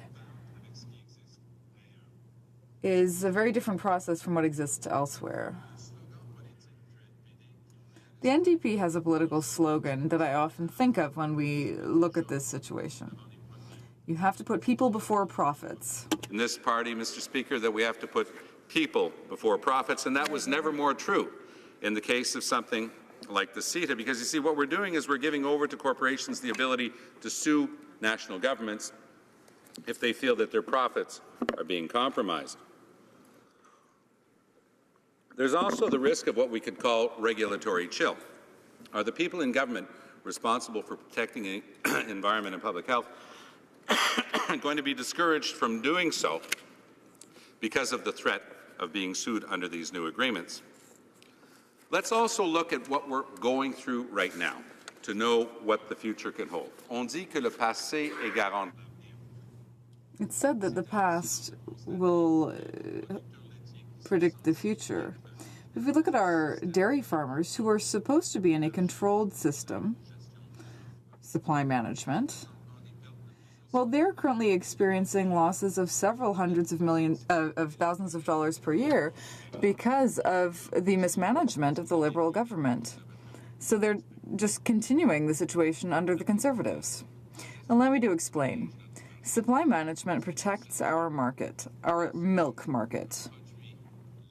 When a dairy product crosses the border, it's subject to a duty, a tariff. You can't make cheese unless it's with milk, but this is really Kafkaesque. It's almost like a metamorphosis. At the border, a certain product can be called not milk. It can be deemed not milk by the government. And the same government can allow exactly the same product to suddenly magically become milk if it's being used for the production of cheese. $4.5 billion in compensation was promised, but that's just melted away. And now the Liberals are offering only 10% of that.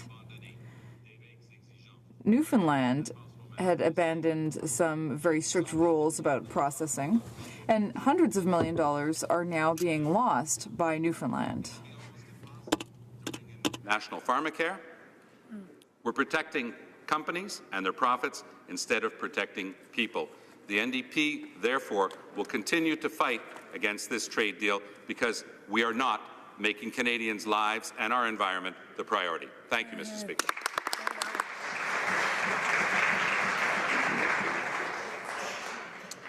Questions and comments? Question commentaire. The honourable member for Hamilton Mountain. Thank you, Mr. Speaker, and I'd like to thank my honourable member, our leader, for his great speech. But I have a couple concerns that I've been hearing in this House, and I've been trying to get an answer to, and that was some of the difference between the $4.3 billion in compensation that the prior government had told the dairy farmers that they would compensate them for, and the $350 million now with the new Liberal government saying that's all they're going to get. But one of the things, Mr. Speaker, is we're being told that we're opposed on free trade, and yet we're trying to do our due diligence so that we're not surprised. So my question is to the last speaker was, does he feel the same as I do about the difference between the $4.3 billion and the $350 million, that somehow that the dairy farmers might be getting milk dry? Honourable member for Outremont. There's no question that my colleague from Hamilton is quite right. There are provisions in these agreements that are there to protect the companies, and we're not thinking enough about human health and the environment. There are promises that have been made, both by the Conservatives and the Liberals, that are clearly being broken because the compensation that's on the table now is less than 1/10 of what was promised. Let's stay with the example of Hamilton and steel. I have no doubt that Canadian companies can compete with anyone in the world with regard to steel production, but if you're dealing with countries that don't have the same or similar environmental or labor rules, then you're allowing things in, and it's no longer economic dumping, but it's environmental dumping or it's social dumping.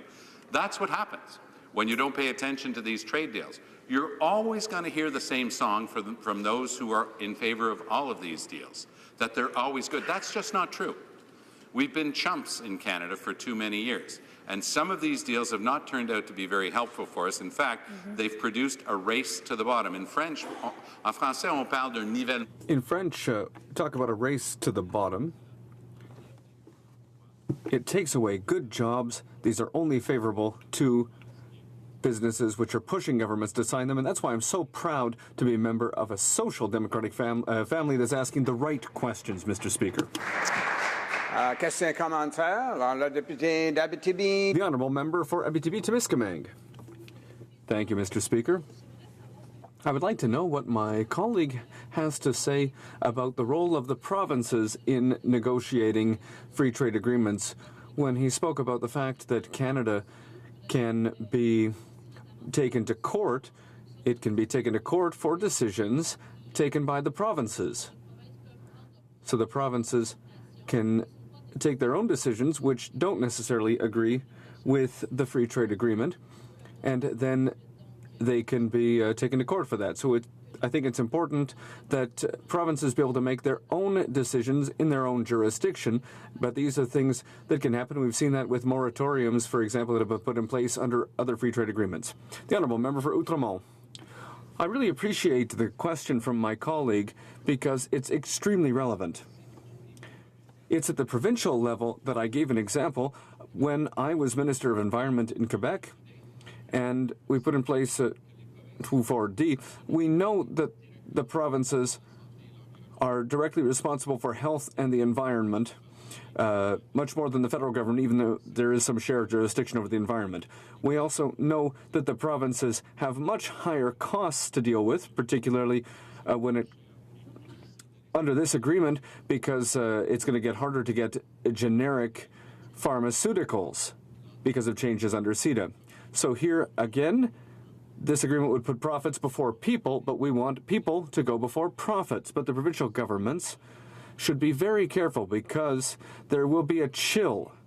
There will be the effect of a chill with this agreement on the ability of the provinces to create their own regulations on health and the environment, and that's why, in our opinion, we need to move forward very carefully before signing such an agreement. And for those who would say that the NDP systematically opposes trade, nothing could be further from the truth. In recent years, we supported a free trade agreement with Korea.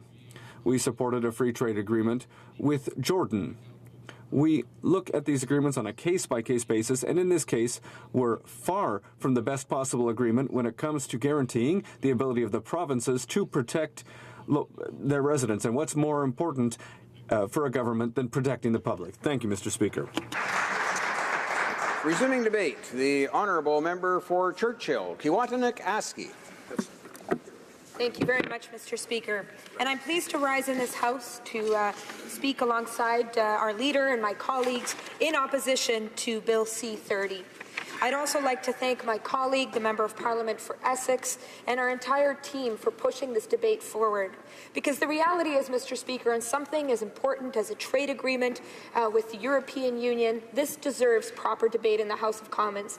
And truly, it's only the NDP that's pushing for that debate, for pushing to make sure that the government is being held to account on a proposed trade deal that we find extremely problematic for Canadians.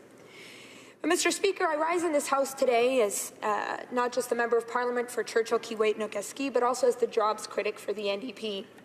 Earlier today, we presented our federal call to action entitled The Precarious Generation, a Call to Action. And it was based on our months-long national tour, a series of national consultations in 9 provinces and 1 territory, where we heard from young people, millennials, their parents, their friends, people from our communities across this country, that all came to share their stories, their lived experiences with respect to what is an emerging crisis in Canada, that of the rise of precarious work. Today, I was honored to be able to put forward the kind of recommendations that millennials across our country shared with us. Recommendations that are bold, that are hopeful, that are visionary. But, Mr. Speaker, those recommendations come from a place of great challenge and increasing difficulty. Because the reality is that millennials in our country are facing the prospect of being less well off than their parents' generation in a very real way. That, Mr. Speaker, is a phenomenon we have not seen in recent times in our country. The numbers tell it for themselves. The rate of youth unemployment is twice the national average. 39% of workers under the age of 30 are precariously employed. Most are working in temporary and contract work, despite the fact that they are currently looking for and certainly would much rather have full-time employment. We know that in provinces like Ontario, 300,000 young people are working in unpaid internships. And in many cases, those unpaid internships do not lead to paid work. Mr. Speaker, we heard heart-wrenching stories across this country. I remember hearing from a young worker in PEI who talked about the fact that he had just graduated with a Bachelor of Science, in biology. And he can never imagine having a job in his field on the island. So every morning he wakes up at 4 a.m. and works in a fish plant, and every night he works at Best Buy. I remember in Newfoundland where we heard from young people who talked about the fact that their provincial government just brought an austerity budget. They know that they come from a province, they told us, where people usually have to leave to find work. And despite the fact that they thought times were getting better, that once again their generation will have to leave to find work somewhere else. In Halifax, a young woman came forward and told us that where she comes from, for young men, the most secure form of employment is to join the military, a real precarious kind of work.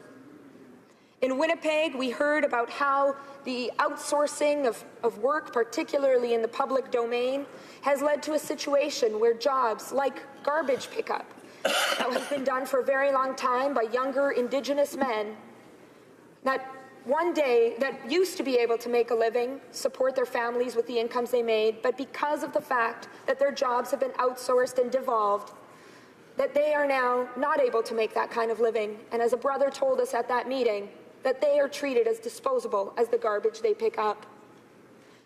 In Saskatoon, in Regina, we met a young woman who broke down in the meeting and talked about how she can't afford her tuition. She can't bear to think what she's going to do to be able to come out of the burden of student debt that she faces. And she knows that she has to find work that has pharmacare benefits to make sure that she has the medication that she needs. In Calgary, we had a cabinet minister of the NDP come up and tell us that for many years, Calgary had been the promised land for young people from across the country. And today, even if you're from Alberta and you're young, you can barely make it by there. In Vancouver, we had a young woman who talked about the fact that because she is in a cycle of precarious work and because housing prices are so out of reach, that she, like many young people, find it heartbreaking, and that's the word that she used, that she will never, heartbreaking to know that she will never be able to afford a home in the community that she comes from. One of the last meetings in our 14 stops we held in Windsor, Ontario. And when we talked about precarious work across Ontario and across the country, people told us that we needed to go to a place called Windsor. Because Windsor tells a story of how our generation has been sold out. Because year after year, we've seen the impact of trade agreements that certainly haven't had our best interests in mind, and governments that haven't had our best interests in mind, and where that's gotten us. We heard from an older person, an older activist, who talked to us about the way in which manufacturing has been dealt a blow there for quite some time, and that jobs that young people would normally do and certainly be able to hope to raise a family with don't exist the same way that they used to. At the end of that meeting, we heard from a young woman who's finishing her law degree, her third degree. She's from Windsor. She moved back home and moved back into her parents' basement. And at the end of that meeting, she said, I don't know why anyone in this room is surprised that people of my generation can't imagine owning a home, can't imagine having kids and raising a family. That's just how it is now. So, Mr. Speaker, those stories inform me and the work that we do in this House as we stand to oppose CETA, yet another trade agreement set to sell us out. And it's clear from the messages that we heard from our generation that we will not tolerate, both our generation and those that care for the millennial generation, will not tolerate further actions from governments, federal governments, that don't have the interests of young people, of all people, in mind going forward. In recent decades, and certainly in recent years, we've seen a large number of jobs leave our borders. We have seen the erosion of our social safety net to the profit of businesses, millionaires, and billionaires. Today, and I have seen this in recent months as I've crossed the country looking at our generation's job prospects, we see that good jobs are getting harder and harder to find. Millennials are leaving with uncertainty, without job security. How is it possible that we've reached this point when we've been promised an unprecedented level of prosperity if our borders were opened and if trade was liberalized across the country? Around the world, rather. Well, it's because that liberalization from the beginning was created for businesses and for billionaires and not for the middle class and the working class. We've opened our borders not for people, but for money, and it has left us. Tax havens are full of profits that are made on the backs of workers here and elsewhere. We've allowed the richest to break the social contract, and our social services are being paid more and more by salaried workers who are subsidizing their employers to the tune of billions of dollars. We were promised that free trade would create jobs, but where are those jobs? Show me the jobs that we've created since, because after 10 months of consultations, nobody seems to have been able to find them. At the NDP, we've always been skeptical about these free trade agreements, which are unilaterally created for the richest And certainly time has shown that we are right. Jobs today are part-time jobs, and often they're not unionized. They don't make it possible to support a family or projects for the future. This is the sad fact before us. Is it possible to put in place agreements that encourage trade and that reflect the interests of Canada's workers? Yes, certainly. But that's why today we're fighting against Bill C-30 and about the free trade and against the free trade agreement with the European Union. Finally, Mr. Speaker, I am proud to stand up with my colleagues in the NDP and with thousands of Canadians across the country who are opposing the actions of this government. And in solidarity with tens of thousands of Canadians, many of them young, who are calling on this government to offer us, to work with us in providing a better future. Bill C-30 and this proposal before us is not that in that vein, and we will continue to oppose it. Thank you. Merci. Questions and comments? Question commentaire. The honourable member for York Simcoe.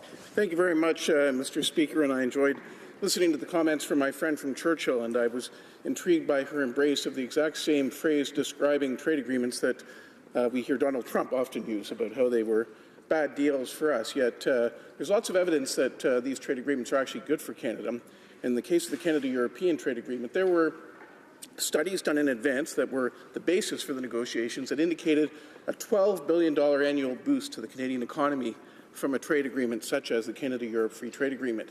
If that were the case, a $12 billion boost to the economy, that would provide the kind of growth that the young generation of workers that she says lack hope would give them hope, that they would have jobs and opportunity under that. So does not that promise of a $12 billion boost to the Canadian economy provide you some encouragement that perhaps this free trade agreement with Canada and Europe is a good deal and that we will not see all our manufacturing jobs flee to France or to Luxembourg? The honourable member for Churchill.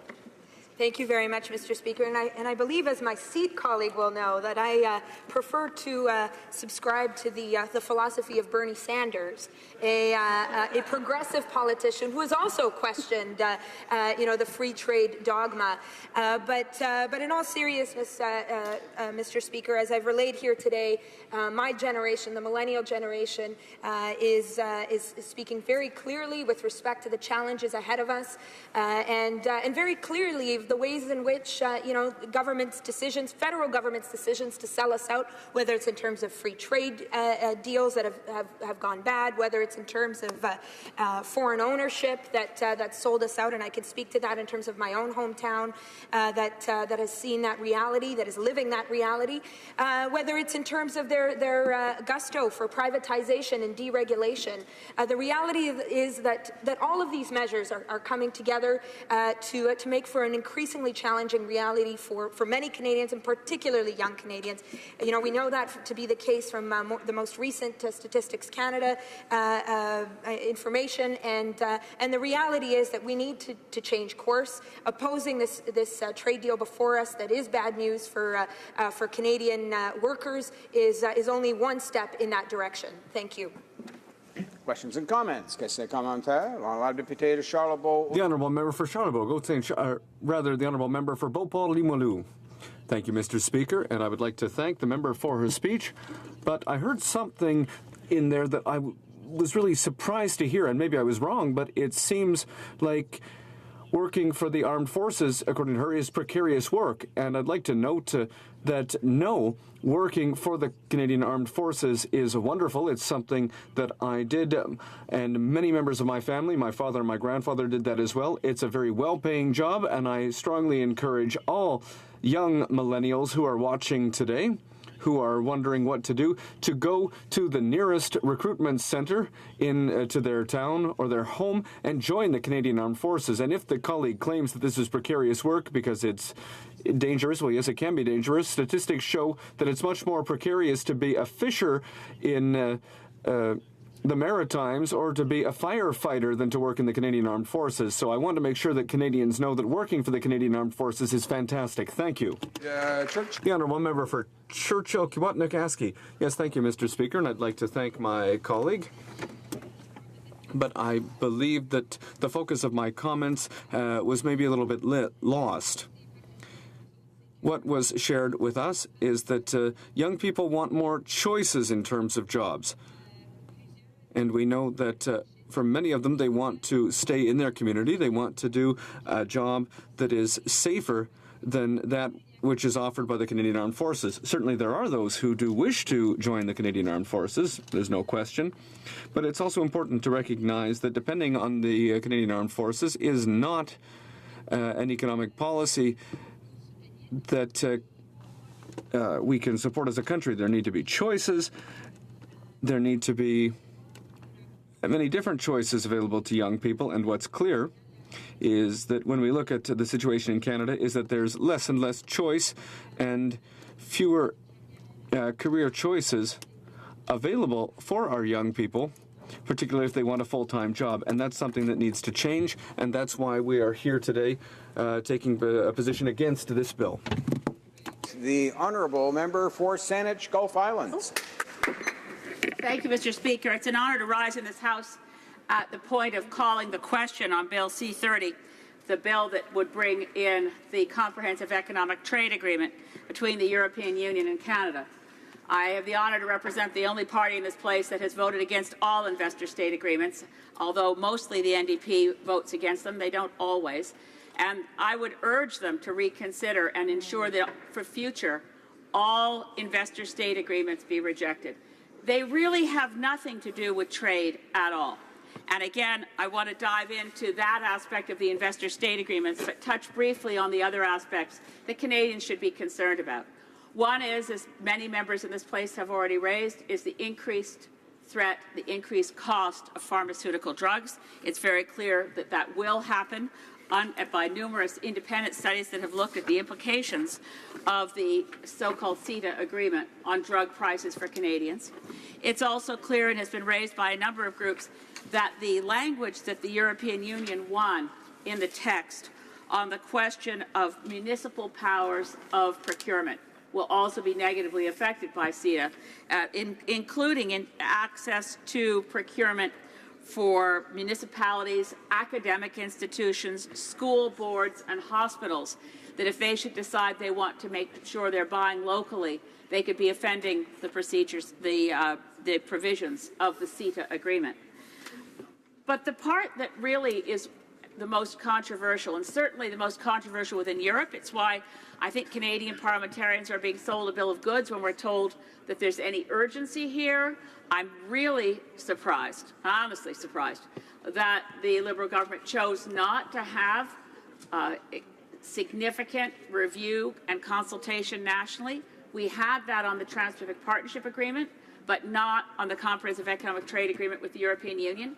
This is surprising, given that there can be no need for urgency in Canada rushing to ratify when there's 28 countries and an additional 10 subnational groups throughout the European Union that have yet to ratify, and given that there is still a pending decision from the European Court of Justice as to whether the Comprehensive Economic Trade Agreement is compatible with European law. Now, the controversy within Europe is overwhelmingly about the one piece of this agreement that I think could be very conveniently and easily removed without affecting the trade aspects at all. So this does take some underscoring. What kind of trade agreement has an entire section that has nothing to do with trade? Well, the answer is these days almost all of them. We are being sold hook, line, and sinker the notion that trade agreements must include something called investor-state dispute resolution systems, or FIPAs, foreign investment protection agreements. The first of these anywhere in the world was Chapter 11 of NAFTA, and we have a lot of experience with Chapter 11 of NAFTA.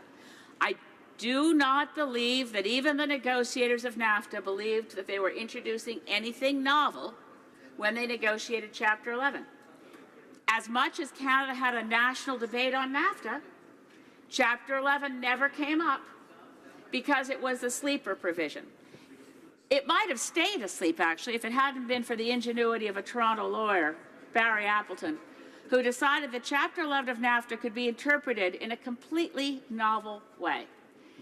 The essence of legitimate protection of investor interests in other countries is that you don't want a government coming along and nationalizing the assets, saying, okay, you've built a lovely refinery here, thank you very much, we're now going to say this belongs to the government of fill in the blank, and you as an investor don't get your money back on that.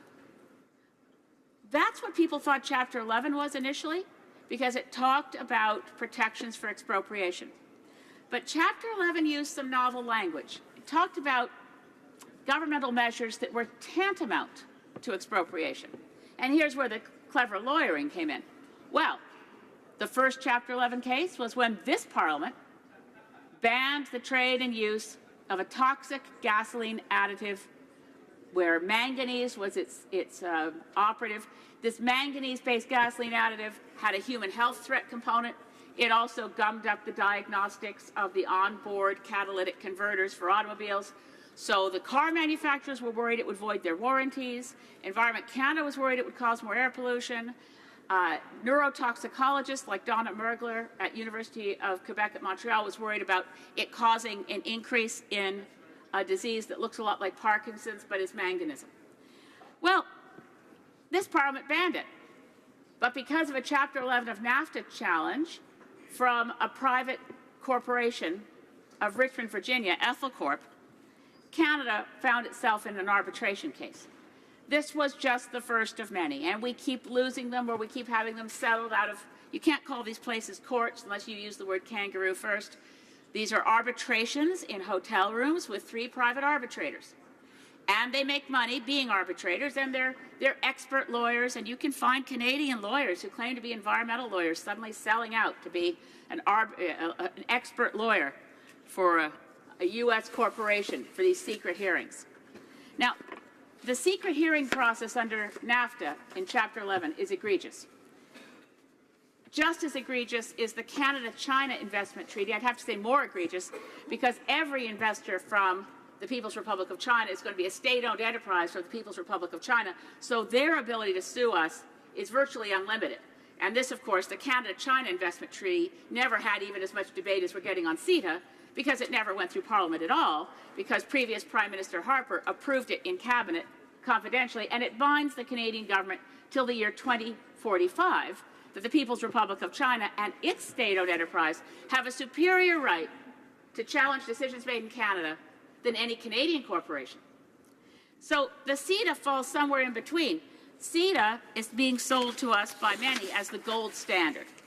It was the head of trade negotiations for the European Commission, Cecilia Malmström, who came up with the idea that, well, since this investor state provision in CETA is so controversial and it's attracting so much protest from within the European Union, maybe we can make it look more like a real court. Maybe we can end the fact that it's so clearly for-profit driven.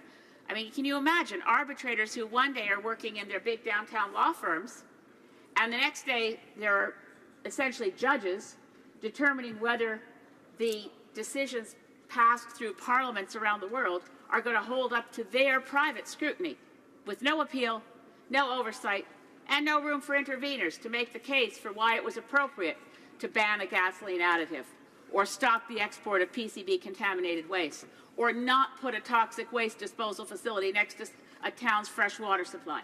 These are all real-life examples under Chapter 11 where the polluters have won and the citizens have lost, and it happens over and over again. So CETA proposes some improvements, no question. Much better than Chapter 11 of NAFTA. Better than the Canada-China Investment Treaty, which we seem to have forgot ever even happened in this place. When I hear Conservative members getting up and asking whether the new administration under the Liberals is moving too close to China, I kind of want to, run over and shake them. Say, don't you remember? You guys passed in secret, well, your cabinet did, the Canada-China Investment Treaty, which is the worst of all of these.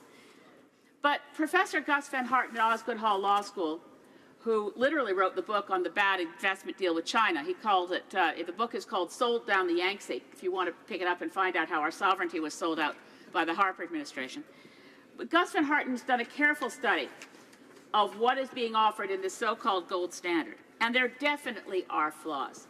Yes, the arbitrators will have a more permanent roster.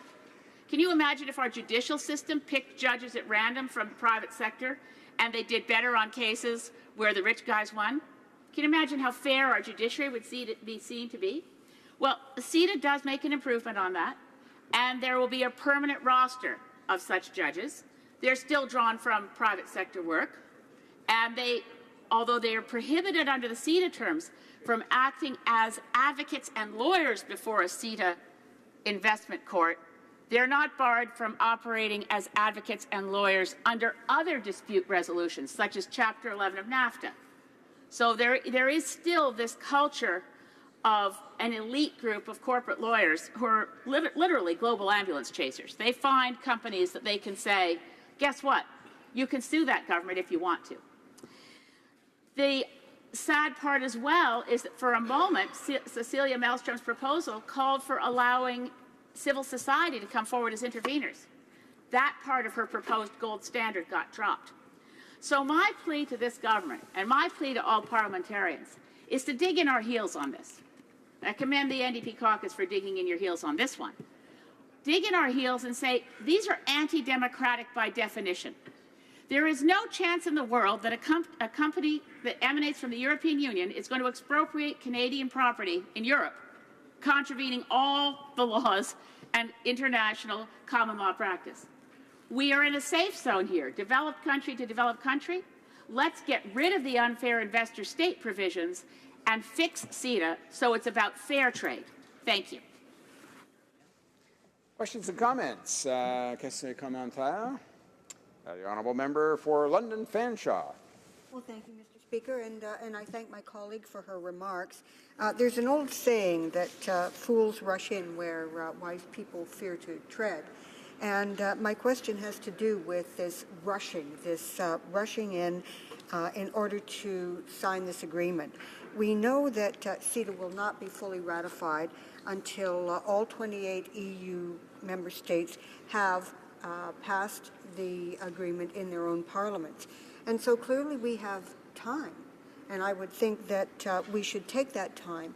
And I wondered if the member had any thoughts in regard to taking time so that we can address the issues of investor-state provisions and the very clear concerns expressed by CELA in regard to environmental degradation, and of course our dairy farmers and those who produce the good food that we rely on. Can we accommodate those folks? Can we slow down? Should we? The honourable member for Saanich Gulf Islands. And I thank my friend from London Fanshawe enormously. Absolutely, we should slow down. This is going to take a minimum of 5 to 7 years to get through the European parliaments we're dealing with.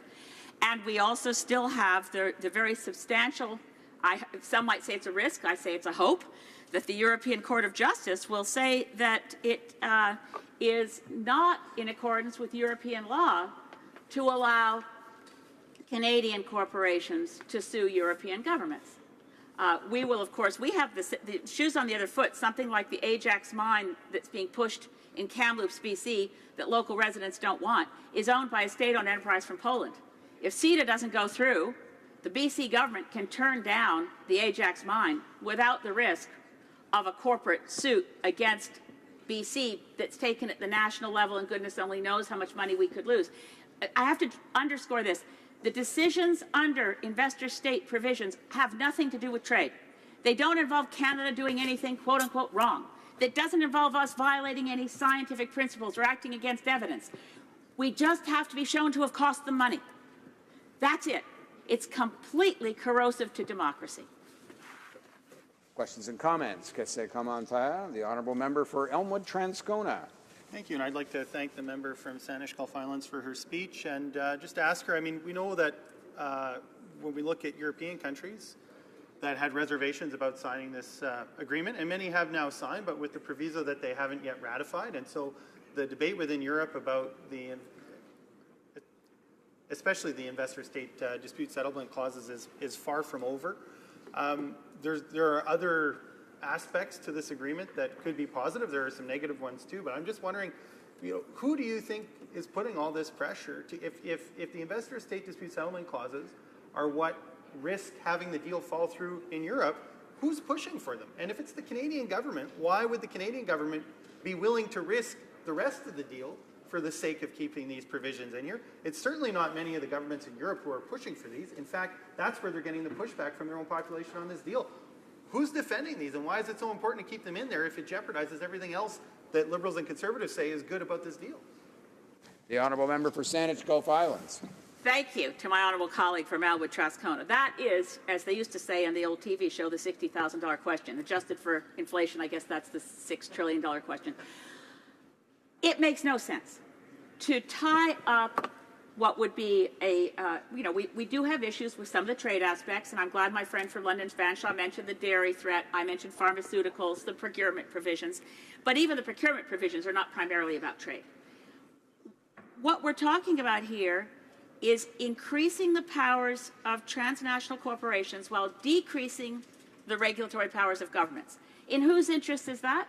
It's not in any sovereign nation's interests. It's in the interest of transnational corporations. It's the first plank of global corporate rule, and it's being advanced by the corporations. And this current government, the Liberal government, should look at who pushed it in the last round of negotiations, realize it was the Harper administration, not the Europeans, and take it out and start a rethink of all of these investor state provisions and renegotiate them so they make sense to defend the sovereign rights of governments to protect public health, safety, and workers' rights within their own countries. Resuming debate, the honourable member for Elmwood Transcona. Thank you very much, Mr. Speaker. It's a pleasure to rise again and speak to CETA in this House. Because I think there is a lot to talk about, and I don't think we've done a good enough job yet of discussing what's in this deal. There's a lot of platitudes from those who would support the deal, and I would say not a lot of information. We certainly haven't seen from the government any detailed study of what they anticipate the economic impact of this deal will be. Canadians are just supposed to take it on faith that somehow this is going to be good for them and for their jobs and for their communities. And I think it's reasonable that Canadians expect at any time, but particularly from a government who promised to make evidence-based decision-making and to bring a scientific approach back to government, that they would expect to get information and some analysis from the government in the particular ways that they think this deal will be beneficial. But we don't get that at all. Instead, we get just a kind of ideological repetition of the idea that these deals must obviously be good. So the NEP instead has been trying to offer an example of how you can look at an agreement, look at its details, and actually evaluate the various clauses and try to come to a conclusion about whether overall it's a good agreement for the country. And I don't think it's any secret that the conclusion we've come to with respect to this particular deal is that it's not on balance good for Canada, and I'm going to get into why. I think one of the things we need to do is to recognize, first and foremost, and it maybe sounds silly, of course you would think that this is the case, but when you consider the positions and arguments advanced by other parties, I think it bears repeating that trade deals are an important part of public policy.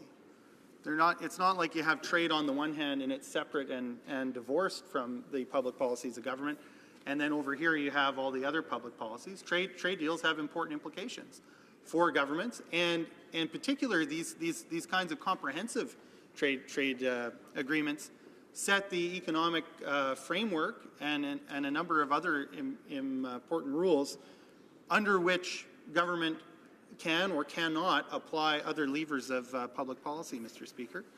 So consider, for instance, a previous trade agreement that Canada once had with the United States called the Auto Pact, where you had an agreement on the transmission of a particular kind of good, in this case automobiles, across the border. The people who negotiated and concluded that agreement recognized that trade deals were public policy. And so their public policy goals for that agreement weren't just to create more wealth for transnational corporations. What they said was that if we're going to sign a trade deal, then we need to enunciate what our public policy goals are, and an important public policy goal is to ensure that jobs are created within Canada and that goods being sold in Canada actually mean that Canadians get a slice of the production of that good and actually receive wages for the goods that are being sold in Canada.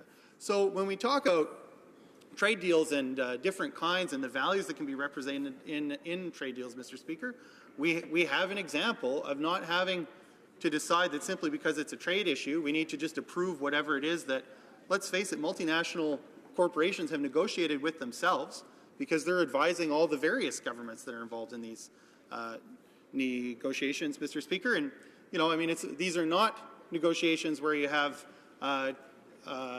you know, union leaders and people representing the interests of the environment and ordinary Canadians. They're largely negotiations with government representatives and the representatives of multinational corporations. They're meeting behind closed doors, and they're coming up with rules. And then when they come out of that negotiating room, we're told, well, if either you agree with trade or you don't, and this particular set of rules that we've gone away and negotiated behind closed doors represent the best possible scenario for ordinary Canadians. I think that's a laughable claim, Mr. Speaker. They never provide any evidence to actually back up that claim. We're just supposed to take it on faith. And when you look at agreements like this, it's not clear what the public policy goal is. Consider CETA, for instance. That's an agreement that we know, because it's been confirmed by a number of independent studies, is going to raise the cost of pharmaceutical drugs in a country that already has among the highest. So we need to go from where we are right now with respect to the cost of those drugs and find ways to bring it down. And we know that CETA moves us in the wrong direction. So what's the gain that we're making that offsets that loss, unless the public policy goal, perversely, of the government is to fatten the wallets of international pharma, Mr. Speaker? I don't think that's a defensible public policy goal, but if it's the goal of the government, let them say so. If not, let them tell us what it is that we're getting out of this deal that counteracts that for Canadians. If everyday Canadians are going to be made to pay more for their pharmaceutical drugs, what tangible benefit, because that's a tangible cost, Mr. Speaker, what tangible benefit can they expect to see? There are lots of other ways in which you could pursue, within the context of these kinds of trade agreements, other public policy goals. So you could say, for instance, Mr. Speaker, that because we want a green public transportation in Canada and with our trading partners, whether they be in Europe or the United States of America or wherever else, we'd like to have a firm commitment with timelines and penalties if these goals aren't met, to work towards a common charger for electric vehicles, for instance, Mr. Speaker. That would be a legitimate thing to do. Certainly, if a trade deal like CETA can pronounce on the minuscule details of municipal procurement, we could certainly reach a deal that brought its member parties together to pursue a common charging standard that would allow that industry to reach economies of scale, increase production, whether it's in Canada or the other member countries, and begin greening public transportation in those various areas. But we never hear about that because we don't actually get into a debate about what the public policy goals of a trade deal are. We're just told this is going to create massive wealth and it's going to be great for everyone and everyone's going to get a job after we pass this. The evidence doesn't support that at all. If you look at the historical record and what's happened to the Canadian manufacturing sector since the late 80s, early 90s, when we began signing these kinds of agreements, and no further evidence has been provided. So when we look at the historical track record, I'd argue it's not particularly good, and we're not being given any contrary evidence, Mr. Speaker. You might also say when it comes to labor mobility, for instance, these agreements tend to have lots of provisions about how companies can bring in their own workers from wherever it is that they come from to perform work here in Canada that ought to be performed first and foremost by Canadians that are looking for that kind of work. Well, that's not the right way to go about those provisions, Mr. Speaker. But we do know that there are labor mobility challenges. For instance, trade unions who have hiring halls have people here that are out of work, and there are places with demand in the United States, and those people can't get that work because in order to get authorized to do the work, they first of all need an employer, so they need a visa. But because there's an agreement where the employer goes to the hiring hall to fill their labor demands, the person needs to be cleared to work at the hall first. But until they're cleared at the hall, they don't have an employer. So they can't apply for the visa, and they can't be cleared at the hall until they have a visa.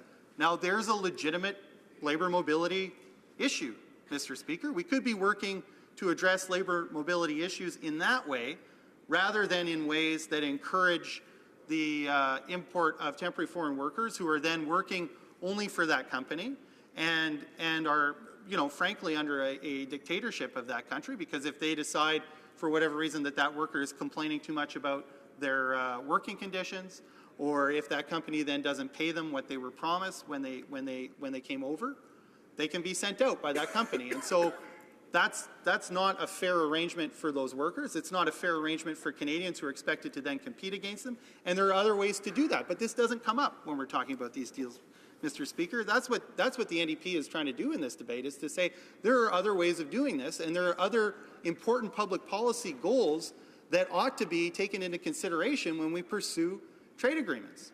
But successive Liberal and Conservative governments have failed to do this.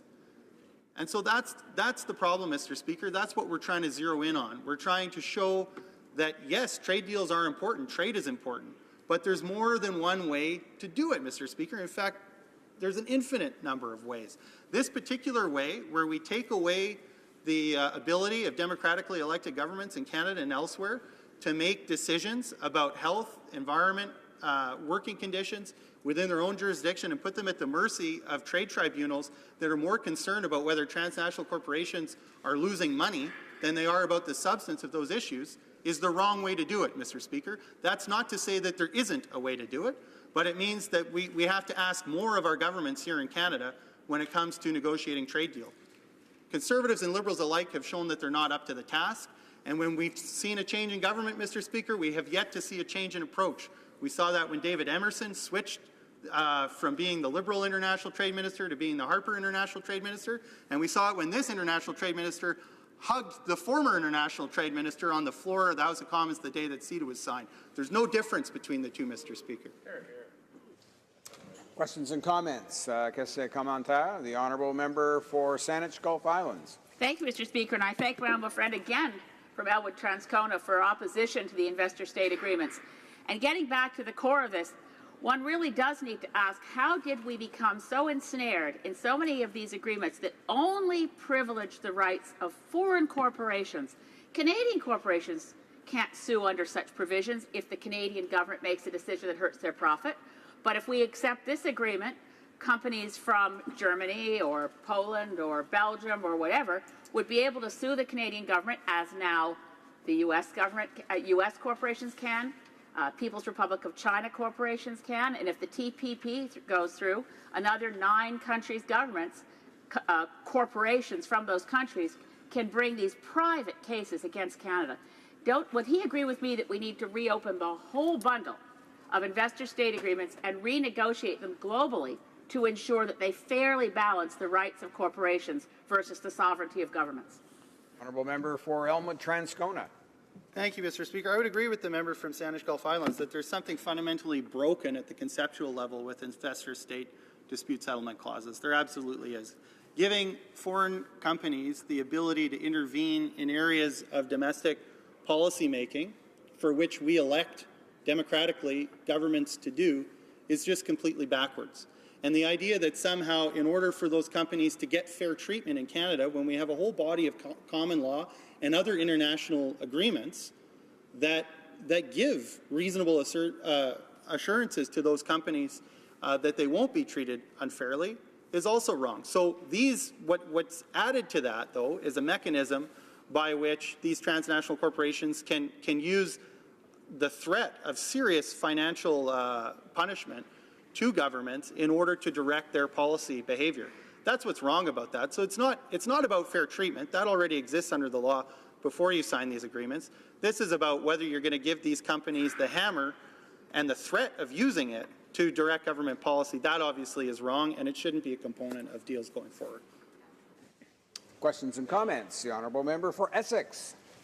Thank you, Mr. Speaker, and I thank my colleague from Elmwood Transcona for his speech today in the House on CETA. He brought up jobs, and we really need to have an understanding of what we face in CETA, but unfortunately we do not, because the current Liberal government has not done any analysis. We don't know what job losses could be projected, but we do have one study coming out of Tufts University in the States saying Canada will lose 30,000 jobs in CETA.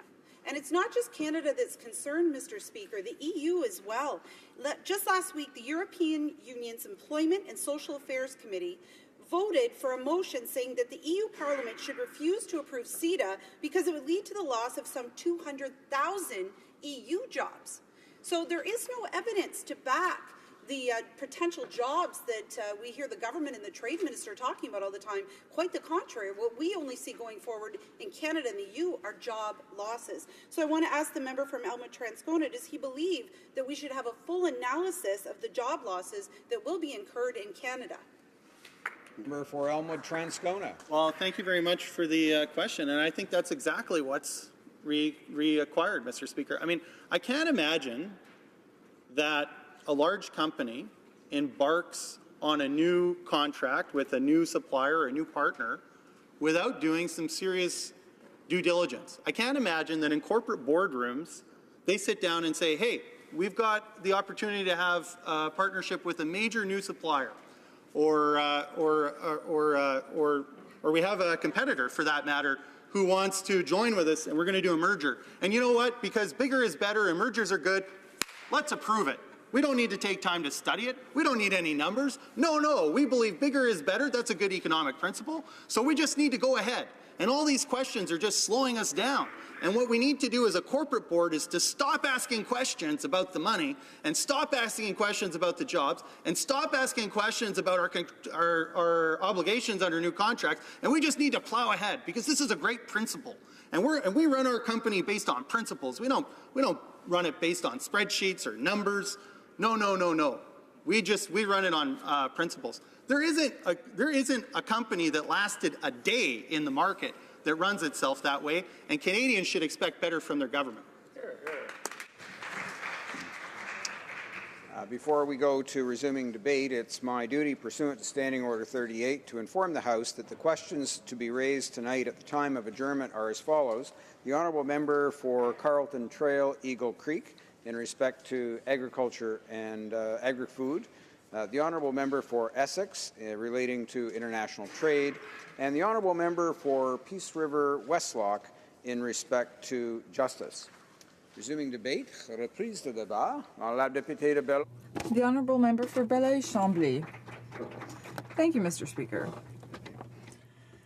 I'd like to thank my colleagues for the warm reception. Now, this may be my last speech before the House adjourns for the holidays, so I'd like to take the opportunity to wish very happy holidays to my constituents. And I'd also like to thank the 4 members of my team who have been very patient with me during this long parliamentary session. And particularly this last long stretch of 5 weeks that's just coming to an end right now. Even though we're only getting started in the year, I still want to wish them all a very happy holiday. So I'm very happy to rise in the House to speak, but I wouldn't say I'm really thrilled, because I would say there are a lot of problems with this trade agreement between Canada and the European Union. If you oppose Bill C-30 as it currently stands, I think it's important to say that we need to. It's disappointing to see that we're pulling out the same arguments that we had to pull out before, which is to explain our position on free trade. We are in favor of free trade, but it has to be fair, and it can't come at any price. And unfortunately, this is what's lacking in the approach of successive Liberal and Conservative governments. And that applies to this agreement and also others like the TPP, which we're also dealing with in some respects because we are still in discussion with civil society groups about that. Mr. Speaker, there are several aspects that are concerning about this agreement, and I'll start with the most concerning aspect, and that, of course, is the investor state provisions. This is a really fundamental question. Now, if you are going door to door, and I know all MPs in this House know all about that, but if you went from door to door and you asked citizens, do you think it's appropriate that a private company could be able to sue your government, who made a decision after they were democratically elected, and that the government would have to defend itself and possibly even compensate the company with your money. Well, I don't think there would be any constituent in Quebec or in Canada that would think that was acceptable, and yet that's what we find in this agreement. The problem with these provisions is that they undo two of the most important pillars of trade, in the opinion of the NDP. So, regulation concerning environmental protection and regulation that protects workers' rights. Why, Mr. Speaker? Well, because these investor-state provisions would allow a company to sue the Government of Canada if the federal government or even a provincial government implemented regulations and laws that the company deemed harmful to their ability to make money. And that's completely unacceptable, Mr. Speaker. The problem with this, now, this is a perfect example, the free trade agreement that we have with the U.S. and Mexico, NAFTA. Now, the example that I'm going to mention is the laws that exist in Quebec to prevent billing in certain areas of the St. Lawrence.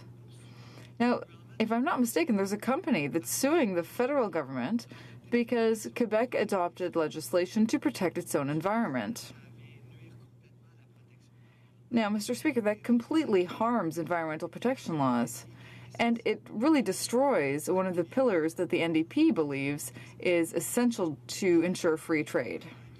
We want to be able to trade with partners that have similar environmental protection laws to us. And I mention this, Mr. Speaker, because I know that across the way they'll answer, well, this is what makes the European Union such a perfect trading partner. They'll say that the European Union is a country with whom we share values. Well, sure. But the problem is if a private company can start pushing its agenda to the expense of Canadian laws, at the expense of Canadian laws, then we have a serious problem. The same applies to labor laws. Even the most responsible companies need to have a certain amount of oversight from the government through our laws to ensure that they respect basic labor rights. And that's why we have the Canada Labor Code. That's why we have a labor code in Quebec as well, to ensure that workers' basic rights are respected. With an agreement like this, a company could come and say, well, no, listen, this is preventing me from making a profit, it's hurting my business, and so I'm going to sue the government. This is something that a society like Canada cannot accept. Now the government says, don't worry, workers' rights, environmental protection laws, and other aspects won't be affected by these provisions.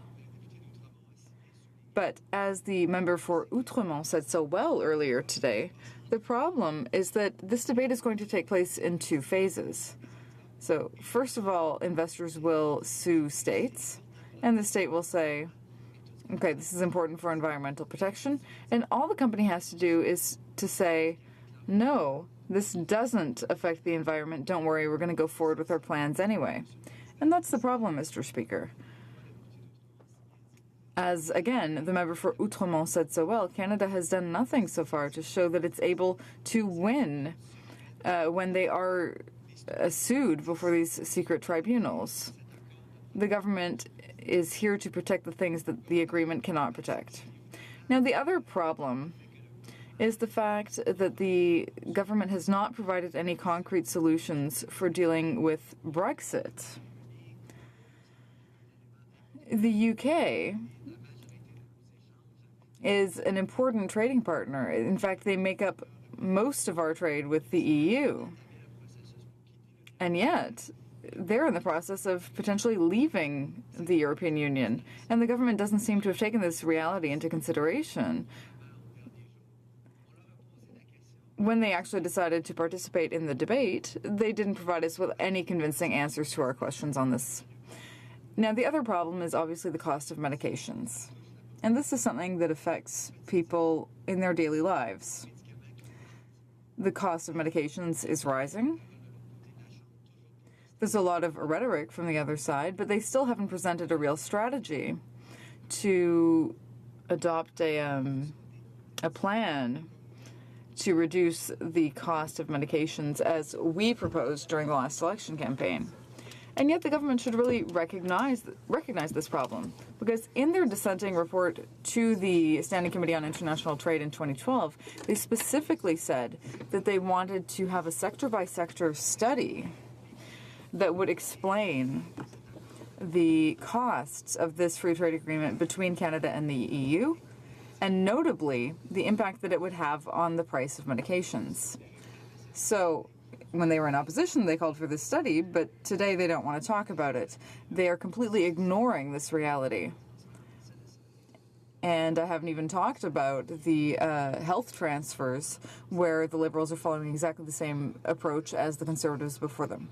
I don't have a lot of time left, Mr. Speaker, so I'll just talk about the last aspect, and really the most important one for people in my riding. Of course, I'm talking about the way in which dairy producers have been scammed. Despite all of the changes that were promised during the last election campaign, all of the changes for dairy farmers and artisanal cheese producers in Quebec, the Liberal government is doing worse than the Conservatives before them.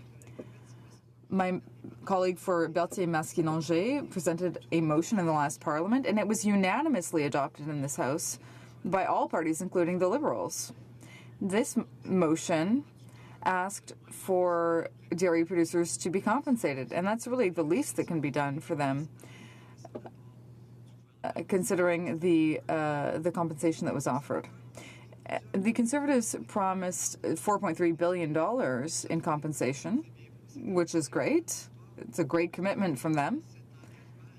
And today we've seen that that amount has been reduced to only around $300 million. It's unbelievable, Mr. Speaker. This is a betrayal of these dairy farmers. And I haven't even touched upon all the other problems that dairy producers are dealing with as a consequence of this government's inaction. For example, the dye-filtered milk file. This really demonstrates that the Liberals are doing not just equally as bad as the Conservatives, they're actually doing worse. So for all of these reasons, Mr. Speaker, we oppose Bill C-30, and we call upon the government to think about these important aspects and to renegotiate them. It's not too late to make those changes, which will ensure that we are really able to do our work as MPs of protecting the citizens that we were elected to protect. Citizens who will not be protected and who will be betrayed under CETA. Thank you, Mr. Speaker. Questions and comments. The Honourable Member for Abitibi-Temiskaming. Thank you, Mr. Speaker. In my riding, well, I'm lucky to have cheese producers who have set up in the last 2 decades, who have worked very hard to create quality products like Fromage au Village La Vache à Mayotte. And now they're threatened alongside the dairy producers who are going to have to deal with major losses under this free trade agreement. And yet, you know, we're talking a lot about climate change, about doing more for the environment. So does the member see that there's a certain problem that they're talking about the environment, which suggests that we should be eating as many local products as possible, but at the same time we're going to be importing more products that have crossed an ocean to get here, food products that are perishable? So I would like to hear his comments on that. The Honourable Member for Belleuil-Chambly. Thank you, Mr. Speaker, and I'd like to thank my colleague for her question. And indeed, correct me if I'm wrong, but as far as I know, French cheeses are among the most subsidized in the world, where we're going to be facing a situation where cheese from Quebec and from Canada will be at a competitive disadvantage. And yes, as my colleague has pointed out, on the one hand, we want to encourage the consumption of local products. We want to reduce greenhouse gases, and certainly food transport contributes to greenhouse gas emissions. And there's also the question of food sovereignty and food waste. So all these issues are linked. And this is the problem we have with this agreement. In this agreement with its investor state provisions, with the effects that it'll have on pharmaceutical prices, with the betrayal of our dairy producers and our cheese producers, what we're seeing is that the government talks a good game and makes a lot of great promises, but once again, as we've seen from this government since they came to power last year, they're not walking the talk. And that's exactly what we're criticizing. We need to encourage local consumption, and the government needs to give people the tools to do that. And now what they're telling people is that products from elsewhere are just as good or even have an advantage over our local products. That's not good for local economies. It's not good for our producers. And once again, Mr. Speaker, this is a broken promise. Comments. The honourable member for Cowichan, Malahat Langford. Thank you very much, Mr. Speaker. You know, the residents of Cowichan, Malahat, Langford who send me here expect this place to operate by a certain set of rules and principles. And if you look at the government's own policy on the tabling of treaties in Parliament, it very clearly states that 21 sitting days have to pass before implementing legislation can be laid before this House after a treaty is signed. If the government had followed its own rules in that policy document, it could have legitimately laid this bill on the table, presented it in the House on December the 5th. Instead, they decided to present it as a bill a day after. And it just seems like an incredibly rushed process, given the fact that all 28 member states of the EU have to ratify this. And I'd just like to hear my colleagues' comments on this rushed process, the fact that the government is breaking its very own policy in that regard, and what that means for this government's intentions as we go forward in this 42nd Parliament. Thank you. The honourable member for Belleuil-Chambly. Well, thank you, Mr. Speaker, and I'd like to thank my colleague for his question.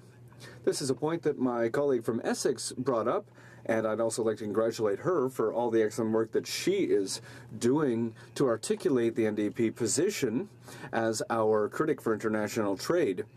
Our opposition is based on principles, and she really brings a reasoned approach to international trade. And what she's explained is exactly what my colleague has just explained, is that this is the way this government operates. And the government's argument that, listen, it's not a big deal. This is just a detail. And, well, that's really disappointing because, Mr. Speaker, given all the problems we've noted in this bill, we haven't even had time really to talk about the procedural issues with this bill.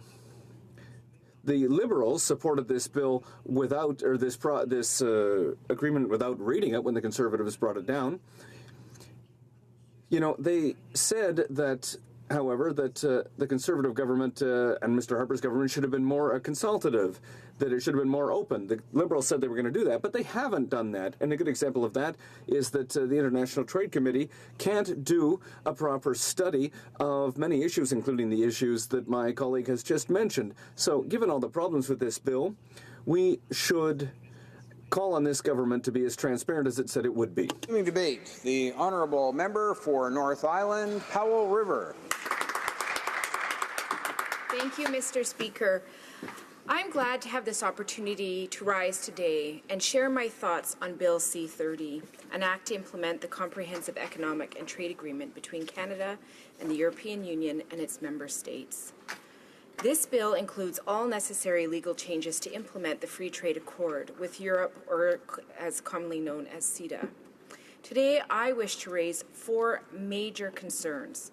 The concerns are so important to the people that I represent in North Island Powell River. They want to hear more about prescription drug costs and the growing cost that will mean to them in their everyday lives.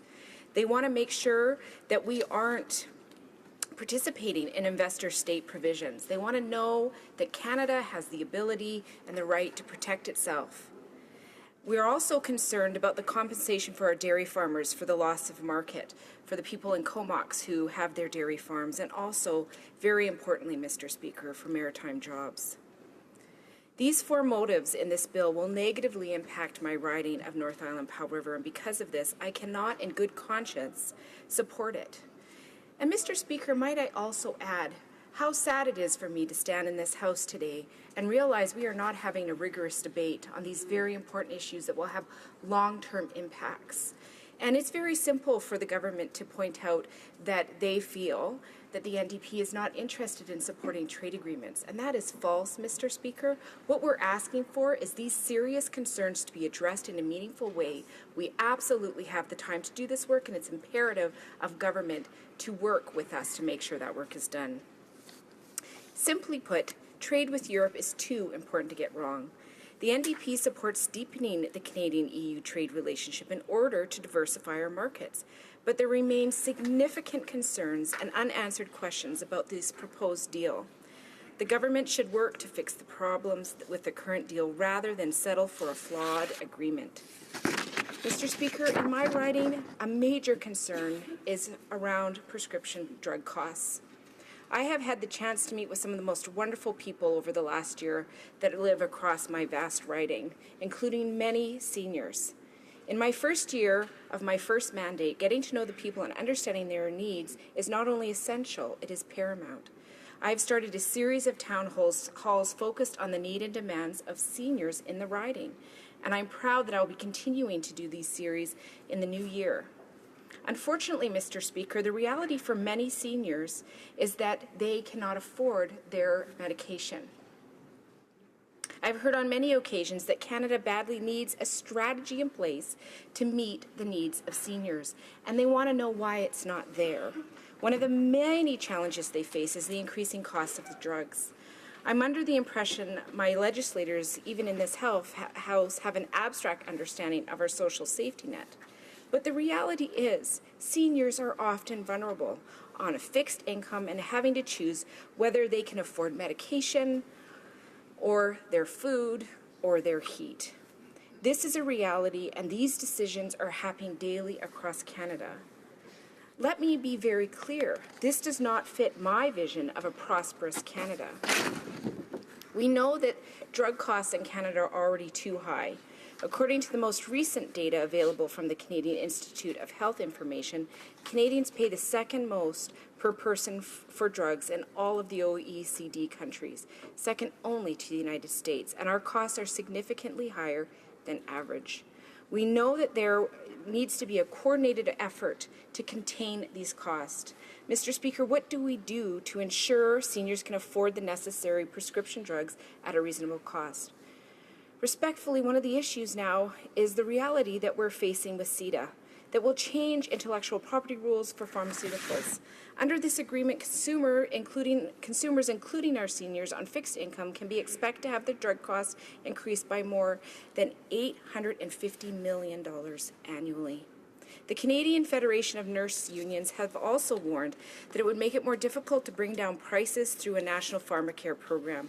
While in opposition, the Liberals demanded that the Conservatives present a study of the financial impacts on the province and territory systems around these issues. But now we're just seeing that they're cutting this and not listening to these important voices that need to be heard. The second flaw in this piece of legislation is the investor-state provisions, which allow corporations to sue governments over regulations they claim negatively impact their business. The Liberals are asking parliamentarians to sign off on CETA despite the fact that European states have made it clear that investor-state provisions will have to be removed before they ratify. I don't understand why Canada won't stand up and say this as well. In February 2016, during CETA's legal scrubbing phase, the minister announced that changes to the ISDS provisions that are supposed to improve transparency and strengthen measures to combat conflicts of interest are arbitrations. However, the new investor court system allows foreign investors to seek compensation from any level of government over policy decisions that they feel impact their profits. Foreign companies will have access to a special court system to challenge Canadian laws without going through domestic courts. Canada is already one of the most sued countries in the world under ISDS. Canadian companies have won only 3 of 39 cases against foreign governments, and the Canadian government has lost many NAFTA cases while continuing to be subject to ongoing complaints seeking billions of dollars in damages. Existing ISDS measures also have contributed to the regulatory chill where governments fail to take actions in public interest that they fear may trigger an investor claim. Another concern of the investor state provisions bring us back to my first point on pharmacare. According to Natalie Mura from the Canadian Health Coalition, the ability for investors to sue the government puts much more significant risk on the federal government. It would limit our ability to create a national pharmacare program, which would be the single biggest step that we could take to contain drug costs, improving safety and improving access all at once. The Liberals haven't explained how they will ensure environmental and health and safety regulations would be protected and how they would be protected from foreign challenges. I'm pretty proud to represent the Comox Valley. Farming and agriculture has been a mainstay for a long time and remains incredibly vibrant. It is one of the few locations in Canada that has tracked a surge of agri-investment activities. This has helped culinary tourism in our area. For example, we have great artisan yogurt and award-winning cheesemakers. Many small and medium cheesemakers across Canada want to continue to grow the market for high-quality Canadian dairy products. Under CETA, European dairies would receive a tariff-free access for an additional 17,700 tons of cheese, representing 2% of the Canadian milk production. According to the Dairy Farmers of Canada, this will cost them $160 million a year in perpetual lost revenue. The previous Conservative government recognized that CETA would lead to significant losses in Canadian dairy farmers, offering $4.3 billion in compensation. Instead of honoring this commitment, the Liberals have offered an investment package worth $250 million over 5 years. This falls short of the losses that dairy farmers will incur. CETA will, for the first time, legally allow foreign-owned vessels and foreign crews to transport goods between Canadian ports, and will open up domestic dredging contracts to foreign suppliers. CETA will lead to the immediate loss of approximately 3,000 Canadian seafarers' jobs. These are high-quality, well-paid jobs. The industry as a whole supports 250,000 direct and indirect jobs. Foreign boats will bring in foreign workers with no requirement for a labor market impact assessment. These workers can be paid as low as $2 an hour and suffer from low safety standards and poor working conditions. Mr. Speaker, this is not the Canada that I want to see. By permitting more foreign-flagged vessels, CETA encourages tax avoidance since foreign ships registered in flag-convenient countries take advantage of tax havens and the cheapest available labor. Mr. Speaker, trade with Europe is too important to get wrong. It is important that we have a vigorous debate about these issues. I do not understand why the government isn't standing up for Canadians, standing up for the jobs and the realities that we face. I know in my riding of North Island Powell River, we hold sacred our commitment to keeping Canadian jobs local. We are a small riding that has faced many challenges, and we keep rising again and again. We don't need to have this government not negotiate in a positive way so that we can see the results that we so desperately need. Thank you, Mr. Speaker. Questions and comments. The honourable member for Surrey Newton. Thank you, Mr. Speaker. I was carefully listening to the honourable member from North Highland Powell River, and Mr. Speaker, she was mentioning that NDP is not against trade. And as far as I can recall, and I'm certain, Mr. Speaker, you can recall as well, that I haven't seen a single trade agreement that NDP has ever supported.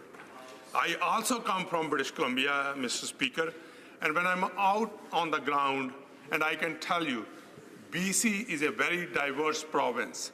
People from all over the world have settled in British Columbia, and I can tell you, people of the European region are very excited about CETA. She have talked about negative, Mr. Speaker. There must be something positive about this agreement. I would ask through you to this honourable member if she can point out the positives of signing a CETA trade with the European Union? Honourable Member for North Island, Powell River. Thank you, Mr. Speaker, and I thank my colleague for the question. My job as a representative of North Island Powell River is to do the work of my riding, to listen to the industries that will be impacted. You know, the reality is, in my riding, we have a large number of seniors. We live in a beautiful location, we have affordable housing, and people are coming there to retire and spend time with their families. But they're all coming to me because they are very concerned about the reality that they already are struggling to afford their medication. And so these trade agreements, what is that going to mean for them when they're on a fixed income, when they are challenged every single day? You know, my job in opposition is to make sure that the government is doing its job. And I hope this member will take an opportunity to reflect on the real impacts that it's going to have on real people's jobs in BC. And the reality that it's going to have negative impacts, and our job is to protect those folks and to protect those jobs. And that's what I would like to encourage the government to do. Questions and comments. The Honourable Member, Honourable Deputy Drummond. The Honourable Member for Drummond. Thank you, Mr. Speaker, and I'd like to thank my honourable colleague for her excellent speech. She really laid out the reasons why we oppose this agreement, not because we're against agreements with Europe or having an agreement with Europe. In fact, we're in favor of a good agreement with Europe. But she laid out the issues that we have. And when it comes to, for example, cheese producers, there are three excellent cheese producers in my riding, Agropur and Notre-Dame-de-Montcossé, Le Maire, and another one who produce between them about 17,000 tons of cheese every year. So you can imagine that CETA is going to have a huge impact on our region, and I'm sure it'll have a major impact on her region as well. So I'd like to ask her, why has the government failed to help cheese producers? Why haven't they dealt with the diafiltered milk issue? Powell River. Thank you, Mr. Speaker, and I thank the member for this very important question. The reality is, across Canada, and especially in Comox, where I will always argue that our cheese producers are the very best, there are substantial farming communities, dairy farming communities. They create local jobs. They really are focused on developing their communities and making sure that there's good jobs in that area. And what we're seeing right now, I can't answer why the government is turning its back so profoundly on the dairy farmers industry. They need to see that support as they go through this significant transition that CETA is imposing upon them. So I would like to see the government make sure to follow through to raise the amount to a more appropriate number that will actually help those industries as we go through that transition, and make sure that we remember that it's many of these smaller communities that desperately need these jobs. These are meaningful employment opportunities to businesses that are paying taxes and looking after the communities that they live in. Dairy farmers need to be respected for the long-term work that they've done, and it is shameful that this government is not respecting them in the way they should be. Resuming debate, the Honourable Member for Essex. Mr. Speaker, thank you for the opportunity to participate in today's debate. I am disturbed that the Liberals are ready to shut down debate on CETA. No Liberals are even speaking today, Mr. Speaker, on C30 in this House. It's incredibly important that Canadians hear that their concerns are being listened to, and the New Democrats are proud to be doing that today, along with the member from Saanich Gulf Islands. I appreciate her words today as well. This agreement is far too important to get wrong. And it's far too important for parliamentarians to simply rubber stamp before we fully consider the range of implications that it will have for Canadians. I've participated in the second reading debate on C30, and what I see is that the few Liberal and Conservative MPs who rise to debate this legislation completely ignore the very real concerns around this agreement. It's easy to look at one side of an agreement and only speak about the positive. What takes courage and dedication to the people that you represent is to stand and also address the negative aspects. This deal is far from perfect, and it's far from done. In Europe, each of the 28 EU member states, as well as Belgium's regions, must approve the parts of CETA that fall under their regional competencies. If any of these states or regions refuse to ratify, the deal falls apart. I also hope that my colleagues are aware that in the Netherlands right now, activists are collecting petitions on signatures to trigger a referendum on CETA. There is still a lot of opposition to this agreement. Just last week, the European Union's Employment and Social Affairs Committee voted 27 to 24 for a motion saying that the EU Parliament should refuse to approve CETA because it would lead to the loss of some 200,000 EU jobs. Mr. Speaker, the reality that my colleagues don't want to face is that these kinds of massive so-called trade agreements actually lead to job losses and greater inequality. Deals like the TPP and CETA are not your traditional trade agreements. They go so much further than just reducing tariffs. They set new rules of commerce that benefit large multinationals, the largest multinationals.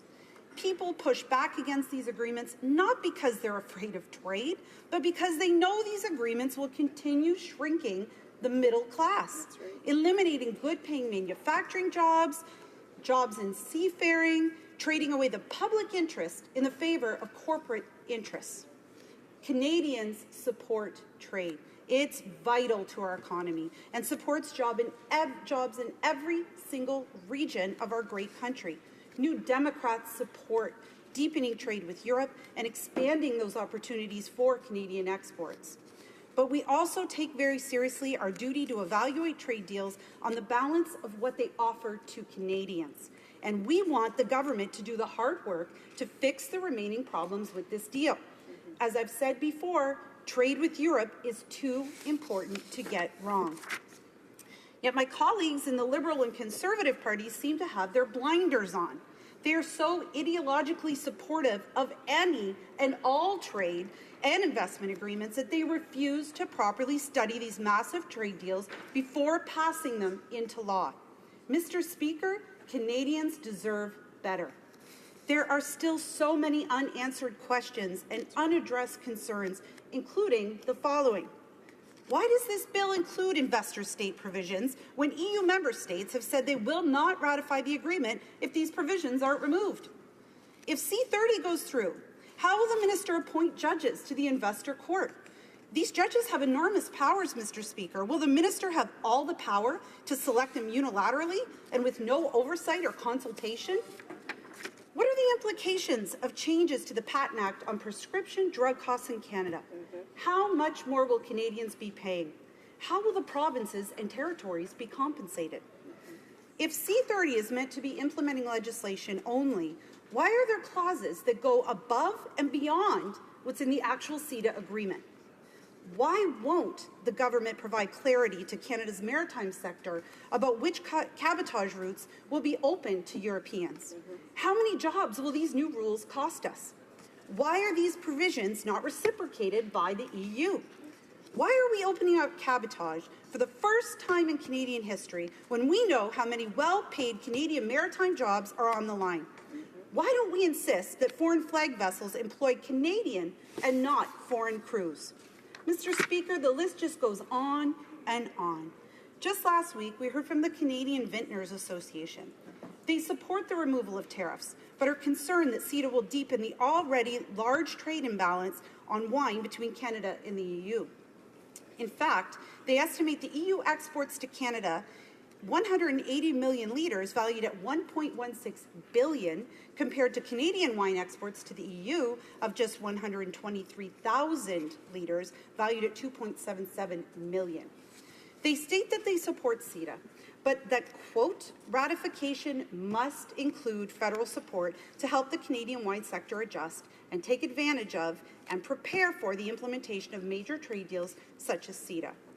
Mr. Speaker, we have a thriving wine industry in my riding of Essex, and we all want it to continue to grow. So I'll ask my Liberal colleagues if they've considered this important industry and what kind of support should be offered to them to ensure they can remain competitive should CETA come to pass. All of these concerns I have mentioned have not been given the proper attention in this place or at the International Trade Committee. We have only held a handful of meetings on CETA, giving it just a fraction of the time and attention that we devoted to studying the Trans-Pacific Partnership. We barely made time to hear from witnesses on CETA's intellectual property provisions and changes to the Patent Act. We still haven't heard from the maritime industry, which will be significantly impacted by CETA. Even the beef industry, which supports this agreement, has several recommendations and outstanding concerns that they'd like to see addressed before CETA is implemented. I feel compelled to ask my colleagues in this place to consider the many outstanding concerns with CETA and to push for those changes that this agreement needs. We should remove the ISDS rules that give foreign companies special rights and privileges that our own domestic companies do not enjoy. If they want to attack our rules and regulations, they should be obligated to go through our domestic courts first. We should study how much CETA will increase prescription drug costs in Canada. Canadians already pay some of the highest drug costs among the OECD countries, second only to the United States. I frequently hear in this place that Parliament should not worry about studying CETA because we've known about the deal for a long time. It's true that negotiations started many years ago and that the Trade Committee studied CETA in 2012 and 2014. Mr. Speaker, I've read these reports, but I wonder if any of my Liberal colleagues have done the same. Because when I read their dissenting reports from 2012 and 2014, I was left with the impression that they felt more consultation, study, and analysis was needed before CETA was ever finalized. In 2012, the Liberals recommended the report be titled as an interim report and that further hearings be held, given that the committee's meetings were, and I quote, deficient, and that CETA would have a greater impact on Canada than NAFTA. They recommended that the government share with the committee an analysis that clearly indicates both the benefits and costs of the agreement identified by the sector. They go on to talk about the impact of CETA on prescription drug costs. They said, quote, it was of concern that the federal government has provided no third-party analysis with respect to the entire issue. Mr. Speaker, where is this concern today? When I raise the issue with the minister, she accuses me of fear-mongering and says that there won't be any impact for 8 years, so it's no big deal. The hypocrisy is truly astounding. I also read the Liberals' dissenting report from 2014, and I have to tell you, Mr. Speaker, they restated their support for the 2012 recommendations and made even more. The Liberals in 2014 said, quote, it is hard for Canadians to give outright support to an agreement when they haven't yet seen the text but only the technical summary. So much seemed to be speculative. All that witnesses are able to do is speculate about the possible gains, losses, and or other impacts of CETA. And yet here we are, Mr. Speaker, in the next Parliament, and we've done no consultation, very minimal, pardon me, Mr. Speaker, very minimal consultation has been done, and we've heard from witnesses at the Trade Committee in very few meetings. There are many other people who want to appear before the Trade Committee on CETA and are not able to do so. They are not even able to provide a written report to the committee. So I would be happy to share with my Liberal colleagues copies of their own party's reports so that they too can get a sense of the work remaining to be done on this agreement. I simply cannot understand how they can now turn around and pretend to have no concerns with CETA. Mr. Speaker, I realize I'm almost out of time. And in conclusion, I would like to appeal to my colleagues from all parties on both sides of this House. I want them to vote against the motion to shut down debate.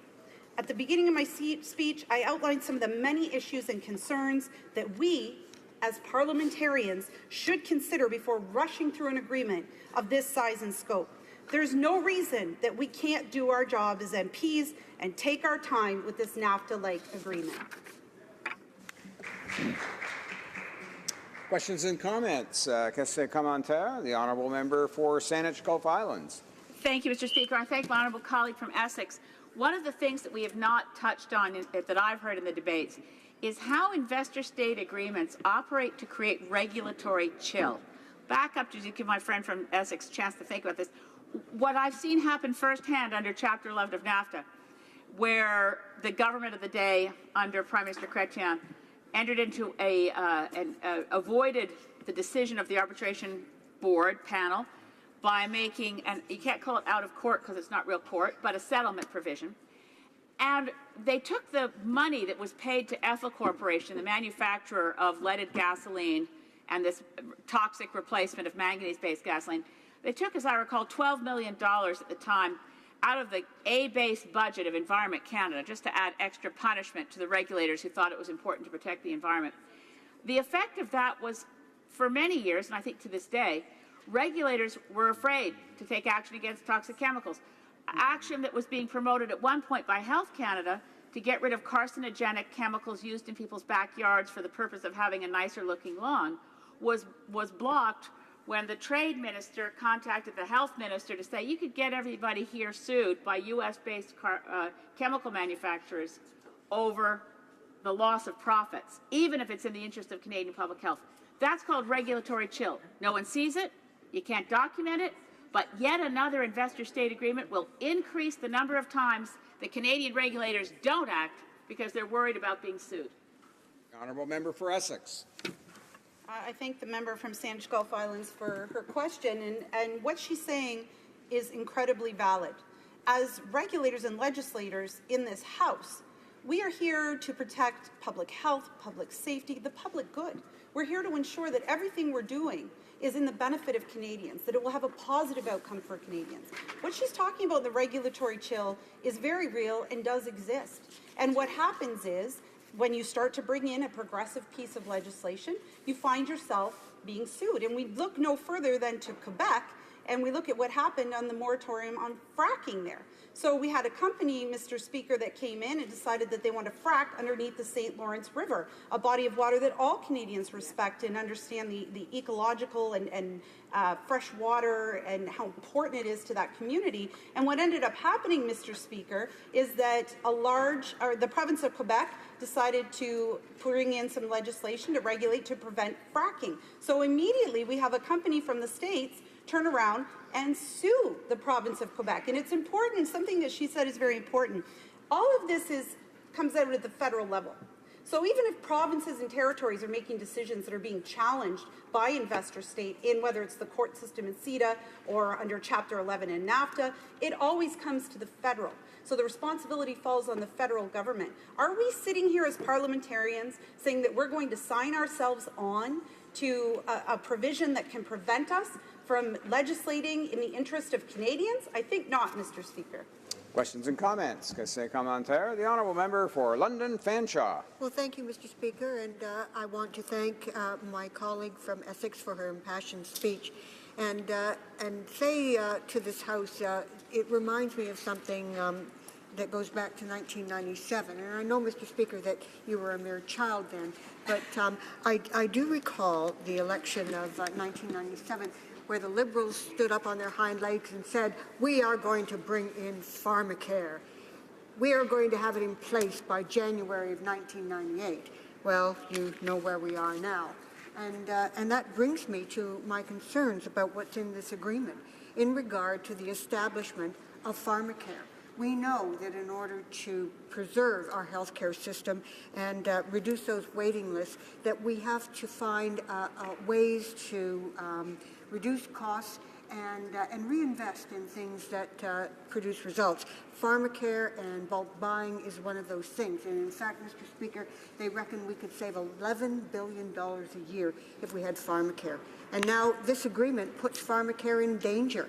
And in fact, the Nurses Association says that CETA could increase drug costs by more than $850 million. How on earth are we going to maintain Canada's universal health care system with this kind of situation? The honourable member for Essex. Thank you, Mr. Speaker, and I thank my colleague from London Fanshawe for her excellent question, a question that I've posed to the Trade Minister, that I've posed to many Liberals in this House, and no one wants to seem to address it. No one wants to talk about the fact that 25% of the implementing legislation that we're talking about today are patent changes that will cost Canadians more money. Now, the minister has said, it's 8 to 10 years off. Well, Mr. Speaker, 8 to 10 years is not a very long span of time. And we know that there are many, many drugs that will be coming forward to be patented, the biosimilar drugs, which could be the drugs of the future which cure cancer, which become the drugs that cure diabetes in our country, Mr. Speaker. So when those drugs are patented, Canadians are going to have to pay more. And there's absolutely no plan to deal with that cost to the provinces. There was under the previous Conservative government mention of that. Absolutely nothing under the Liberals, and I've yet to receive an answer to that question. You would be hard-pressed, Mr. Speaker, to find one Canadian outside this chamber who would think that signing a trade deal that will increase the cost of drugs for themselves, their neighbours, their loved ones is a good idea. No one thinks this is a good idea. And the other issue with this is the pharmacare. As the member mentioned, the Canadian nurses told us quite clearly that we will likely never see pharmacare in this country. We'll be sued for trying to bring such a plan in our country, Mr. Speaker. And in the EU, many of these countries already have. Order. The time has expired for the honourable member, and we're going to resuming debate. Reprise de débat. Resuming debate, the honourable member for Drummond. Thank you, Mr. Speaker. It's an honour for me to rise today and speak on C30, the Comprehensive Economic and Trade Agreement Implementation Act. This is not the first international agreement we're looking at, of course. We've had a number, including NAFTA with Mexico and the United States. And at the time, there was a clause in NAFTA which is still quite memorable today. Years later, it's Section 11, Article 11. What does that do? It makes it possible for companies to sue states. So states that want to legislate, countries that want to legislate on their environment, the area of health, workplace or occupational safety, can be sued by industries, companies, corporations, when those companies are not satisfied with the government's legislation. And yet, governments are responsible for protecting their citizens.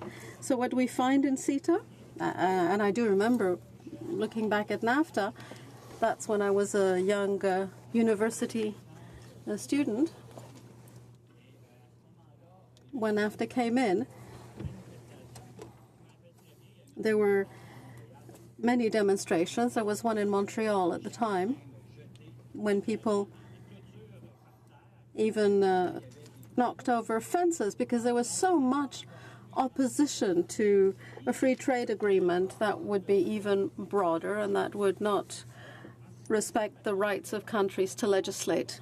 And so with regards to CETA, this should be the easiest agreement because Canada and Europe has very many similarities, and so it should be easy to obtain. It shouldn't be so difficult. However, once again, this agreement has been negotiated behind closed doors. Very little consultation has been done with the people. And once again, bad clauses have come from this. And so, once again, there will be a clause that will allow companies to sue governments. Governments that would seek to protect the environment and health and the safety of the workers. Someone who doesn't know this kind of clause would say this is ridiculous. However, it is true. And therefore, as I was saying, this is incredible because we should have easy negotiations with the Europeans. It should be done with not too many difficulties. However, there are certain issues like the one I mentioned. The other issue that we have, Mr. Speaker, is that in Canada we have supply management. It is very important for producers in my region, for Quebec and for Canada, with poultry farmers, dairy farmers, cheese makers. It's also very important for these sectors, and we need supply management that costs nothing in subsidies. Canadians sometimes say supply management is very onerous. However, it costs not a single dime to the Canadian taxpayer. The government does not subsidize producers. It does not subsidize processors. And so this system allows us to strike a good balance. Unfortunately, in the agreement before us, as you know, Mr. Speaker, there will be an opening with regards to cheese. 7.7 thousand tons of more cheese that will come into Canada, which will have a direct impact on Canadians. will have an impact on our cheese and dairy producers. I will touch upon this later. For now, I would like to come back to the investor-state dispute settlement provisions, whereby an investor will be able to sue a government or sue a state. Mr. Speaker, I see it in your eyes. You're saying this is ridiculous, MP from Drummond. This surely cannot exist. However, over the past number of years, 39 trials have existed, of which only 3 were won by Canada. And therefore we have had to pay out sums of money, billions of dollars, to foreign investors in compensation. Why is this the case? Because as a government, we decided to protect health. We decided to protect the environment. As a government, we decided to have higher working conditions than elsewhere, and we should be proud of this. But contrary to what should have happened, we are being sued, which is costing us billions. Billions that will not be used to transition towards a green economy. Billions that will not end up in the hands of our milk and cheese producers, those who will suffer from this transition, because there will be an extra 17,000 tons of cheese that will come to Canada. In that respect, I will give you a tangible example. The people of Drummond know exactly what I'm talking about. I've worked in on the shale portfolio for many years, and there's something that is horrible. There's an American company called Long Pine Resources that sued the government of Canada. Why? Simply because they want to carry out fracking. They want to frack shale gas. This is a very polluting and dangerous process. It is very unsafe. Science has not yet shown us that it can be done here in Canada. A moratorium has been struck in Quebec for the St. Lawrence Valley, and in the Drummond area we are happy that this moratorium exists because permits were agreed upon for fracking in Drummond, and the people of Drummond rose up, thousands of people rose up to protest against this. And because of Chapter 11 of NAFTA, this company has sued for $250 million the government of Canada. Unfortunately, what has been the case with other trials against Canada, we will probably lose. And therefore we'll lose money that we'll no longer be able to invest in the healthcare system, in the protection of the environment, and we will not be able to use this money to protect dairy and cheese producers in the tumultuous times that will soon come to be. And that is one of the reasons for which I am outraged. Outraged that the negotiations have led to this kind of provision that exists in a number of international agreements. It's ridiculous to think that one could sue a country. The issue is that this will harm dairy and cheese producers. I've gone around my riding with my colleague from Saint-Hyacinthe-Bagotte, and we met our dairy and cheese producers, and they have told us that they are very worried about the Comprehensive Economic Trade Agreement. They were worried when the Conservatives were in power as well about this. At least back in the Conservative era, they had prepared a $4.3 billion compensation fund. However, currently, all we have is $350 million under the Liberals. This is added to another Liberal event of this year. Let us talk about dye-filtered milk.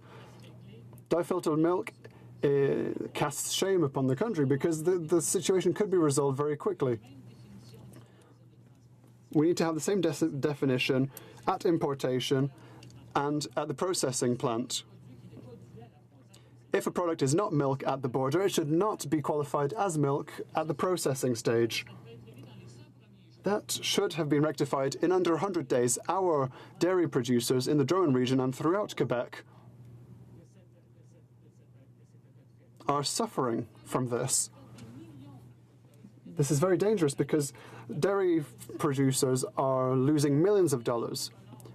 A producer could lose $10,000 to $15,000 because of this issue that should easily be rectified. I toured the cheese-producing areas of my riding, and what they are telling me is that currently the government does not have the provisions necessary to compensate dairy producers and cheese producers. They are extremely concerned. They want the situation to be improved, and that is the reasons for which we cannot approve this kind of agreement. We want an agreement with Europe, of course, but we want it to be a good agreement. Thank you, Mr. Speaker. Questions and comments? The Honourable Member for Saint-Hyacinthe-Bagotte. Thank you, Mr. Speaker. I'd like to thank my colleague from Drummond for his speech. You might know, Mr. Speaker, my colleague from Drummond and I are not only neighbours in the House, we're also neighbours geographically. And so when he is talking about dairy production, we have a very similar situation in my neighbouring riding. And with reason, he has spoken of the fact that the previous Conservative government had set forth and promised a compensation fund to the tune of $4.3 billion, because that was the calculated losses that would be incurred by dairy and cheese producers. 17,000 tons. 17,000 extra tons of European cheese will come to Canada. The $350 million or $250 million program is not a compensation program. It's simply a new subsidy program that will modernize the situation. My colleague from Drummond said it. Last summer, him and I visited a dairy farm in his riding, and our producers are already in the modern era. They are already ready to go. A $350 million program over a number of years hardly pays their electricity bill for the robotics that they already have. I would like my colleague to talk to us about how the government does not take into account the losses incurred following the 17 extra tons of European cheese. It will not take into account the harm that will be incurred in the industry and in our region. The Honourable Member for Drummond. Thank you. I would like to thank my honourable colleague for this question. She is from Saint-Hyacinthe-Bagotte, and she is lucky enough to be in the technical heart of the agricultural industry. Her riding is very agriculturally rich. What we have been able to see is failures from the Liberals with regards to dairy farmers. This began with the diafiltered milk. This case file should have been rectified. It should have been rectified in the first 100 days. Had we been elected as government, we would have rectified this issue, because all we need to do is change the definition at the border and the definition at the processing plant. Adding 17.7 extra thousand tons of cheese is of great concern. There is the Saint-Guillaume, Saint-Omer and Agropur cheesemakers, and these three cheesemakers may have to close their doors. What they produce could be replaced by what is coming into Canada. These are three medium-sized cheese factories that hire hundreds of people, not just a few. They hire hundreds of my constituents. There are regional economies. Saint-Guillaume is a beautiful municipality. Notre-Dame-du-Pont-Conseil is a beautiful municipality. These municipalities have a very diverse economy, and they are dynamic thanks to these kind of companies that are very relevant. They win prizes. were I to have enough time, I would be able to list all the prizes won by the cheese factories of Saint-Guillaume, for example. All this to say that the government said that they would rectify this in 100 days. That was not the case, and now they are adding to the problems. We simply cannot accept this. The situation needs to be improved. We need a good agreement with Europe so that the New Democrats can approve this agreement. Resuming debate. For Regina Louvan. Thank you, Mr. Speaker. Trade between Canada and Europe is already free. There are very few tariffs between Canada and the members of the European Union, which raises the question of why we need a comprehensive economic and trade agreement. But if we are to evaluate this agreement as a trade deal, a logical starting point is to examine the current pattern of trade between Canada and the European Union. Last year, in 2015, Canada exported $38 billion of merchandise to the European Union and imported $61 billion of merchandise from the EU. This imbalance meant a trade deficit of $23 billion. Mr. Speaker, an implication of this is that if CETA functioned as advertised and boosted bilateral trade flows, it would increase our trade deficit with the European Union. For example, a 10% increase in bilateral trade would boost exports by $4 billion and imports by $6 billion. That would raise our trade deficit with the EU by $2 billion, which is a subtraction from Canadian output and employment. The economic models that were used to argue for CETA simply assumed balanced trade and full employment. But of course, we know those assumptions are not realistic in the real world. Furthermore, these models take no account of Brexit. The United Kingdom has voted to leave the European Union, which is of course very consequential for CETA. The United Kingdom is the only major European economy with which Canada is running a trade surplus. In 2015, Canada exported $16 billion of merchandise to Britain and imported $9 billion. If we look at the remaining European Union countries, Canada exported only $22 billion of merchandise and imported $52 billion. In other words, Canada imported more than twice as much as we exported to the European Union, excluding the United Kingdom. And Mr. Speaker, that means a trade deficit of $30 billion with what remains of the EU. In that scenario, a 10% increase in bilateral trade would boost our exports by just $2 billion and would increase our imports by $5 billion. That would raise Canada's trade deficit with what remains of the European Union by $3 billion, an even larger subtraction from Canadian output and employment. So, Mr. Speaker, when we look at the actual trade flows between Canada and the EU, particularly the EU excluding the United Kingdom, there's very little reason to believe that CETA could actually increase Canadian output and employment. But even if it did, CETA also makes it easier for European companies to bring in temporary foreign workers. So even if there were some increase in employment in Canada, there's absolutely no guarantee that it would go to Canadian workers. Now, Mr. Speaker, beyond trade, I think it's important to recognize that CETA has many other provisions that actually have nothing to do with free trade. As other New Democrats have mentioned in this debate, CETA would increase the duration of pharmaceutical patents. Now, that's actually the opposite of trade liberalization. That actually restricts trade even more by making it harder for generic drug manufacturing, making it harder to have competition in pharmaceuticals, and boosting the price of those medications for consumers. Another aspect of CETA that is very controversial and has very little to do with trade are the investor-state dispute provisions.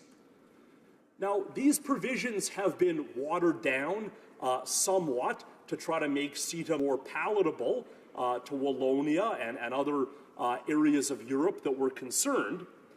But nevertheless, there are investor-state provisions, and CETA, for the first time, extends them to the municipal level of government.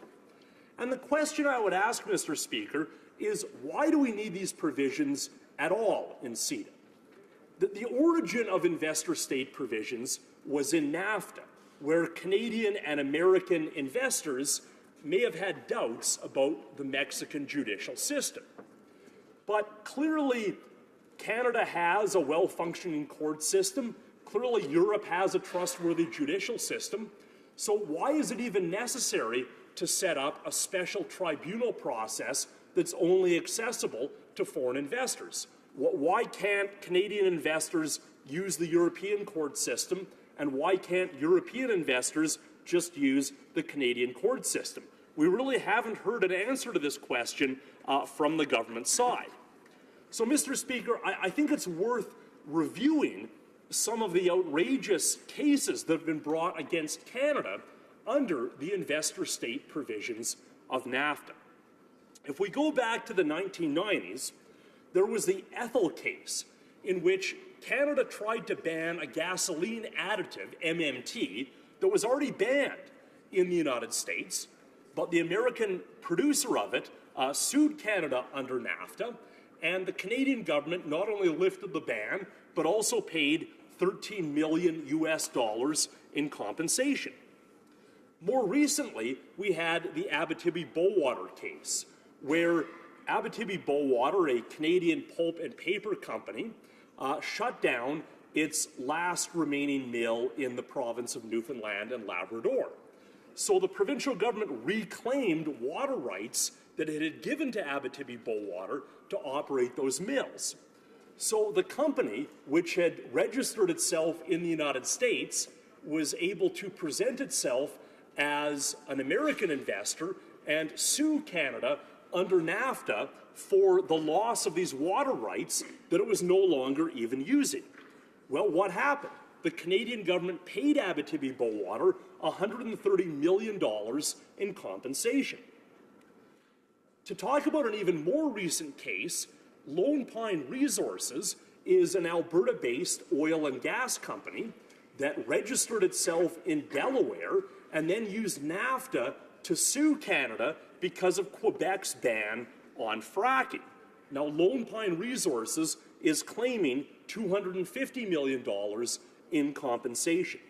So, Mr. Speaker, what we see in all of these cases is that companies are abusing the investor-state provisions of NAFTA to directly challenge democratic laws, regulations, and public policies that arguably interfere with their potential future profits. So given the bad experience we've had with the investor-state provisions of NAFTA, it's totally unclear why Canada is pushing to include these provisions in CETA. And again, Mr. Speaker, it's not just a matter of re-including in CETA what's already in NAFTA. CETA actually goes farther in the sense that it imposes this regime on municipalities, something that NAFTA and previous trade deals did not do. So there is a real objection to the investor-state provisions in CETA, notwithstanding the government's efforts to water them down somewhat. Mr. Speaker, in conclusion, there's no case for CETA as a trade deal. If we look at the actual trade flows between Canada and what's left of the European Union after Brexit. Furthermore, there are many negative non-trade aspects of CETA, such as more temporary foreign workers, longer pharmaceutical patents, and more of these outrageous investor-state disputes. For all of these reasons, the NDP is opposing Bill C-30. Thank you very much. Questions and comments? The honourable member for Saanich Gulf Islands. Thank you very much, and I really appreciate the fact that we are diving into the investor state provisions, and I thank my friend for mentioning the ones under Chapter 11 that we've already lost. One of the most recent decision I think is particularly egregious, and I'm going to quote from it was a split decision, 2 arbitrators against 1. It's the Bilcon decision, in which a U.S.-based open pit quarry company. Bilcon is from New Jersey. It wanted to do open pit mining in Digby Neck, Nova Scotia, to get material to build highways in New Jersey. It threatened the extinction of the most endangered whale species on the planet, the right whale. The Canadian arbitrator in dissent said, quote, of the Bilcon case, a chill will be imposed on environmental review panels, which will be concerned not to give too much weight to socioeconomic considerations. Goes on about some of the details of this case. Quote, the decision of the majority will be seen as a remarkable step backwards in environmental protection. This is the kind of thing that happens in secret tribunals where there has been no offense under Canadian law. A Canadian corporation would have no right to complain. But Bilcon of New Jersey was able, under Chapter 11 of NAFTA, to sue Canada for $300 million. I'd ask my colleague if it isn't time to actually open up all of the investor-state agreements, stop taking on new ones, such as in the TPP, take investor-state out of the Comprehensive Economic Trade Agreement. It's the #1 reason that I do not believe CETA will ever be, in its current form, ratified sufficiently in the EU to enter into effect, because of this kind of impact, of which Canada has been a major victim in investor-state agreements. The honourable member for Regina Louvain. Well, I thank the member for Saanich Gulf Islands for her excellent question, and certainly I would agree with the proposition that we should be trying to remove these investor-state provisions from existing trade agreements. The U.S. President-elect has promised to renegotiate NAFTA, and I would submit that one of Canada's objectives in those negotiations should be to remove Chapter 11, because, of course, Canada has been victimized by these investor-state challenges more so than either the United States or Mexico. I also want to pick up on the point that the member for Saanich Gulf Islands made about a regulatory chill, because we've talked about specific investor-state cases and the negative effects that they've had, but another effect that they have is often to deter regulators from trying to strengthen standards or improve public policies in the first place. And it's very difficult, Mr. Speaker, to measure this negative effect of investor-state provisions, but it's clearly pernicious to have regulators constantly having to second-guess whether some sort of improvement they might want to make to public interest regulation might attract one of these investor-state challenges. So that's another reason to take these provisions out of trade agreements. Thank you, Mr. Speaker. We have time for a quick question. L'honorable député de Rosemont-la-Petite. The honourable member for Rosemont-la-Petite Patrie. Thank you, Mr. Speaker. Just very quickly, I'd like to thank and congratulate my colleague for his speech. Does he share any concerns about the possible increase in drugs for people who are ill? I'd like to thank my colleague for the question, Mr. Speaker, and yes, I share that concern.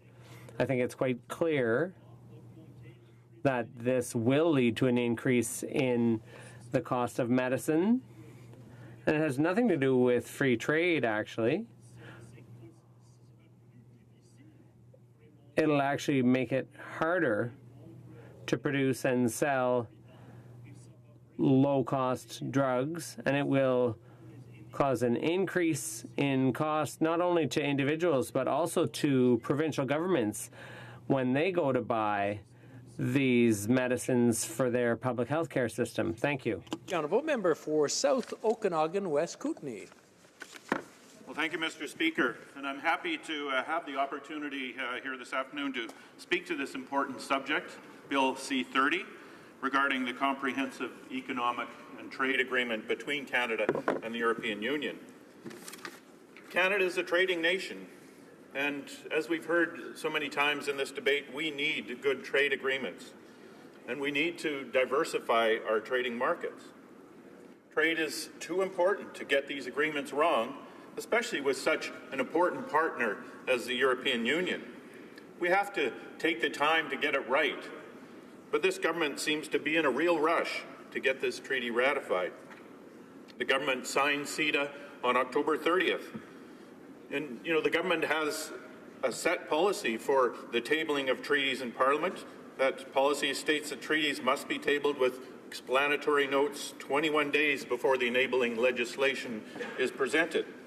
But what happened with CETA? The enabling legislation, this bill, Bill C-30, was put on the order paper 2 days before the agreement was even signed. And it was tabled in Parliament on October 31st, the day after the signing. What's the hurry? European Union nations are going to be taking their time, making sure that this deal is good for them. Why are we giving them that advantage? And we should be taking our time as well, making sure we get it right. There are obviously good things about freer trade with Europe. We're happy to see the reduction or elimination of tariffs for Canadian industries, particularly those in the agricultural sector, such as beef, pork, and canola. We like free trade when it's fair trade. Mr. Speaker, there's a forest products mill in my riding, Greenwood Forest Products, that creates laminated pine shelving and furniture parts. They sell their own products across Western North America, but to serve Eastern Canada and the Eastern United States, they import finished products from Romania.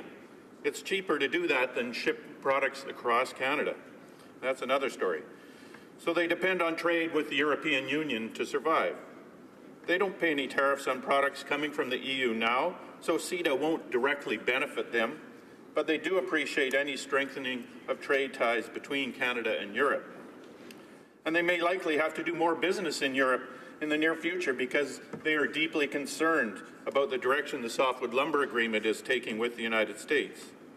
Their products have never been hit by countervail duties or tariffs in the past with the U.S., but the recent moves in the United States between the U.S. lumber industry and the U.S. Department of Commerce have apparently expanded the number of products and types of products covered under the industry complaints to include a wide variety of value-added products instead of being restricted to the dimension lumber that as it has been in the past. So they're very disappointed with this government's inaction on the softwood lumber front. And they are a good example of why we need to diversify our trading relationships. We need good trade deals with other nations and other regions. But we don't want bad deals, deals that will result in decreased market share for Canadian companies, unfair competition, reduced sovereignty, and significant job losses. We're particularly worried about the investor-state dispute provisions brought in by this agreement. Under similar trade agreements, Canada has become one of the most sued countries in the world, winning only 3 of 39 cases against foreign interests as we try to maintain our sovereignty in legislating protections for the environment, health, and other social interests. And I'd just like to quote something from the Canadian Environmental Law Association about this. They say, CETA will significantly impact environmental protection and sustainable development in Canada. In particular, the inclusion of an investor-state dispute settlement mechanism, the liberalization of trade in services, and the deregulation of government procurement rules will impact the federal and provincial government's authority to protect the environment, promote resource conservation, or use green procurement as a means of advancing environmental policies and objectives. Yes, there are carve-outs for some of these categories, but that will not stop corporations from initiating litigation, forcing us to prove that we are protected, and putting a regulatory chill on governments across this country, stopping them from enacting progressive legislation as they fear possible litigation. Since some European regions are clear that they want this provision removed, why does Canada feel compelled to insist on this part of the agreement when it is clearly not in our national interest? I'm also concerned about what CETA will do for drug costs in Canada. Changes to intellectual property rules for pharmaceuticals under CETA are expected to increase drug costs by more than $850 million annually. This is not only harmful to individual Canadians and their families who are struggling to get by, it will make it increasingly difficult to bring in a national pharmacare program in Canada, something that this country desperately needs. We in the NDP are also concerned about compensation for sectors that are negatively impacted by CETA. The dairy industry was promised compensation by the previous Conservative government, but this Liberal government is now offering dairy farmers less than 10% of the amount previously on the table. And there are other sectors that are directly or indirectly affected by this agreement. Mr. Speaker, as you and many other members know, my riding of South Okanagan West Kootenay produces the finest wines in Canada. I'll admit that good wines are produced across the country, from Vancouver Island to Nova Scotia. I've sampled a nice wine produced from grapes grown by the president of the Treasury Board, and I hear that the member from Brome-Missisquoi makes a great late harvest Vidal. The Canadian wine industry is a very important sector in the Canadian economy, contributing $8 billion to the national bottom line. It almost died after the free trade agreement with the U.S. in 1988, but through hard work on the part of a few small wineries, a long-term vision, and an attention to high-quality products, the industry survived to live another day and now produces some of the best wines in the world. Now, in 2004, Canada signed a wine and spirits agreement with the European Union. Since that time, imports from the European Union to Canada have increased by 40 million litres to 180 million litres a year, valued at $1.16 billion. This compares to Canadian exports to the EU of only 123,000 litres, valued at $2.7 million, a significant imbalance. Canada has one of the fastest growing wine markets in the world. More and more Canadians are drinking wine, but 3/4 of that growth has gone to imported wines. The Canadian wine industry is not asking for protection or tariffs under CETA. They are in favor of continued free trade in wine with Europe, but they are asking for help from the federal government to build the domestic industry to a level at which it can fairly compete with Europe and other wine regions of the world. The Canadian wine industry, through the Canadian Vintners Association, is asking the federal government to implement a 10-year wine industry innovation program to support the growth of this industry and create jobs across Canada. We need to be supporting Canadian industries at this time so they are not unduly harmed by these trade agreements, but instead can truly take advantage of them. So to conclude, Mr. Speaker, the NDP is very much in favor of trade. We are very much in favor of good trade agreements. We simply want to ensure that these agreements are in the best interests of Canada, that they help grow local industries, and that they support job creation across the country. Thank you. Questions and comments?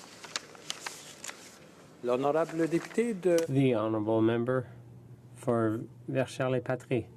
Yes, thank you very much, Mr. Speaker, and I'd like to thank my colleague and congratulate him on his very clear and specific speech about the numerous dangers and hidden traps in this draft deal with Europe. We're far from a finalized deal.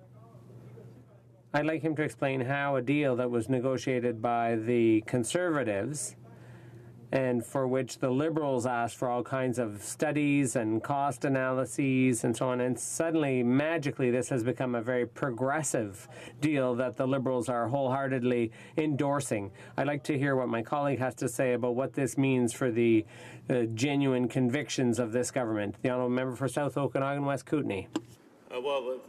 Thank you, Mr. Speaker, and thanks to my colleague for the good question. As he mentioned, when the Liberals were in opposition in the previous government, they were very concerned about the CETA agreement and asked for more and more studies. And now we're presented with a bill, with a trade agreement. They accuse the NDP of being against all trade agreements. We just want to look at this and look at the details to find out how this is going to help Canada. We don't want to say yes to a deal that we haven't seen. Now that we've seen it, we would like time for Canadians to comment on it, for industry to comment on it. I'm still getting comments from people in my riding, from industries in my riding, about their concerns. We have to take the time, and there's good things about this bill, there's good things about this agreement, but there are some things that are deeply troubling and certainly not very progressive when you talk about the investor state provisions, the intellectual property extensions that will raise the price of drugs across Canada. Those are things that are not progressive and that we would like to see changed. Thank you. Questions et commentaires, l'honorable député. Questions and comments. The honourable member for Saint-Hyacinthe-Bagotte. Thank you, Mr. Speaker, and I'd like to thank my colleague for his speech.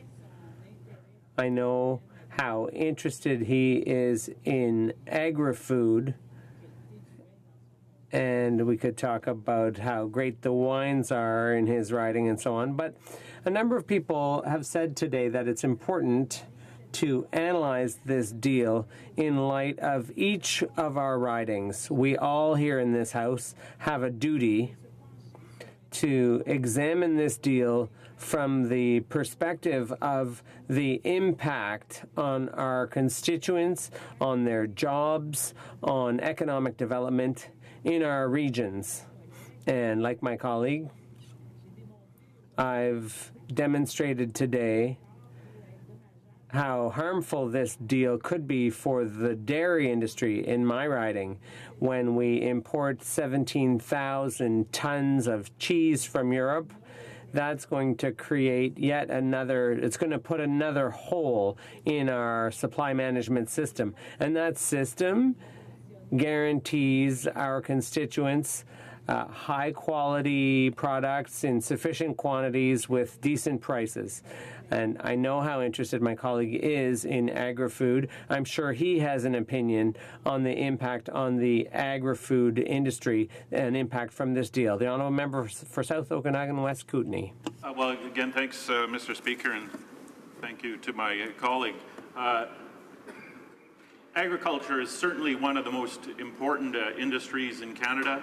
We're all hearing more and more about eating locally, supporting our local agriculture, both for health reasons and for economic reasons and for climate action reasons, reducing the cost of transport of these products. So it makes real sense to make sure that our local agriculture industries are well supported. Agriculture is a very large part of my riding. It's mainly fruit and grapes and wine, as I mentioned. And there's real issues with trade around those products, as I mentioned. And I think it's clear that, again, we want free trade, but it has to be fair trade. It has to not make the trade imbalance larger. My colleague from Regina Louvain mentioned the effect that would have. I talked about wine. If we just make it easier to import and export wine from Canada without other measures, the wine industry in Canada may suffer as wine imports increase. The same goes with the dairy products my colleague was mentioning. So we have to be careful about keeping the playing field level. Thank you. Reprise du débat. Resuming debate, the honourable member for Rosemont-La Petite Patrie. Thank you, Mr. Speaker. I'd like to thank all my colleagues in the NDP who took part in today's debate, including my colleague from the Green Party. It's a very important discussion, a discussion on a bill which is to approve the Comprehensive Economic and Trade Agreement, and it's going to have a major impact on thousands of people, thousands of workers, on our communities, on the provinces, on patients in our hospitals. And I think it was well worthwhile having the discussion. Unfortunately, we have a Liberal government that wants to cut the debate short after having consulted people really very little.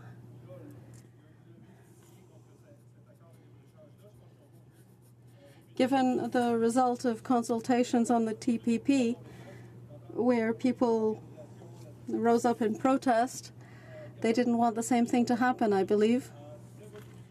But it's not easy to study a bill that is so complicated and so broad. Thank you. Unfortunately, Mr. Speaker, and I do have to stress this, unfortunately, the government party, the Liberals, did not take part in the debate, as if they were washing their hands of it like Pontius Pilate. A few years ago, there was a song entitled something like, "Where Did All the Rebels Go, the Real Rebels?" And this is really what we're seeing.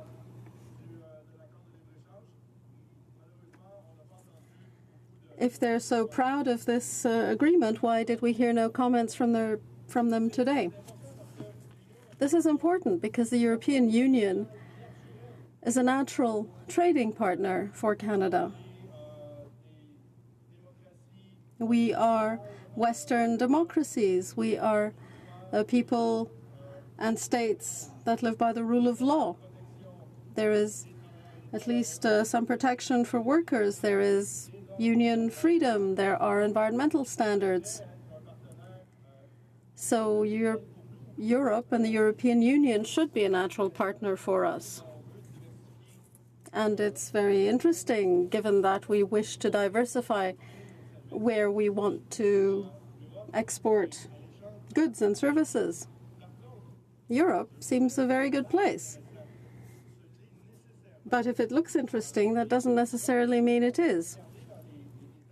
When we start to look at the details, we see that there are significant traps. The main one that I'd like to talk about today, Mr. Speaker, is the dispute resolution mechanism. We saw it with the Article 11 in NAFTA, the trade agreement between the U.S., Canada, and Mexico. Article 11 of NAFTA makes it possible for corporations and companies to sue governments for decisions that those governments make that could impede either their profits or their expected profits. We have the equivalent of that dispute resolution mechanism in CETA, and that's very dangerous in many ways. It's dangerous to democracy, to our democracy and sovereignty, because it gives corporations and multinationals the right to challenge before the courts decisions made by our elected representatives. That's not my imagination. That's how it is.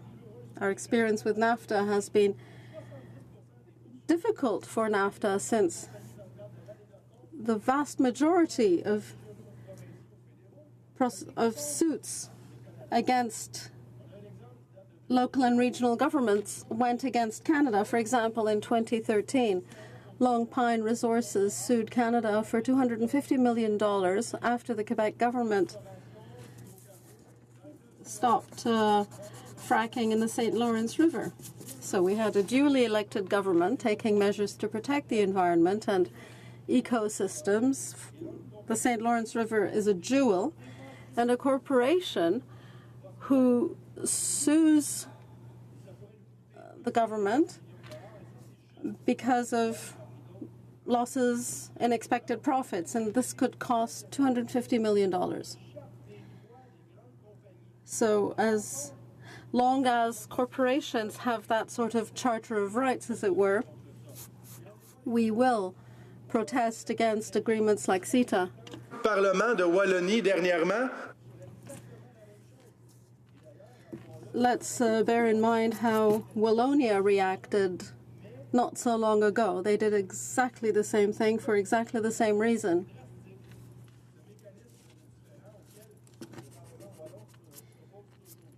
And they are still opposed to this dispute resolution mechanism. The 28 national parliaments of the European Union have to go through a ratification process. So we don't understand why the government is in such a hurry, since ratification is still going to take months, if not years. Something else that concerns us is the cost of drugs. It affects health. This agreement will change the time period in which generic drug companies can reproduce drugs. The impact is going to be about $2.8 billion a year. For an average Canadian, that's $80 a day, $80 a year, rather. That's an average, and that means, and that includes, I should say, people who actually don't have to buy drugs because they're not ill. So the Liberals trade agreement is going to mean that the average Canadian is going to have to pay at least $80 a year, and people who are actually ill will have to pay much, much more for their drugs. Those constitute sufficient reasons for us to be opposed to CETA. Thank you. I apologize for having to interrupt the debate, but I have received a letter from Rideau Hall. Mr. Speaker, I have the honour to inform you that the Right Honourable David Johnston, Governor-General of Canada, will proceed to the Senate chamber today, the 12th day of December 2016, at 6:15 p.m. for the purpose of giving royal assent to a certain bill of law. Yours sincerely, Stephen Wallace. Le 12 décembre 2016. On December 12th, 2016, Mr. Speaker, I have the honour to inform you that the Right Honourable David Johnston, Governor-General of Canada, will proceed to the Senate chamber today, the 12th day of December 2016, for the purpose of giving royal assent to a certain bill. Yours sincerely, Stephen Wallace.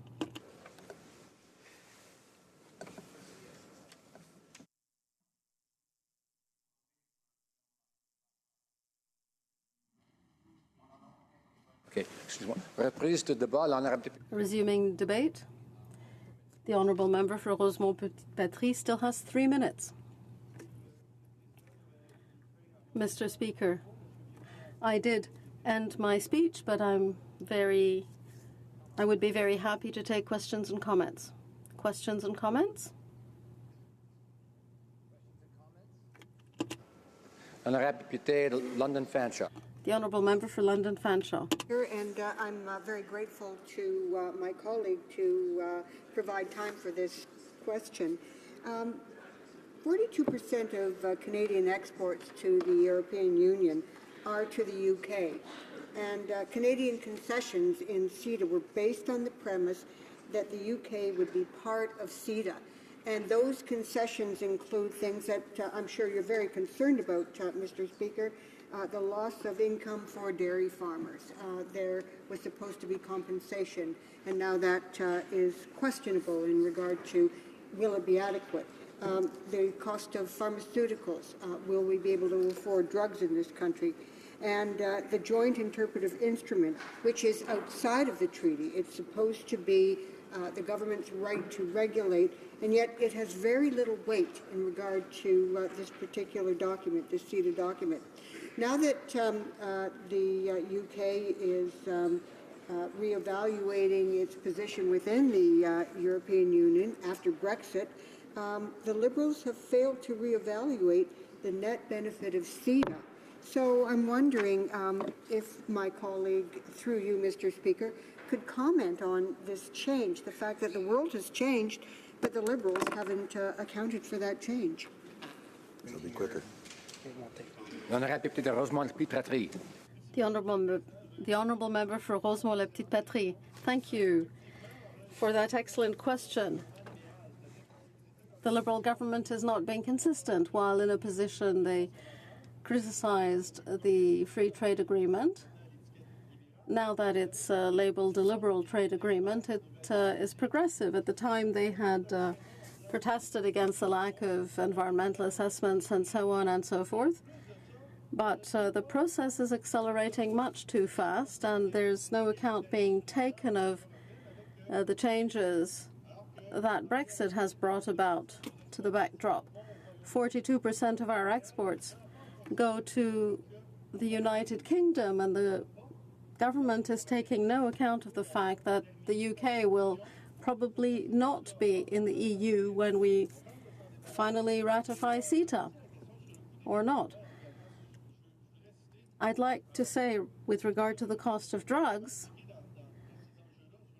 someone who is very much involved in a study conducted for the Canadian Generic Drugs Association in 2011, 2 Canadian economists estimated that they would hold back the advances in generic drugs by 3.5 years in Canada. And the cost to people who need the drugs in question in Canada, the cost to them would be $2.8 billion. I think this should worry everyone particularly all Canadians and provinces who, through their hospitals, will have to take on a good part of the rise in costs for those drugs. That hasn't been calculated by the Liberal government. Thank you, Mr. Speaker, and I'd like to thank my colleague from Rosemont-La Petite-Patrie for an excellent speech. It's also an excellent riding name in Regina. We have a provincial constituency called Rosemont. But what I really want to ask about is this theme of Brexit. The member for London Fanshawe asked about the effect that it would have on trade flows. But what I'd like to ask is whether the decision to leave the European Union in Britain reflected a turn away from this orthodoxy of free trade, of corporate globalization, and whether that change in sort of the temperament of the times should influence Canada's evaluation of CETA and other free trade agreements. Thank you, Mr. Speaker.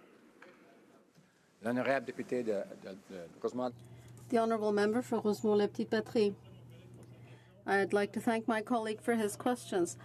And this should oblige the government to rethink the process, but I think I will have other opportunities to talk about it and to constructively criticize the Liberal government.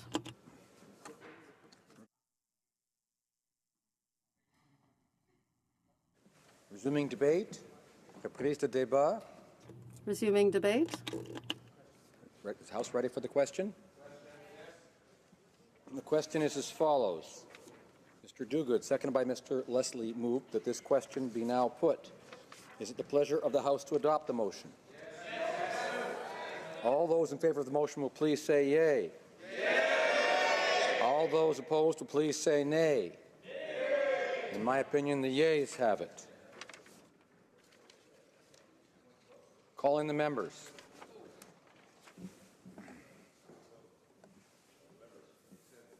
I would ask that the division of the motion to be deferred until tomorrow at the end of government orders.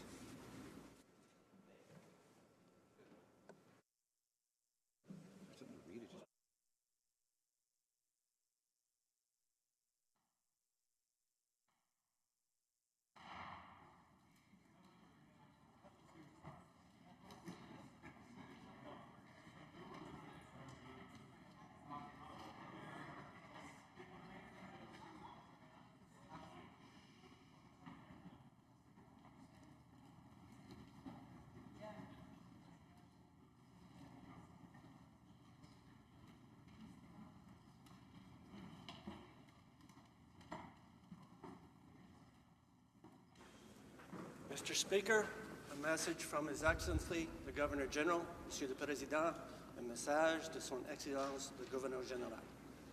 Messenger. Faites entrer le messager.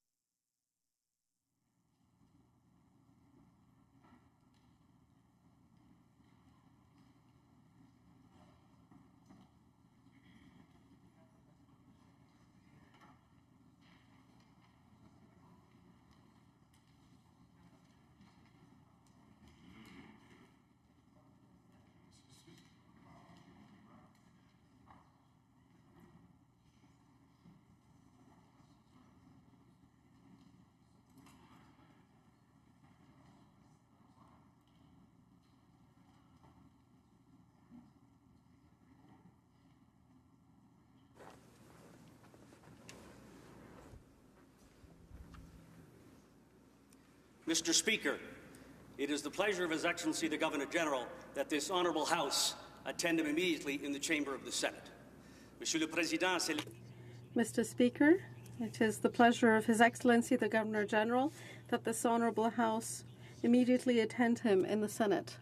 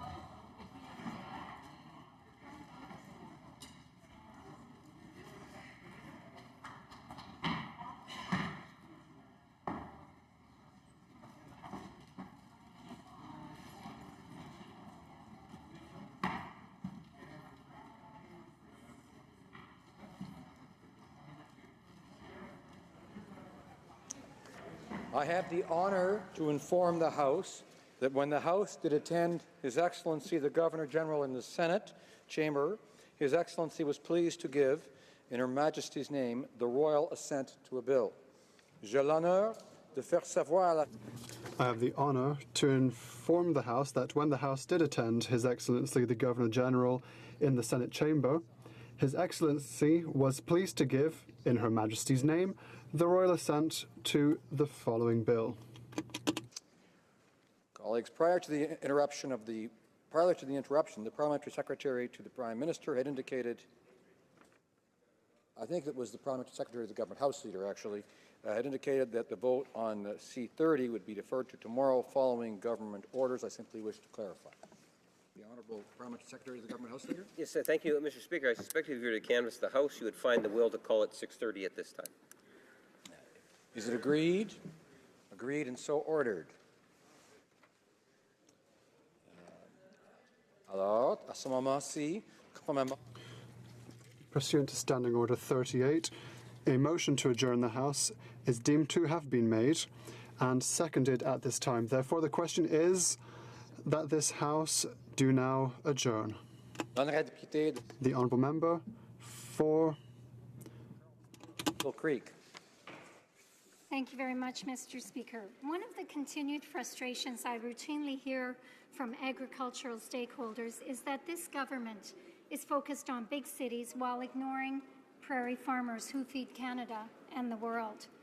It took the Minister of Agriculture and the Minister of Transport nearly a year to hold their first meeting with prairie farmers.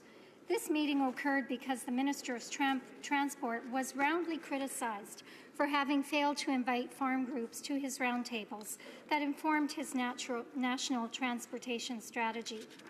Considering the size of the agricultural sector and the jobs it creates, it is hard to believe that the invitation was lost in the mail. And while their visit to Saskatoon and the photo taken under the sign at the airport was a good start, visiting Saskatoon is a far cry from actually seeing a 5,000-acre farm and the technology that goes into modern-day farming, or witnessing a train with 200 hopper cars being loaded at a grain elevator. Unfortunately, and despite this meeting, the government is not just ignoring this sector, but is actually putting it at a disadvantage. The new carbon tax, regardless of how it will be levied, will disproportionately hurt farmers as they can't pass the extra cost back to the end user. Every single segment of the supply chain can pass the cost of the carbon price down the line, except our producers. Farmers can't sell their products to Asia at a higher price and not be disadvantaged relative to producers in the USA. On the issue of infrastructure, the Liberals have done nothing to help address the railroad bottlenecks in British Columbia. The infrastructure needed to make sure that the hopper cars bound for the Port of Vancouver don't get stuck waiting outside the Burnaby Tunnel takes political will to get built. And to date, we've seen a greater emphasis on curling rinks in Prince Edward Island than on building more fluid transport corridors. Also, we haven't heard anything from this government on the replacement of the hopper car fleet and whether it will be shippers or the government that will make the financial expenditure. The minister did make a number of commitments to farmers in his speech in Montreal on November 3rd, but failed to mention the future of that hopper car fleet. So I'd like to ask a specific question to the minister. When will an announcement be made concerning the replacement of the grain hopper fleet? Parliamentary Secretary to the Minister of Transport. Thank you very much, Mr. Speaker, and I would like to thank the Member of Parliament for Carleton Trail Eagle Creek for her question. Over the last few months, our government has encouraged Canadians to submit their ideas on how Canada's transportation system can continue to support our nation's economic competitiveness, trade objectives, and prosperity. On April 27th of this year, the Minister of Transport launched an initiative to discuss his vision for the future of Canadian transportation. Soon after, in May, we started consulting with Canadians, stakeholders, Indigenous groups, and provinces and territories, listening to their views and discussing with them ideas for a long-term agenda for transportation in Canada. These consultations took many forms, including a series of structured roundtables that the Minister of Transport himself hosted based on 5 themes: safer transportation, trade corridors to global markets, green and innovative transportation, the traveler, and waterways, coasts, and the north. We continue to engage the public throughout the summer, and we continue to do so this fall. Our officials met with many stakeholders, including producers and grain shippers, as have other ministers. The Minister of Transport also met with his provincial and territorial counterparts at the end of September. On October 20th, he met with grain producer groups. In addition to these meetings, several stakeholders, including many producer associations, have written to the Minister and to some of his colleagues with their views. Many stakeholders rely on Canada's transportation system to get their goods to market, both domestically and overseas. Manufacturers of consumer goods, mineral products, petroleum products, wood and paper products, plastics and chemicals, and yes, farm products, all these industries rely on Canada's transportation system. We have heard how important an efficient and resilient transportation system is for supporting Canada's trade competitiveness. We have also heard the need for supply chain partners to work together with each other and with government. All the valuable comments we have received so far are being carefully considered. These comments, along with our assessment of the CTA review report, is invaluable to our work as we consider measures to strengthen the efficiency and competitiveness of Canada's freight rail system as a whole. Let me be clear, the Minister of Transport and his officials are meeting regularly with a broad range of groups and individuals to discuss these issues, as well as other freight rail transportation issues. I can assure you that we all have a shared interest in working together to ensure that our transportation system in Canada performs optimally. This is because we know that a well-functioning transportation system is critical to this country's economic growth. Thank you very much, Mr. Speaker. Carleton Trail, Eagle Creek. Thank you very much, Mr. Speaker. And as I said, it took the Minister of Agriculture and the Minister of Transport nearly a year to hold their first meeting with producers in Saskatchewan. And I did ask about the replacement of the hopper car fleet, and the lack of a response from the Parliamentary Secretary on that is worrisome to all producers, shippers, and the railroads. New hopper cars have significantly more capacity and would reduce congestion in the port areas. But since the Liberals don't seem to have an answer on this issue, I'll turn to the carbon levy. I asked the government in order paper question number 536 whether any studies have been made on the impact that the carbon tax will have on agriculture. And the response I got answered everything but my question. I would note that prairie farmers are among the most efficient and innovative in the world, and saying they will just adapt and benefit to this tax is naive at best. So I'll try again. Does the government... The Honourable Parliamentary Secretary to the Minister of Transport. Mr. Speaker, our government understands the scope and importance of the grain sector, and that a strong rail-based supply chain system is essential so all Canadian producers and shippers can remain competitive in domestic and international markets. As such, we have been consulting with farmers' organizations, other agricultural associations, and shippers. The Minister met personally with grain producer groups on October 20th in Saskatoon. I have met with grain producer groups as well in the past few months. I would like to assure members that as a part of our commitment to the efficient operation of the freight rail service for all commodities, including grain, we have been carefully considering the CTA review report, as well as all the comments received so far from a broad range of stakeholders, Canadians, Indigenous groups, and provincial and territorial governments. All of this is helping us make informed decisions on policies that will support the efficiency and competitiveness of Canada's transportation system. Thank you, Mr. Speaker. The Honourable Member for Essex. Mr. Speaker, I'm pleased to rise today to speak about a very critical issue that is ongoing, and it is the uncertainty in Canada's softwood lumber industry. The industry and the many thousands of workers whose jobs depend on a viable industry are deeply concerned that this government cannot seem to get a new deal with our friends in the U.S. The Liberals promised they could get the job done, But the standstill period has long since expired, and the U.S. industry recently filed a petition with the Department of Commerce asking for duties to be slacked on Canadian imports. Mr. Speaker, the industry is already hurting. This fall, the Tolko mill in Merritt, BC, closed its doors, leaving 200 people out of work in a small town that depended greatly on these jobs. They closed because of a lack of timber supply resulting from the end of salvageable beetle timber, another issue compounding the uncertainty facing BC's forestry sector. The same company recently sold another mill in the Pas in Manitoba. This mill, too, is this town's single largest employer. If a buyer wasn't found, the mill was set to close its doors. I think this speaks to a wider trend in the industry that we should be very concerned about as this softwood lumber dispute continues with no prospect of a resolution.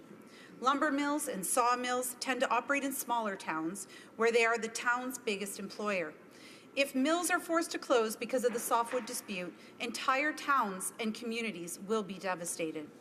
In early 2017, the U.S. is expected to begin applying tariffs on Canadian lumber, despite the fact that Canada has consistently proven that our softwood lumber is not unfairly subsidized.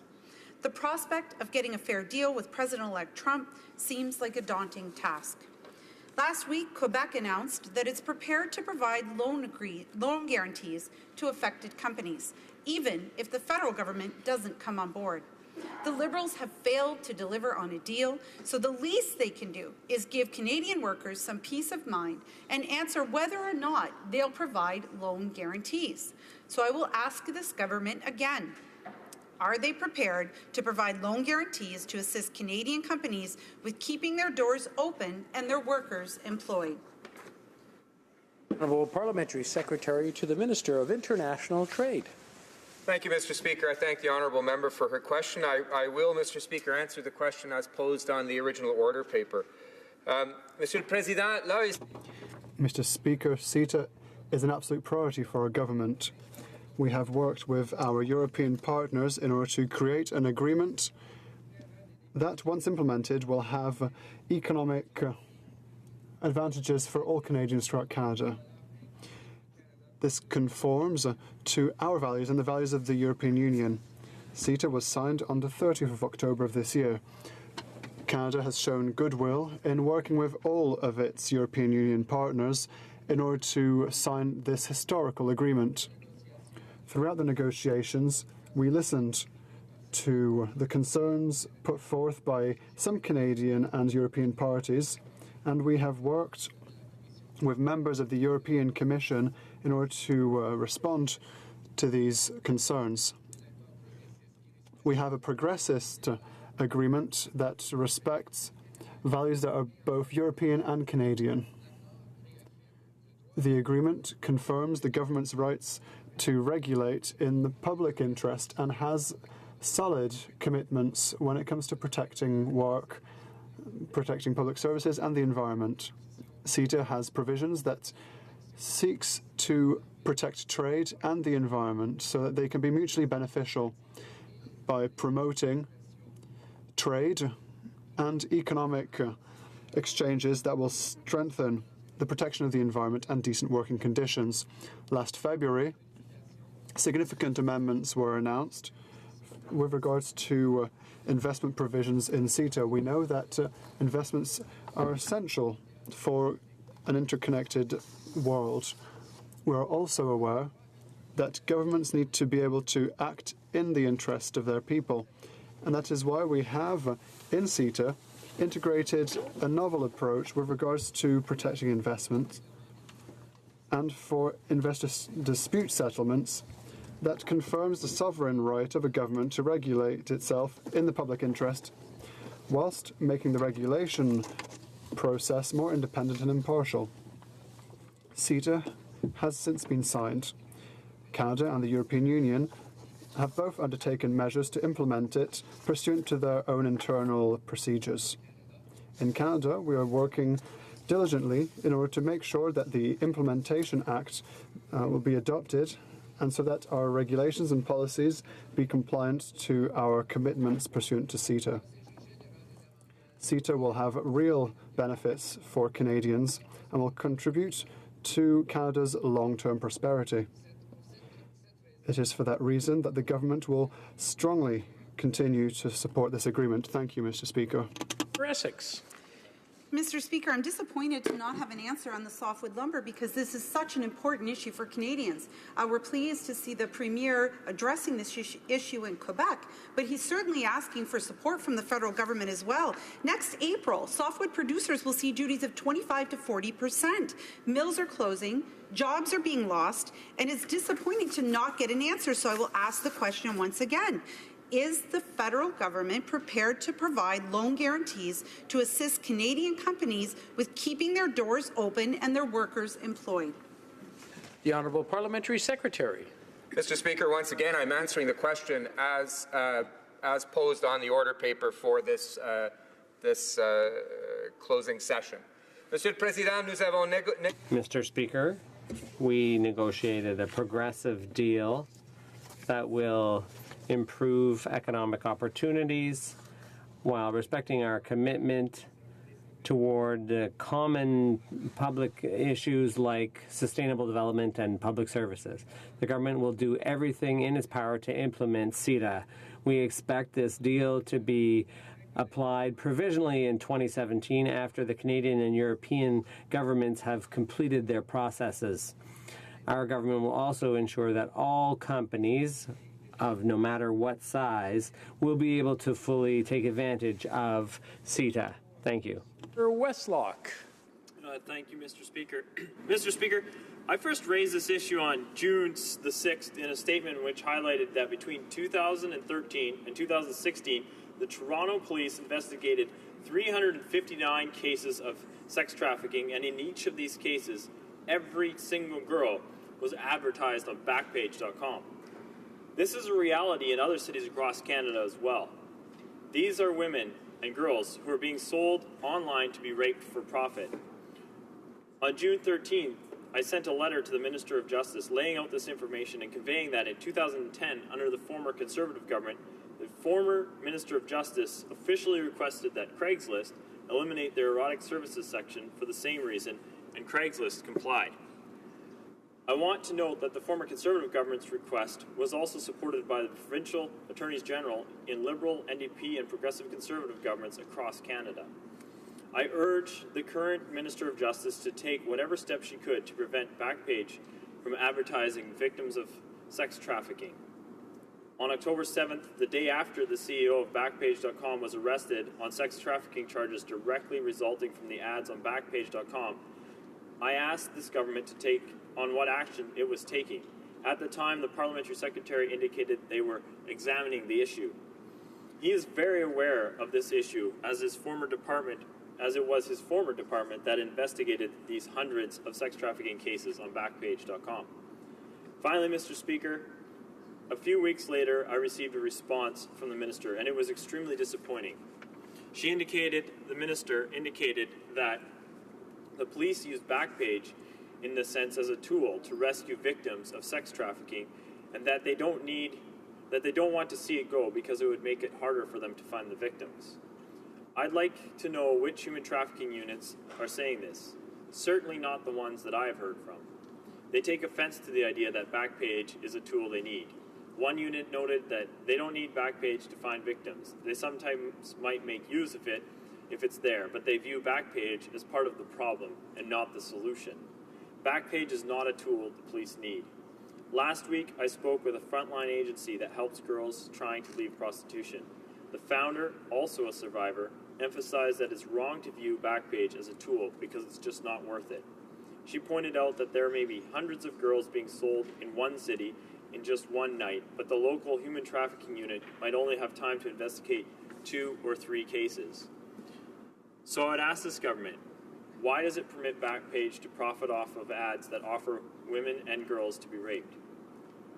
Why does this government not take action against a company of which 90% of its revenue is solely from adult services ads, whose CEO was arrested for sex trafficking, whose payments have stopped being processed by MasterCard, Visa, American Express due to its connections to sex trafficking, which has been held in contempt by the U.S. Senate, and has been repeatedly refused to take down ads of minors that are being sold despite multiple requests from parents.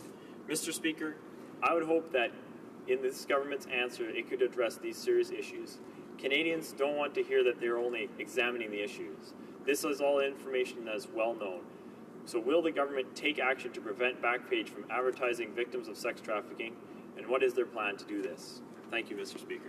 Well, Parliamentary Secretary to the Minister of Justice. Thank you very much, Mr. Speaker. I'd like to thank the member from Peace River Westlock for his strong interest and advocacy around this issue, and I hope to have an opportunity to respond to his concerns.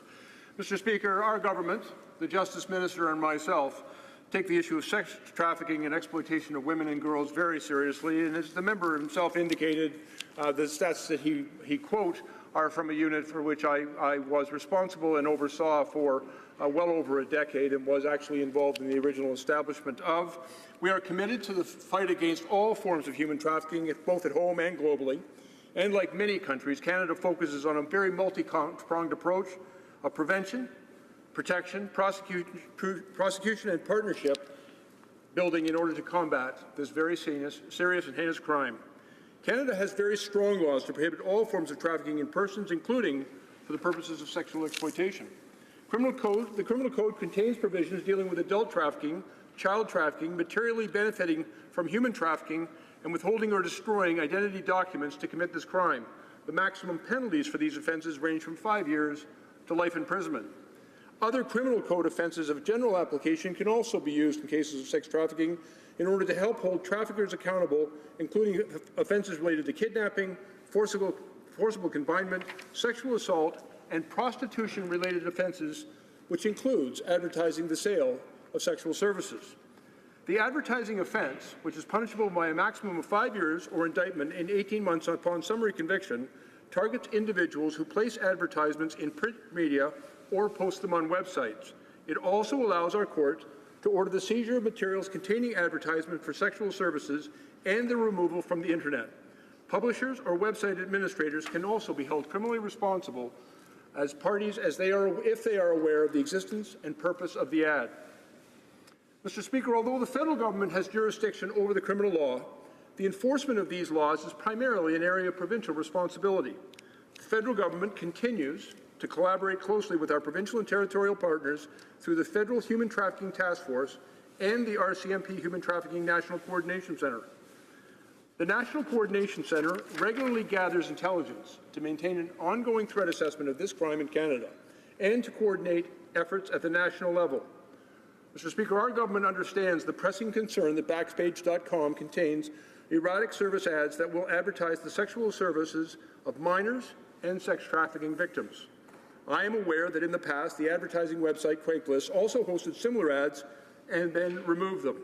Following the removal of the ads on Craigslist, many of these same ads resurfaced on Backpage.com. Mr. Speaker, it is also my understanding, and it has been indicated by the member from Peace River Westlock, that some law enforcement agencies use these advertisements as tools, investigative tools, to identify, locate, and rescue sex trafficking victims. When a trafficker is caught through an exotic service ad, they may be charged not only with the advertising offence, but also with other more serious offences, such as procuring or human trafficking. The result is that these offenders are punished severely. Given that these ads can occasionally act as an enforcement tool, the actions of the government must take full account of the complexities of responding to these horrific offences. That is why this government, through the Human Trafficking Task Force and the RCMP Human Trafficking National Coordination Centre, continues to work closely with experts, frontline workers, investigators, and the police to carefully explore all options to address the concerning issues in keeping all victims of human trafficking safe. The honourable member for Peace River Westlock. Well, thank you, Mr. Speaker. And I understand that this government wants to take sex trafficking and the exploitation of women and youth in prostitution seriously, and I would seriously encourage them to start with Backpage. If Backpage was key locating for child pornography, was a key location for child pornography to be advertised and sold, and it was making a significant revenue from that, would this government to be defending these ads as an important tool for the police? I would hope not. So why do they defend it when it's the tool that comes to actual children being sold every day in every city in Canada is on Backpage.com? This minister doesn't need to wait for the provinces to take action. She doesn't need to wait for other countries to take action. I'm asking the minister to take some leadership on this. Will the Minister of Justice officially request on behalf of Canada that Backpage eliminate this section from their ads in Canada? Honourable Parliamentary Secretary. Thank you, Mr. Speaker. As I've already indicated, the offences related to the activities of Backpage are already well codified in Canadian law. The sexual exploitation of women and girls in Canada is, of course, a serious issue for our government. And I would like to share some statistics which I think confirm the vast majority of human trafficking victims in Canada are, in fact, young women.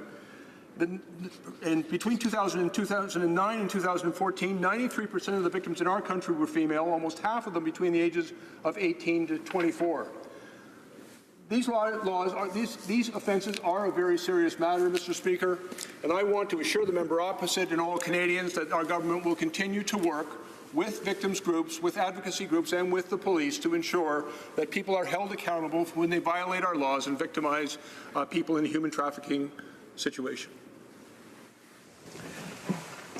The motion to adjourn the House is now deemed to have been adopted. Accordingly, this House stands adjourned until tomorrow at 10 a.m. pursuant to Standing Order 24-1.